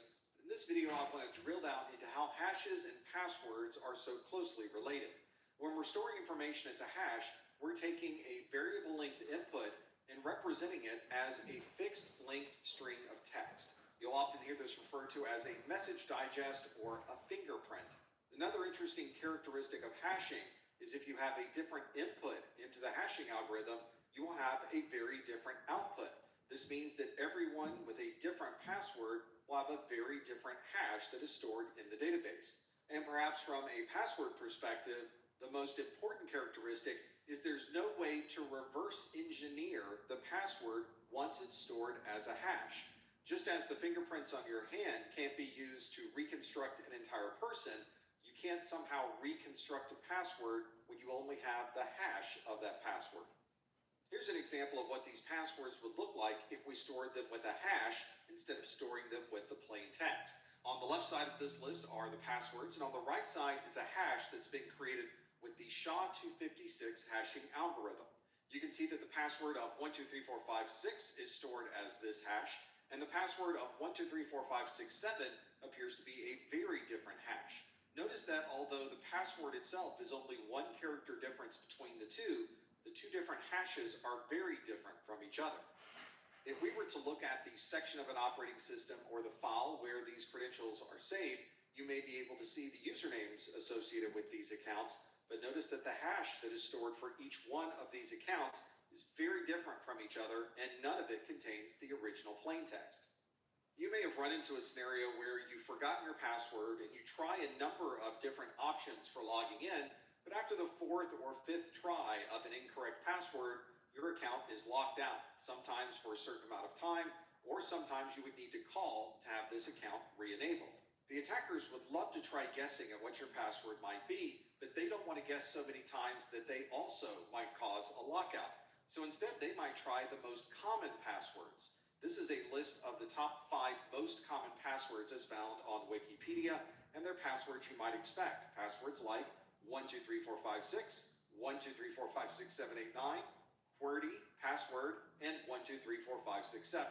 Although it may seem obvious that people shouldn't use these types of passwords, unfortunately, People all too commonly use these very common passwords when securing their accounts. So all an attacker would need to do is to try perhaps maybe the top 3 passwords on this list, and if they don't gain access to the account, they'll simply move on to the next one on their list. So the attacker will try to find these accounts that have very weak passwords, and it might try 3 attempts. Once it uses those 3 attempts, it moves on to the next account. This means there won't be any lockouts, there won't be any alarms or notices in a security report, and they can effectively try this online brute force attack without raising any type of notice. We refer to this type of attack as a spraying attack, and if an attacker wants to simply find those accounts that might be available using these common passwords, this is a good way to accomplish that without raising any suspicion. You can think of a spraying attack as the beginnings of what could potentially be a brute force attack. But a brute force attack would be trying many different iterations of passwords to try to find the right one. In many cases, the attackers will go through every possible combination of letters, numbers, and special characters until they can find every password in that password list. As you can imagine, stepping through every possible iteration of a password is very time-consuming. And if the hashes have been saved with a strong hashing algorithm and the passwords themselves are quite long, this could take quite a bit of time to brute force. Here's the process that an attacker goes through when trying to brute force a password. They have already received the hash. They might have received this as part of a file that was downloaded, or they were able to obtain the hash in other ways. This hash doesn't contain any information that can tell us what the password is. So we'll now start the brute force. We'll start with the password AAAAA, and we'll look at the hash for that password. If that hash matches the hash that was from our password file, then we've just found the right password. In this particular case, it does not, so we will go to the next possible iteration, which is AAAAB. We can see that that hash also does not match the password. We'll go to the next one on our list, and we'll keep iterating through every possible combination. Eventually, the attacker will come across a hash that finally matches the hash that was stored in the password file. In this particular case, the password that the attacker was looking for is literally the word password. As we've already mentioned, it's very common for accounts to automatically lock themselves when too many incorrect password attempts are made.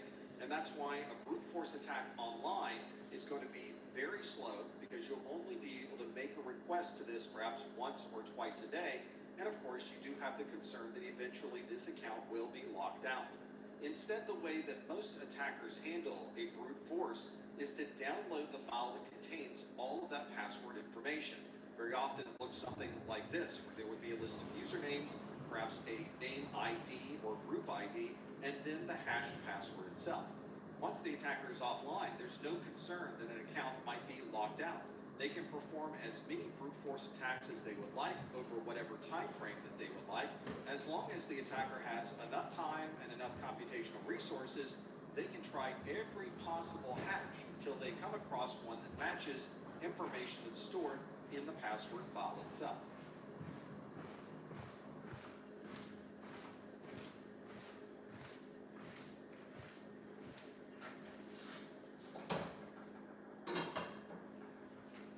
As an IT security professional, you'll often be looking for any evidence that someone may have breached or gained access to your systems.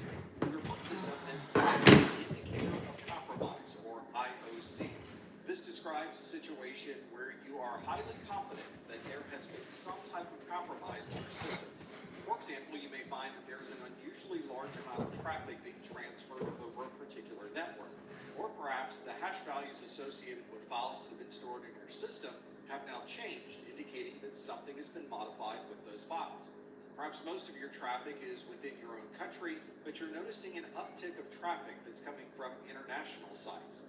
Or maybe the DNS information in your servers have been modified, and that could be an indication someone is trying to manipulate where traffic can go on your network.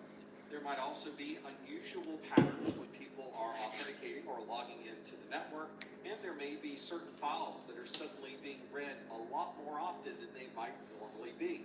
All of these situations and many more could be interpreted as an indicator of compromise, and in this video we'll step through some of these very important indicators to see what it might mean if we see it. One very telling indicator of compromise compromise might be that your account has been locked out. This would be especially unusual if the account was locked because of too many attempts to log in, even though you were not the one that made those attempts. Most accounts will lock themselves automatically after a certain number of incorrect password attempts, and at that point you would need to unlock the account to allow the legitimate login. Of course, the account could have been administratively disabled, which means it wasn't a password attempt that caused that account to be locked. Someone specifically went into your management system and disabled that particular user's account.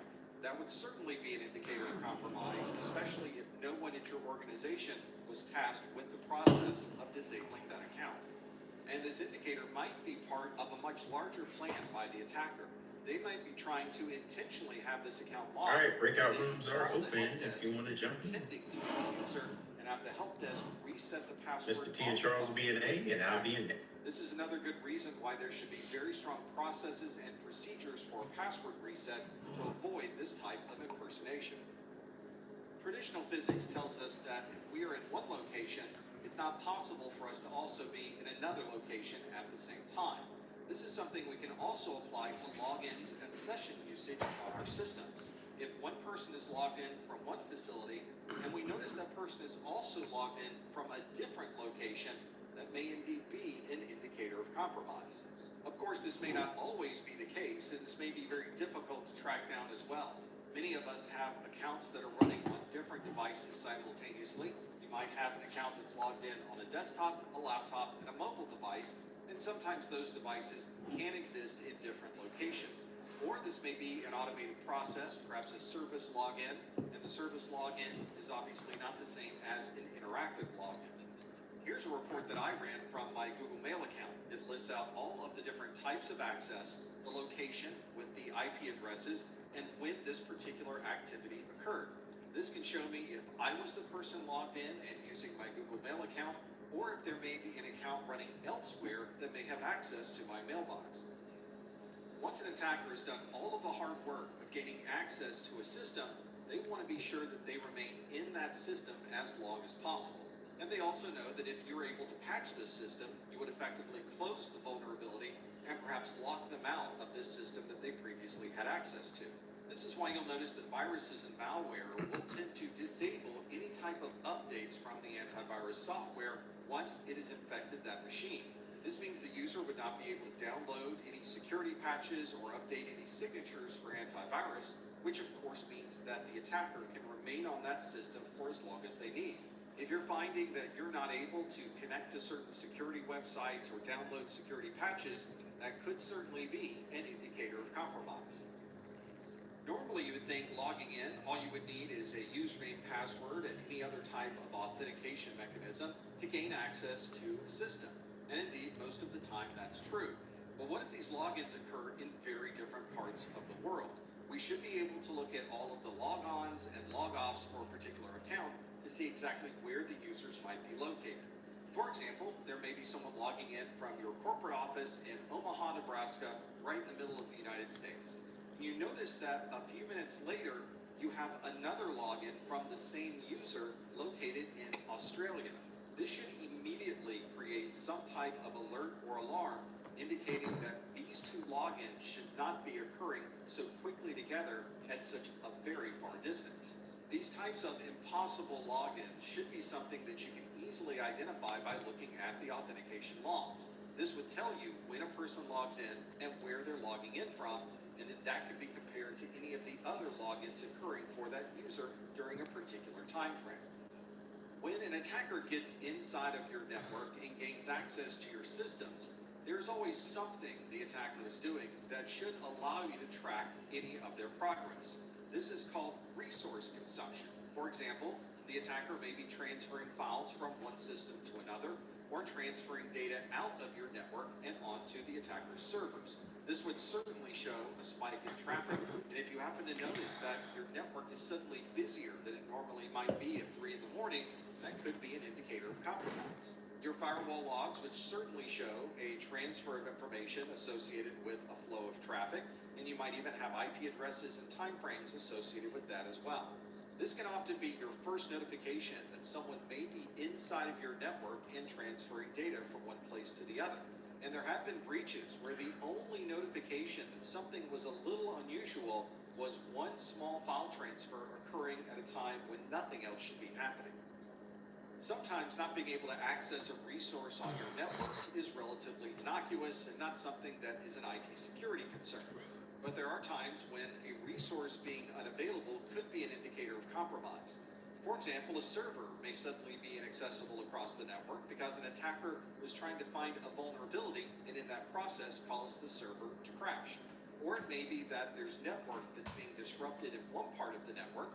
This may be caused by the attacker transferring data on the network, or they may be trying to create a problem on the network so that they can run other exploits elsewhere.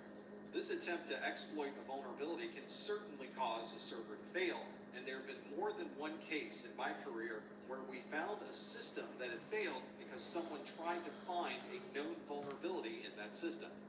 If you access some data on a file system, you may find that the data is suddenly encrypted and not available. And if that's the case, you may be infected with ransomware.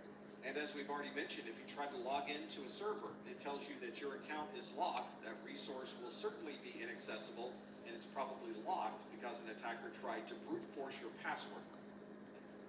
In the world of IT, we try to log as much information as we can, and very often those logs may also be an indicator of compromise. For example, it might be an out-of-cycle logging, which means the log or the information contained in the log is something that should not be in that log during that particular time frame. For example, your organization probably has a change control process that manages the updates of security patches. These security patches are probably installed on a very regular schedule, and everyone knows the time and date that these security patches are commonly pushed out. But if you happen to see log information showing that patches or applications are being installed at times when you would not expect them to be there, this may be a case of out-of-cycle logging. We see this quite a bit with firewalls because firewalls tend to record every single traffic flow and all of the details associated with those traffic flows. This means that we can look at every bit of traffic traversing that firewall to understand what was sent at any particular time of the day. And if we're examining the firewall logs and notice that some information is being transferred at an unusual time frame, that may indeed be an out-of-cycle logging and an indicator of compromise. The attackers also know that there are extensive logs being stored on operating systems, workstations, firewalls, and other devices. Because of this, attackers will very often delete log information in order to hide the fact that they were on that system. Each time the attacker authenticates, transfers files, sends data through a firewall, or accesses a server, there will most likely be a log associated with those actions. This is why it's a good best practice not only to create reports based on that log information, but to also set up notifications if any of that log information is missing. This would give you some type of indication that there might be a compromise occurring on your network. And a very clear indicator of compromise is when suddenly your private organizational data is suddenly made available on the internet. It's very possible for an attacker to gain access to all of your systems, exfiltrate all of your sensitive information, and you have no idea that any of that data was even transferred. At least not until that data suddenly appears on the internet and everyone can now view this sensitive information that normally would only be private to your company. This is sometimes done in conjunction with ransomware. The attackers will embed ransomware in your environment and encrypt all of that data on your systems, but before doing that, the attackers will send all of that sensitive information to their servers. They'll then inform the victim that they're expecting a payment so that they can send the decryption key. And if you don't send any payment, they'll start releasing your private information to the public. Sometimes this information will suddenly appear on a server that's publicly available on the internet.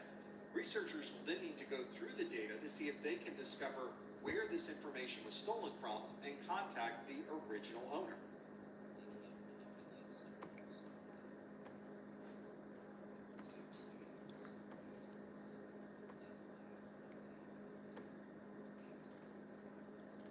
In order to limit the scope of any type of security event, it may be useful to segment your network into smaller pieces. This might be through physical segmentation, where you are physically separating devices. It might be logical segmentation. We often see that in network switches with VLANs, or virtual segmentation, which is very common in in cloud-based or virtual machine architectures. Sometimes we separate these systems to get the best possible performance, especially if it's a high bandwidth applications. We might dedicate a single subnet just for this high bandwidth application so that it can run as efficiently as possible, and anything that's done by any other user on the network would not have any effect on the throughput of this app. Sometimes our segmentation is very strategic, especially from a security perspective. For example, you might have a rule that says users should not be communicating directly to a database server. Instead, they should be communicating to an application, and the application server should be communicating to the database server. In this situation, there might be a firewall or some type of control list that would limit who might have access to a particular server. And some segmentation is required, perhaps due to a mandate or a set of policies and procedures. For example, if you're running PCI compliance, that's the payment card industry, which means you're protecting credit card numbers, you might be required to keep the credit card information completely separate from any other part of your network.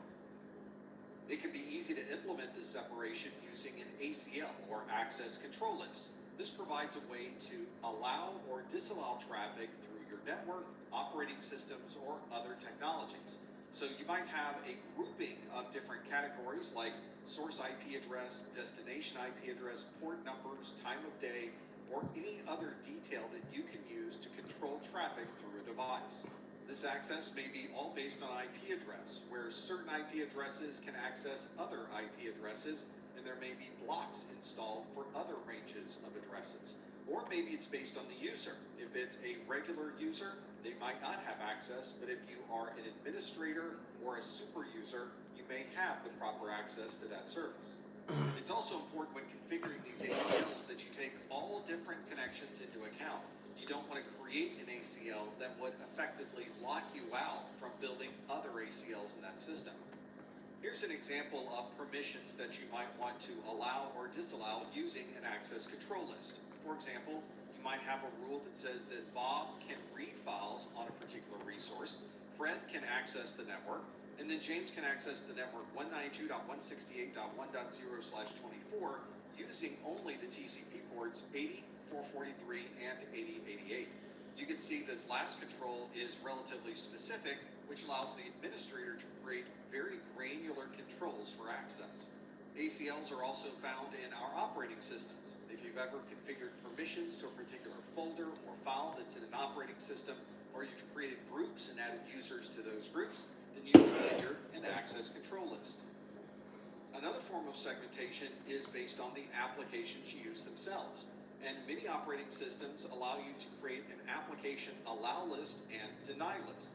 Many organizations will use these lists to ensure that only legitimate applications can be used on those systems, and it will block the use of any other app. This would include blocking malicious software, such as Trojan horses, malware, viruses, and others. You would generally set a rule or a security policy that would allow or disallow a particular application to run in that operating system. There are two different philosophies for allow lists and deny lists. You might set up an allow list where nothing runs unless it is specifically approved, which means you would have a relatively restricted list. Only what's on the list is able to run on that system. In other environments, you might have more flexibility with a deny list. Deny list works the opposite of an allow list, where nothing that's on that bad list can be executed on that system. That means that everything can run except the things that you have specifically written as being unable to run on that system. A good example of a deny list is the antivirus or anti-malware systems that you're already using, which allow everything to work through your system until it identifies a known bad virus or malware, and then it will block that particular application from working. Windows provides extensive controls for allowing what applications can run, what applications are denied. This can be done with an application hash, where an application can be identified not with its name, but with a very specific hash associated with the application itself. That means if something changes with the application, the hash will no longer match, and it will not apply to this particular rule. Some applications are digitally signed, so there's a certificate you can reference on who signed this particular app. So if an application is from Microsoft, Adobe, Google, or any other organization with a signed app, you might set a rule that says if If it's digitally signed, it's allowed, and if it's not digitally signed, it won't run on the system. Windows also allows you to allow or disallow applications that are running from a very specific area of the drive. And if an application is running from a different directory on that system, you can configure a rule to prevent that application from running. And of course, Windows has the concept of network zones, where you might be on a private network or a public network, and you can set rules inside of Windows that would allow certain applications to work depending on what zone you happen to be located in at that time.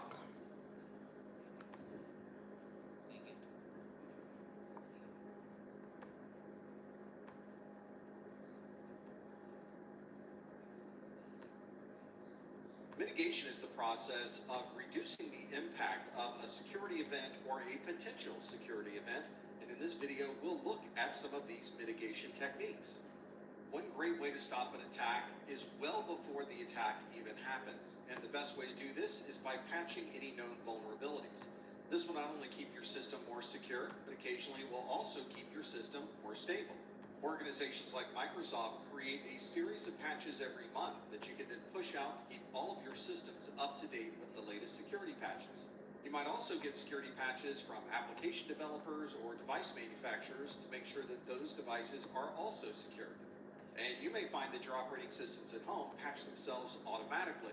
It's built into the operating system to constantly check to see if new patches are available, and if they are, it will download them and install them without any type of user intervention. In a large organization, however, this might not be an automated process.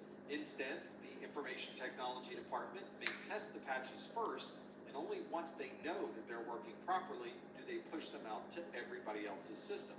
And although some of these patches arrive on regular intervals, there may be times when an emergency patch is pushed out, especially if it's a significant vulnerability and the attackers are actively taking advantage of this unpatched opening. Another way to mitigate these security events is to limit how much data an attacker could get their hands on. Many file systems include encryption as part of the file system itself. It's integrated into the operating system. So you can select the file or the folder and have the operating system only encrypt that specific piece of data. In Windows, you might see this file level encryption referred to as EFS. That refers to the encrypting file system that is integrated into the Windows operating system. If there are devices that are leaving your building and you're concerned that someone might have access to the storage drives on those systems, you might want to enable full disk encryption, or FDE. This will encrypt everything on that storage volume, including the operating system and the user files. In Windows, you can enable this with BitLocker. macOS uses File Vault. There's other technologies available for almost any operating system. Some applications don't assume that file system or full disk encryption is even in place and will encrypt data itself inside of the application. This ensures that regardless of the type of encryption being used, the application data will always be protected. In order to identify these security events, it's important to have constant monitoring and be able to log all of the information that's occurring on your network. Monitoring can be done using technologies built into switches, routers, and other devices, or you might have a separate sensor that sits external to those devices. Many security devices will include this type of monitoring, so if you're running a firewall or intrusion prevention system, or an operating system where authentication is occurring, all of this log information is stored automatically in the operating system. Many times these logs are spread across many different systems, so it can be useful to have all of those log files consolidated back to one central source.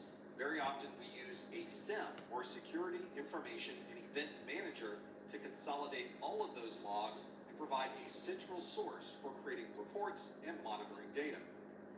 If you look around at the rights and permissions assigned to users in your company, you may find that there are very few of them with administrative access.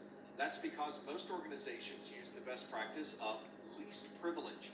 This means that the rights and permissions assigned to a user are limited to the specific job role for that individual. They don't need additional rights and permissions if the job doesn't require them to have those permissions.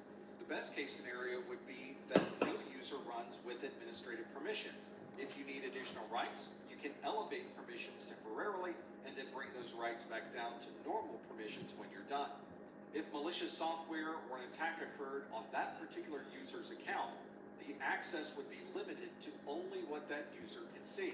This can limit the scope of an attack or a data breach, and it could be a significant difference between an attacker gaining access to a little bit of data and all of the company's data. Another good idea is to enforce the configuration of the systems that are connecting to your network. We would commonly do this during a login process and perform a posture assessment. This checks your system to see if you're running the latest version of the operating system, if you've installed the latest patches, if your antivirus is up to date, and it checks for other security features as well. This might check to see if you're running the latest version of an operating system, including all of the most recent patches. This might also check for the EDR or endpoint detection and response version. Make sure you're up to date with the latest signatures. This might check to see if your local firewall and EDR are configured and turned on properly. And it might even check for a certificate to see if your system that's connecting is really one that is trusted by the organization. If any of those settings are not up to date with the configuration that's expected, your system may be quarantined or set into a private VLAN where you can make changes to bring it up to date with the latest configurations. Once those changes are made, you can try logging in again, have the posture assessment complete, and if everything is working properly, you would now have access to the network. When we are past the usable lifetime of a piece of equipment, we often put it in the corner or forget about using it at all.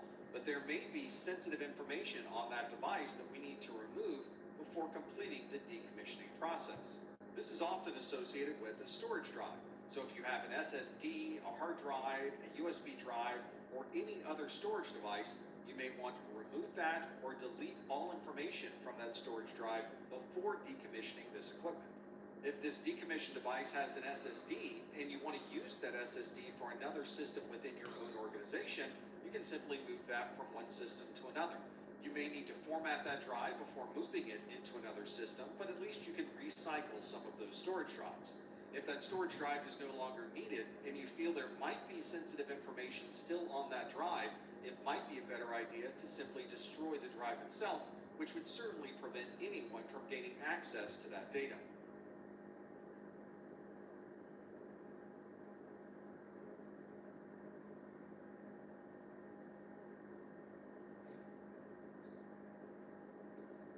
If you take a look around your network, your servers, and other devices, you may find opportunities to make those devices just a little bit more secure. And in this video, we'll go through a number of hardening techniques. Let's start with a server. This system hardening refers to the operating system that's running on this server. Operating systems like Windows, Linux, Mac OS, and others are very different, but there are some best practices to ensure that these operating systems remain secure. One of the first most significant steps for keeping these systems hardened is to always apply the security updates. These would be updates to the operating system and security patches that are usually included with those.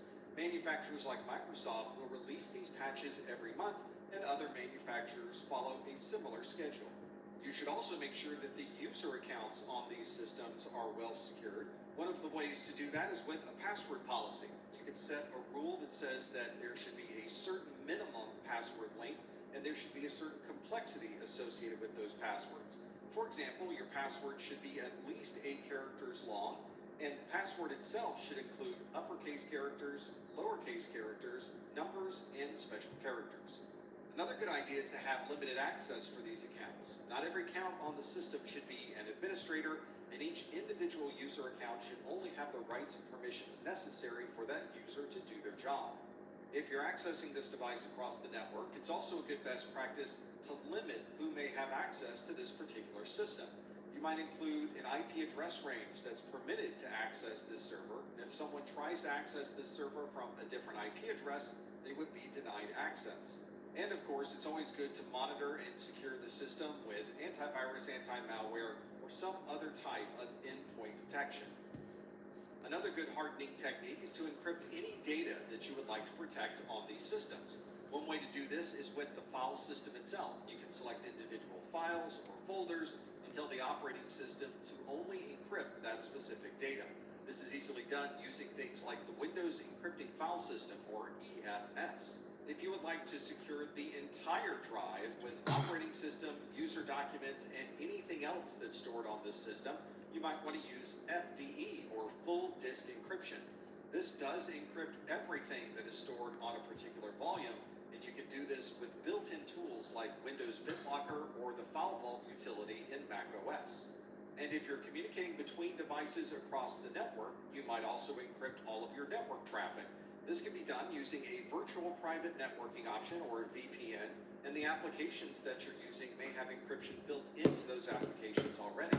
For example, if you're connecting to other devices from your browser, you're probably using HTTPS on that address bar, and that encrypts all of the data between that browser and the web server.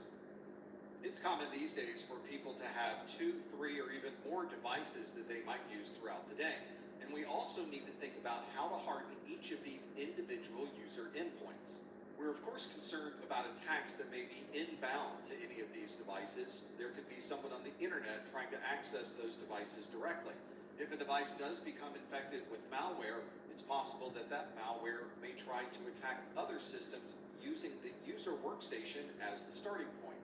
We need to think about the type of security that we might put on a desktop computer, a laptop computer, or even the mobile tablets or mobile phones. All of these are probably running different operating systems, using different applications, and we need to apply the proper security for each individual platform. And of course, there's never one single option or button to push to enable or disable security. You need to use many different types of security tools and utilities, and all of those work together to provide defense in depth. It's estimated that there are over 1 million malware variants created every day. To address this scalability problem, the industry is focusing on the next generation of malware detection through an EDR that stands for Endpoint Detection and Response. EDR can certainly recognize known malware and vulnerabilities based on a signature, but it goes beyond signatures to provide additional security. For example, the EDR could use behavioral analysis, watching what the user does, watching what the applications do, and identifying when something malicious may be occurring, even though it may not have a signature for that particular piece of malware. EDR might also include machine learning for rapid identification of malware and malicious software, and process monitoring can constantly watch all of the processes running on your system. And if a new process suddenly began on your system, EDR can recognize that process and begin monitoring it for any type of malicious activity. EDR also has the ability to go much further than a traditional antivirus or anti-malware application. For example, the EDR itself can perform root cause analysis on the threats that it's seeing. Once EDR recognizes something that could be malicious, it begins performing additional studies on what that particular process might be. And after doing some research, it can make a decision on whether that is something that is malicious or something that should be allowed. And once malicious code is recognized, the EDR itself can immediately take action. You don't need to wait for a technician or a help desk ticket to be created. Instead, EDR will isolate this system, quarantine that threat, and even roll back to a previous config to remove that virus from the system. This entire process can be automated through the use of an application programming interface, or API. So the EDR can perform all of its functions autonomously and then report all of that information back to a central management console. It's very common these days to have a host-based firewall running on your operating system.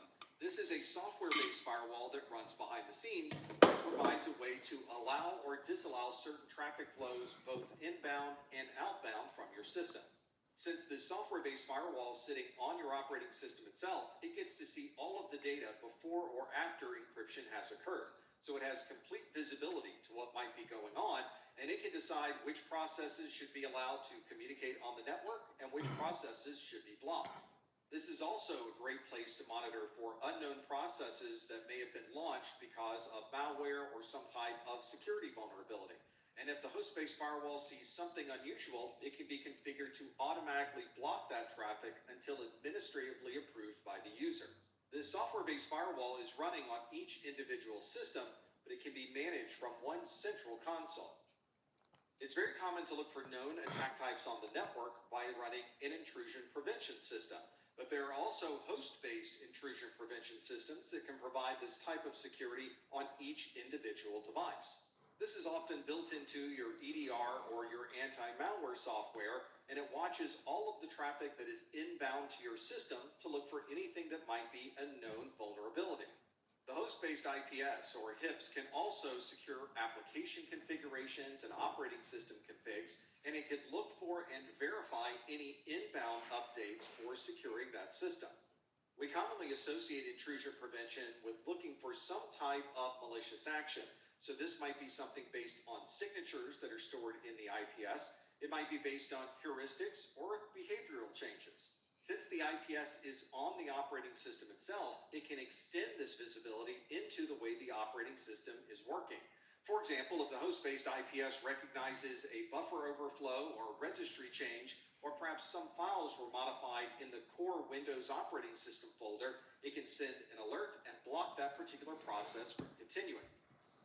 Each time you install an outward-facing service on a server or a workstation, ports are opened inside of the operating system, and those ports can be accessed across the network. Ideally, you should close as many of these ports as possible. Each one of those ports is an opportunity for an attacker to find a vulnerability that would allow them to gain access to that system. This control of open ports can certainly be done on the server or workstation itself. You can also install a firewall to provide this port-based protection. Ideally, you could even use a next-generation firewall to provide much more granularity of not just the port number, but the service that's using that port number. Sometimes these ports are opened without the knowledge of the end user.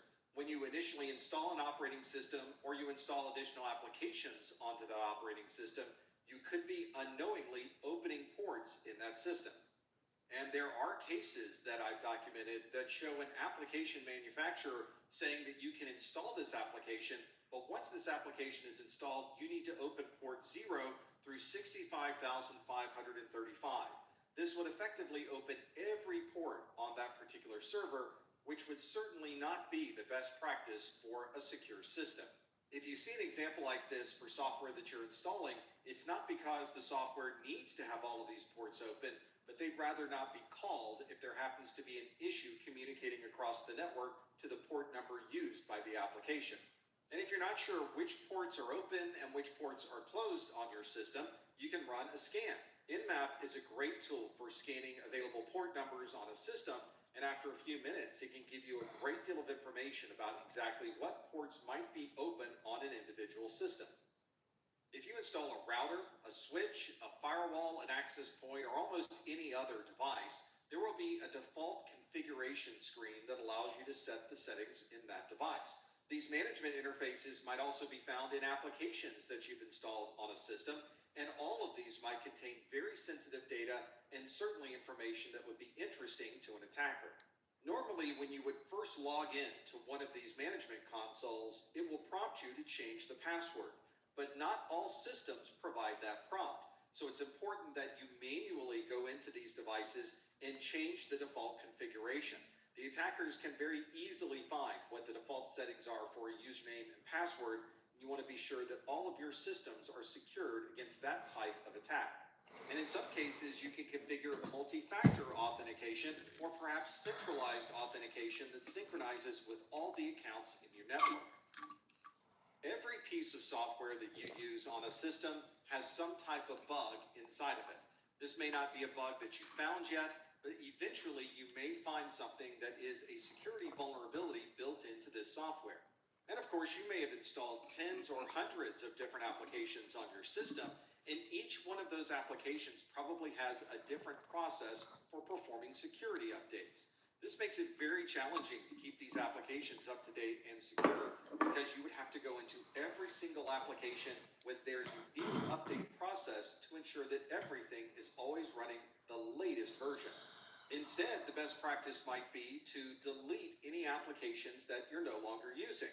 This would certainly remove any security concerns, and if you're not using the application anyway, you certainly don't need to have it loaded on that system. This is a relatively easy fix, and it allows you to remove one more application from the list of keeping everything up to date on your system.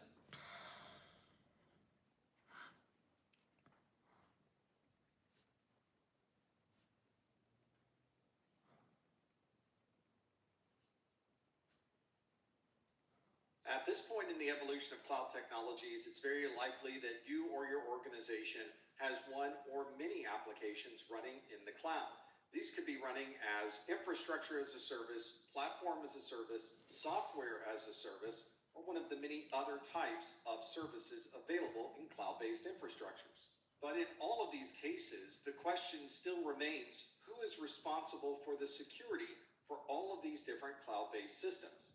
Fortunately, if you're working with a public cloud provider, they are probably going to provide you with a matrix of responsibilities. This will clearly show who's responsible for the different aspects of the technologies running in the cloud. Not all cloud providers provide the same matrix. There may be differences depending on the cloud provider that you're using. And you might have a contract with a cloud provider that modifies the default matrix of responsibilities to better fit the needs of that contract. This is a responsibility matrix that was taken from a large cloud provider. You can see that it's broken up by software as a service, platform as a service, infrastructure as a service, and on-prem or on-premises. Anything in blue is managed by the customer, and anything in yellow is managed by the cloud provider. In some cases, there's an overlap where both the customer and the provider are responsible for everything at that level. So for this cloud provider, if you're wondering who's responsible for the operating system, if this is software as a service, it's the provider, platform as a service is the provider, and infrastructure as a service, and obviously on-premises would be the responsibility of the customer. You can compare that with a section of the matrix for accounts and identities. That would obviously have a significant security concern. And in the case of this cloud provider, the customer is always responsible for anything associated with their accounts. If you're wondering what the responsibility matrix might be for your cloud provider, they probably already have it documented as part of their services. In some organizations, one cloud isn't enough. You may have multiple clouds that you're using across different cloud providers. We refer to this as a hybrid cloud, and although it adds additional flexibility when you're using different cloud providers, it also includes an extra level of complexity when you're needing to manage across those providers. For example, most cloud providers don't talk to each other directly, and in fact, many of the systems between different cloud providers may work in very different ways. So you might have to manually configure all of your settings separately for each cloud provider. For example, you might have authentication that needs to occur, and if you're configuring it differently on each provider, you may have a mismatch between one provider and another. Or you may be configuring server configurations or firewall settings, and all of those need to match between all of these different providers. And since they're not connected to each other, it's an opportunity to have a mismatch between one and the other. It can also be difficult to manage security and other logs between these different providers. Each provider writes a different type of log with different terminology, and it may be difficult to combine those together to see what's going on. And in order to take advantage of this hybrid cloud, it may be perfectly normal for data to constantly be transferred from one cloud provider to the other. Each time this data is sent from one provider to another, it's traversing the public internet. So you have to make sure that all of your security settings are configured to protect that data in transit. When working with the cloud, you're most likely working with a cloud provider. But there are also third parties for applications and other cloud-based devices that you also have to manage. For example, you might have an application you've written in-house and you've posted that application to the cloud, but you would like to put a firewall in front of that application to provide additional security. You're most likely using a firewall from a third party to provide that security. A good best practice is to have a vendor risk management policy so that you can manage and maintain the security for these third-party technologies. We also have to think about how we'll handle incident response for all of these third-party products and technologies. We certainly have our own internal processes, and we have the processes associated with the cloud provider, but we also have to bring in all of these other third parties to participate in this incident response process. And of course, we need to constantly monitor these third-party processes and devices. We want to be sure that the security of these systems and the availability is always working as expected for these cloud-based systems. Cloud-based infrastructures almost always require some type of infrastructure as code. This is a way to describe an application instance or a portion of the infrastructure in the cloud, but you're defining it as code rather than defining it as a particular piece of hardware. For example, your infrastructure as code may define what hosts need to be built, the type of web servers that are running on these hosts, and database servers that would also be used for this infrastructure. This allows you to easily build out an infrastructure, and it also allows you to easily modify the infrastructure so that you can change the configuration as needed. You can build this out in the code itself, so the next time this code is used to build out the infrastructure, it takes all of your changes into account. Now that you've created a perfect version of the application instance, you can easily use that code to rebuild the instance on any cloud provider at any time. This is one of the significant benefits of cloud computing, is that you're able to create an entire infrastructure all based around one single definition of infrastructure as code. When we build out an application instance in the cloud, we often refer to different servers. But what if we could build an application instance that had no servers? This is referred to as a serverless architecture. Instead of simply accessing a single application, we are instead accessing individual functions that are handled by that application. Each function handles a small piece of the application, and anytime we need to perform one of these functions, we address that part of the serverless architecture. What's also interesting in this serverless architecture is there's much less emphasis on the operating system itself. Each one of these smaller application functions can run in whatever operating system happens to be appropriate at that particular time. From the application's perspective, we're only interested in sending and receiving information for that small piece of those autonomous functions. We don't have to worry so much about what operating system is running underneath. Your application developer is going to spend time breaking the application into these smaller functions and then deploying them on the server side. This also means that you would only need to run these particular application functions when they're needed. This also saves time and money, especially on a public cloud-based infrastructure. If the application needs to access a particular function, it can be built in real time in the cloud. That function can then be referenced for the application. And if it's no longer necessary to continue to run that compute container, it can then be removed from the cloud until you need it the next time. Most of the work that's happening with a serverless architecture occurs in the cloud. So the bulk of the security associated with this application instance and the serverless architecture is all in the cloud itself. Cloud infrastructures also allow us to have extremely efficient application instances. Traditionally, we've used monolithic applications running on our desktops. We would install large applications onto our storage drives. We run all of those applications in the memory of our system, and that one big application handles all functions you need for that app. Everything about that application is running as one single executable. The user interface, the login screens, all of the business logic that you would have inside of that application all occurs on the client of that monolithic architecture. This also means that you have a large application that needs to be installed on one local machine, and if that application needs to be updated, we need to process a change control. We need to send the changes down to that particular device. It needs to be installed on that machine, and then we are able to use the newest version. In the cloud, we have the opportunity to use a more streamlined process that focuses on a microservice architecture.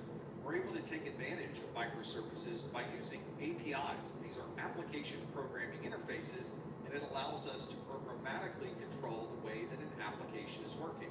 So instead of having one single executable that handles everything for the application, you can break out individual services for the application and run them as separate instances in the cloud.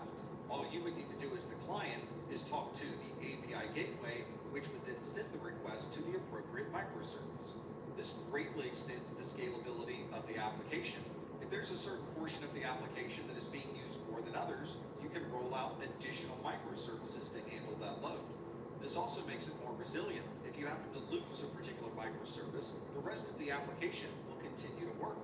And since the security is based on the microservice that's running, you can provide the proper amount of security based on the service that happens to be running. If the microservice is handling authentication, there will be a set of security processes for that. And if this microservice is reading or writing information to a database, there will be a security process associated with that microservice.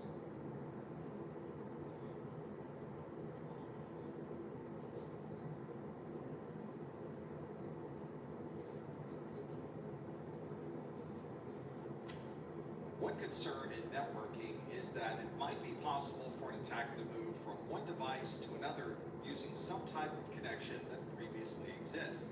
But what if you're able to isolate the devices physically? You might, for instance, have switch A and switch B, and in this scenario, we've created an air. Hey, James said everybody could take a break if you want. Just come back in 10 minutes. Find a way to get access to switch A, they would have no way to gain access also to switch B.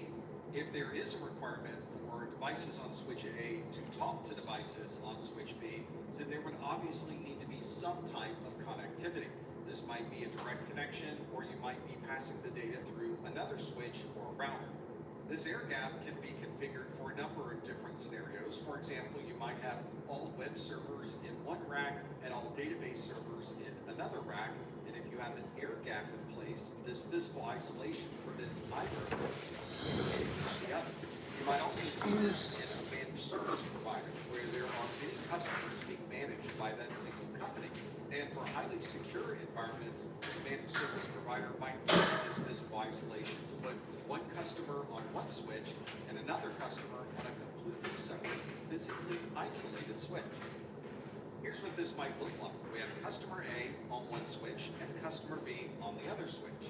Devices plugged into customer A switch can communicate between each other, and devices plugged into customer B switch can also communicate to each other, but notice there's no connectivity between customer A and customer B. Of course, with physical isolation, we also need two separate physical switches. And if you have 100 customers, you would need 100 switches. Obviously, this is not going to scale very well. But there are technologies built into your switches that allow for segmentation, but still have everyone connected to the same physical switch. This is using VLANs, or virtual local area networks. This allows you to configure certain interfaces on your switch as belonging to one VLAN and other interfaces on the switch as belonging to the other VLAN. VLANs cannot communicate to each other directly, so this has the same effect as having two separate physical switches. This would obviously simplify the network design, and you would need fewer switches to accomplish the same amount of segmentation.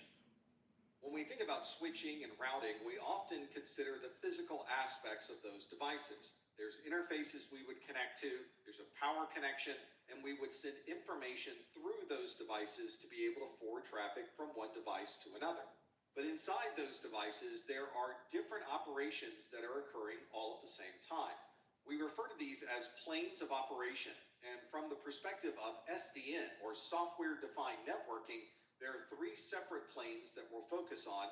One is the data plane, the other is the control plane, and then there is the management plane. This allows us to break these devices apart into their individual functions, and when you do that, you can begin coding that as software.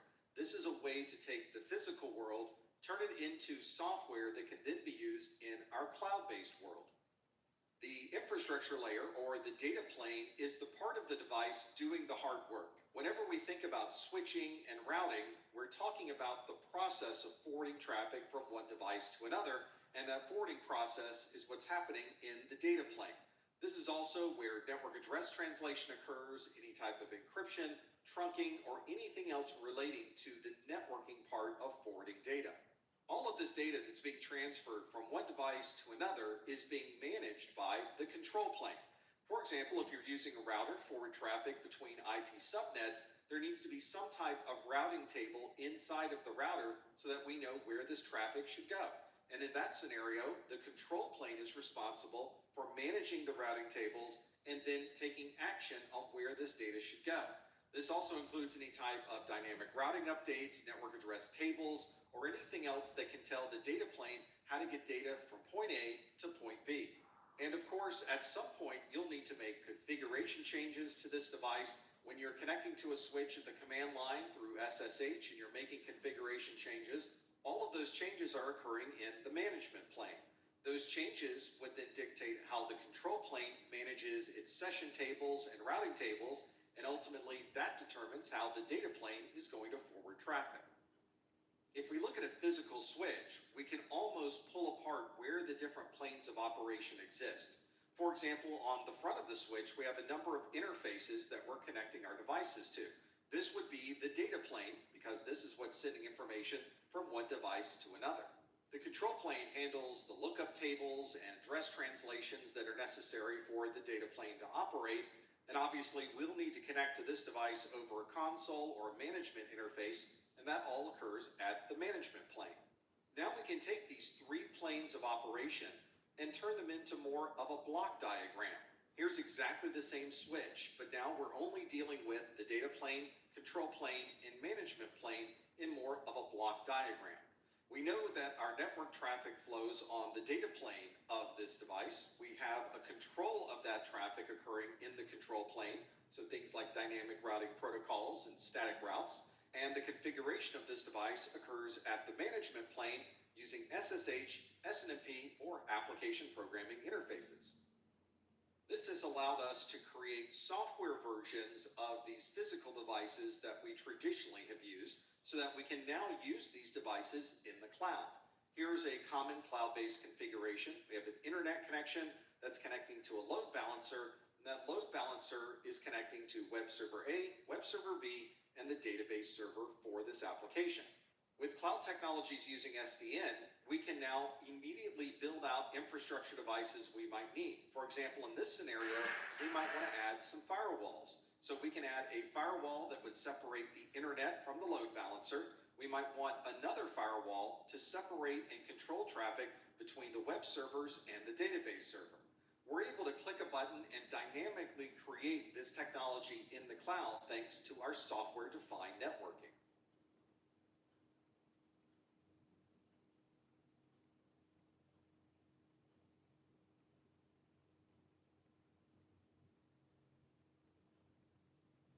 If you ask an IT professional where the safest place to store data might be, some might tell you that your on-premises infrastructure is the safest. Others might tell you a more secure environment is in the cloud. Both of these, of course, have their advantages and disadvantages when it comes to security, but of course there are many other considerations to take into account. If your security is in the cloud, then it's centralized with all of your other cloud-based services. There's no hardware that you have to support. There's no separate data center that needs to be cooled and staffed. And the third party providing the cloud-based services also provides the security. If you have your own data center, then all of your security technologies are local and on-premises. But this also means that you have to support all of those systems, which of course has a cost associated with it. From the attacker's perspective, they don't care where this security happens to be. They're working to circumvent and get around this security regardless of whether it's in the cloud or on premises. If everything is in-house, then you have complete control over the decisions made with the security, the options that are available to install, and you manage the entire process. In most on-premises infrastructures, there is an IT team that handles the management and maintenance of all of these systems. The staff that's managing this on-premises security are well-trained, professional, and cost more than something that might be in the cloud. But of course, when you have your own data center, you have complete control of all of the data and all of the systems. If you want to make a change to an existing system or modify a security posture, you simply do that yourself. You don't have to call a third party or access your cloud provider to make that happen. However, if you'd like to bring additional equipment into the data center, there are obviously costs for purchasing the equipment, and it does take time to purchase, configure, and install this technology.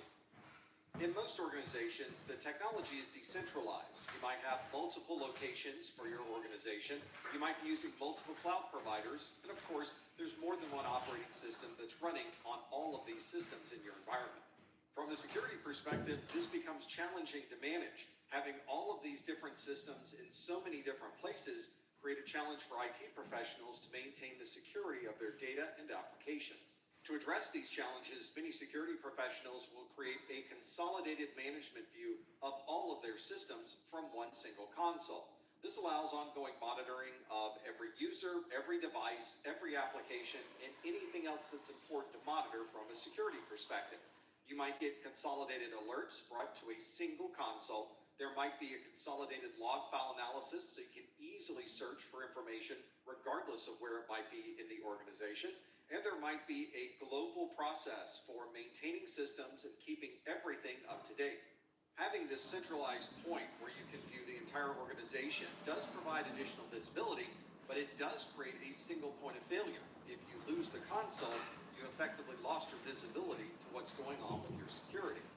And as your organization grows larger and larger, that system begins working more and more. You may need additional storage space to handle the number of logs, and you might need additional CPU power to be able to manage the additional alerts and alarms that might be received.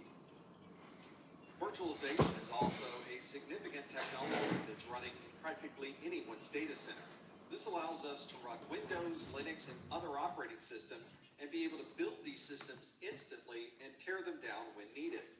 One challenge with a virtualized environment is that each individual virtual machine needs to have its own operating system. The architecture starts with the infrastructure or the physical device that everything will run on, and then there's software that runs on top of that called the hypervisor. The hypervisor's job is to manage all of the resources between the separate virtual machines running on that system. Each virtual machine requires its own guest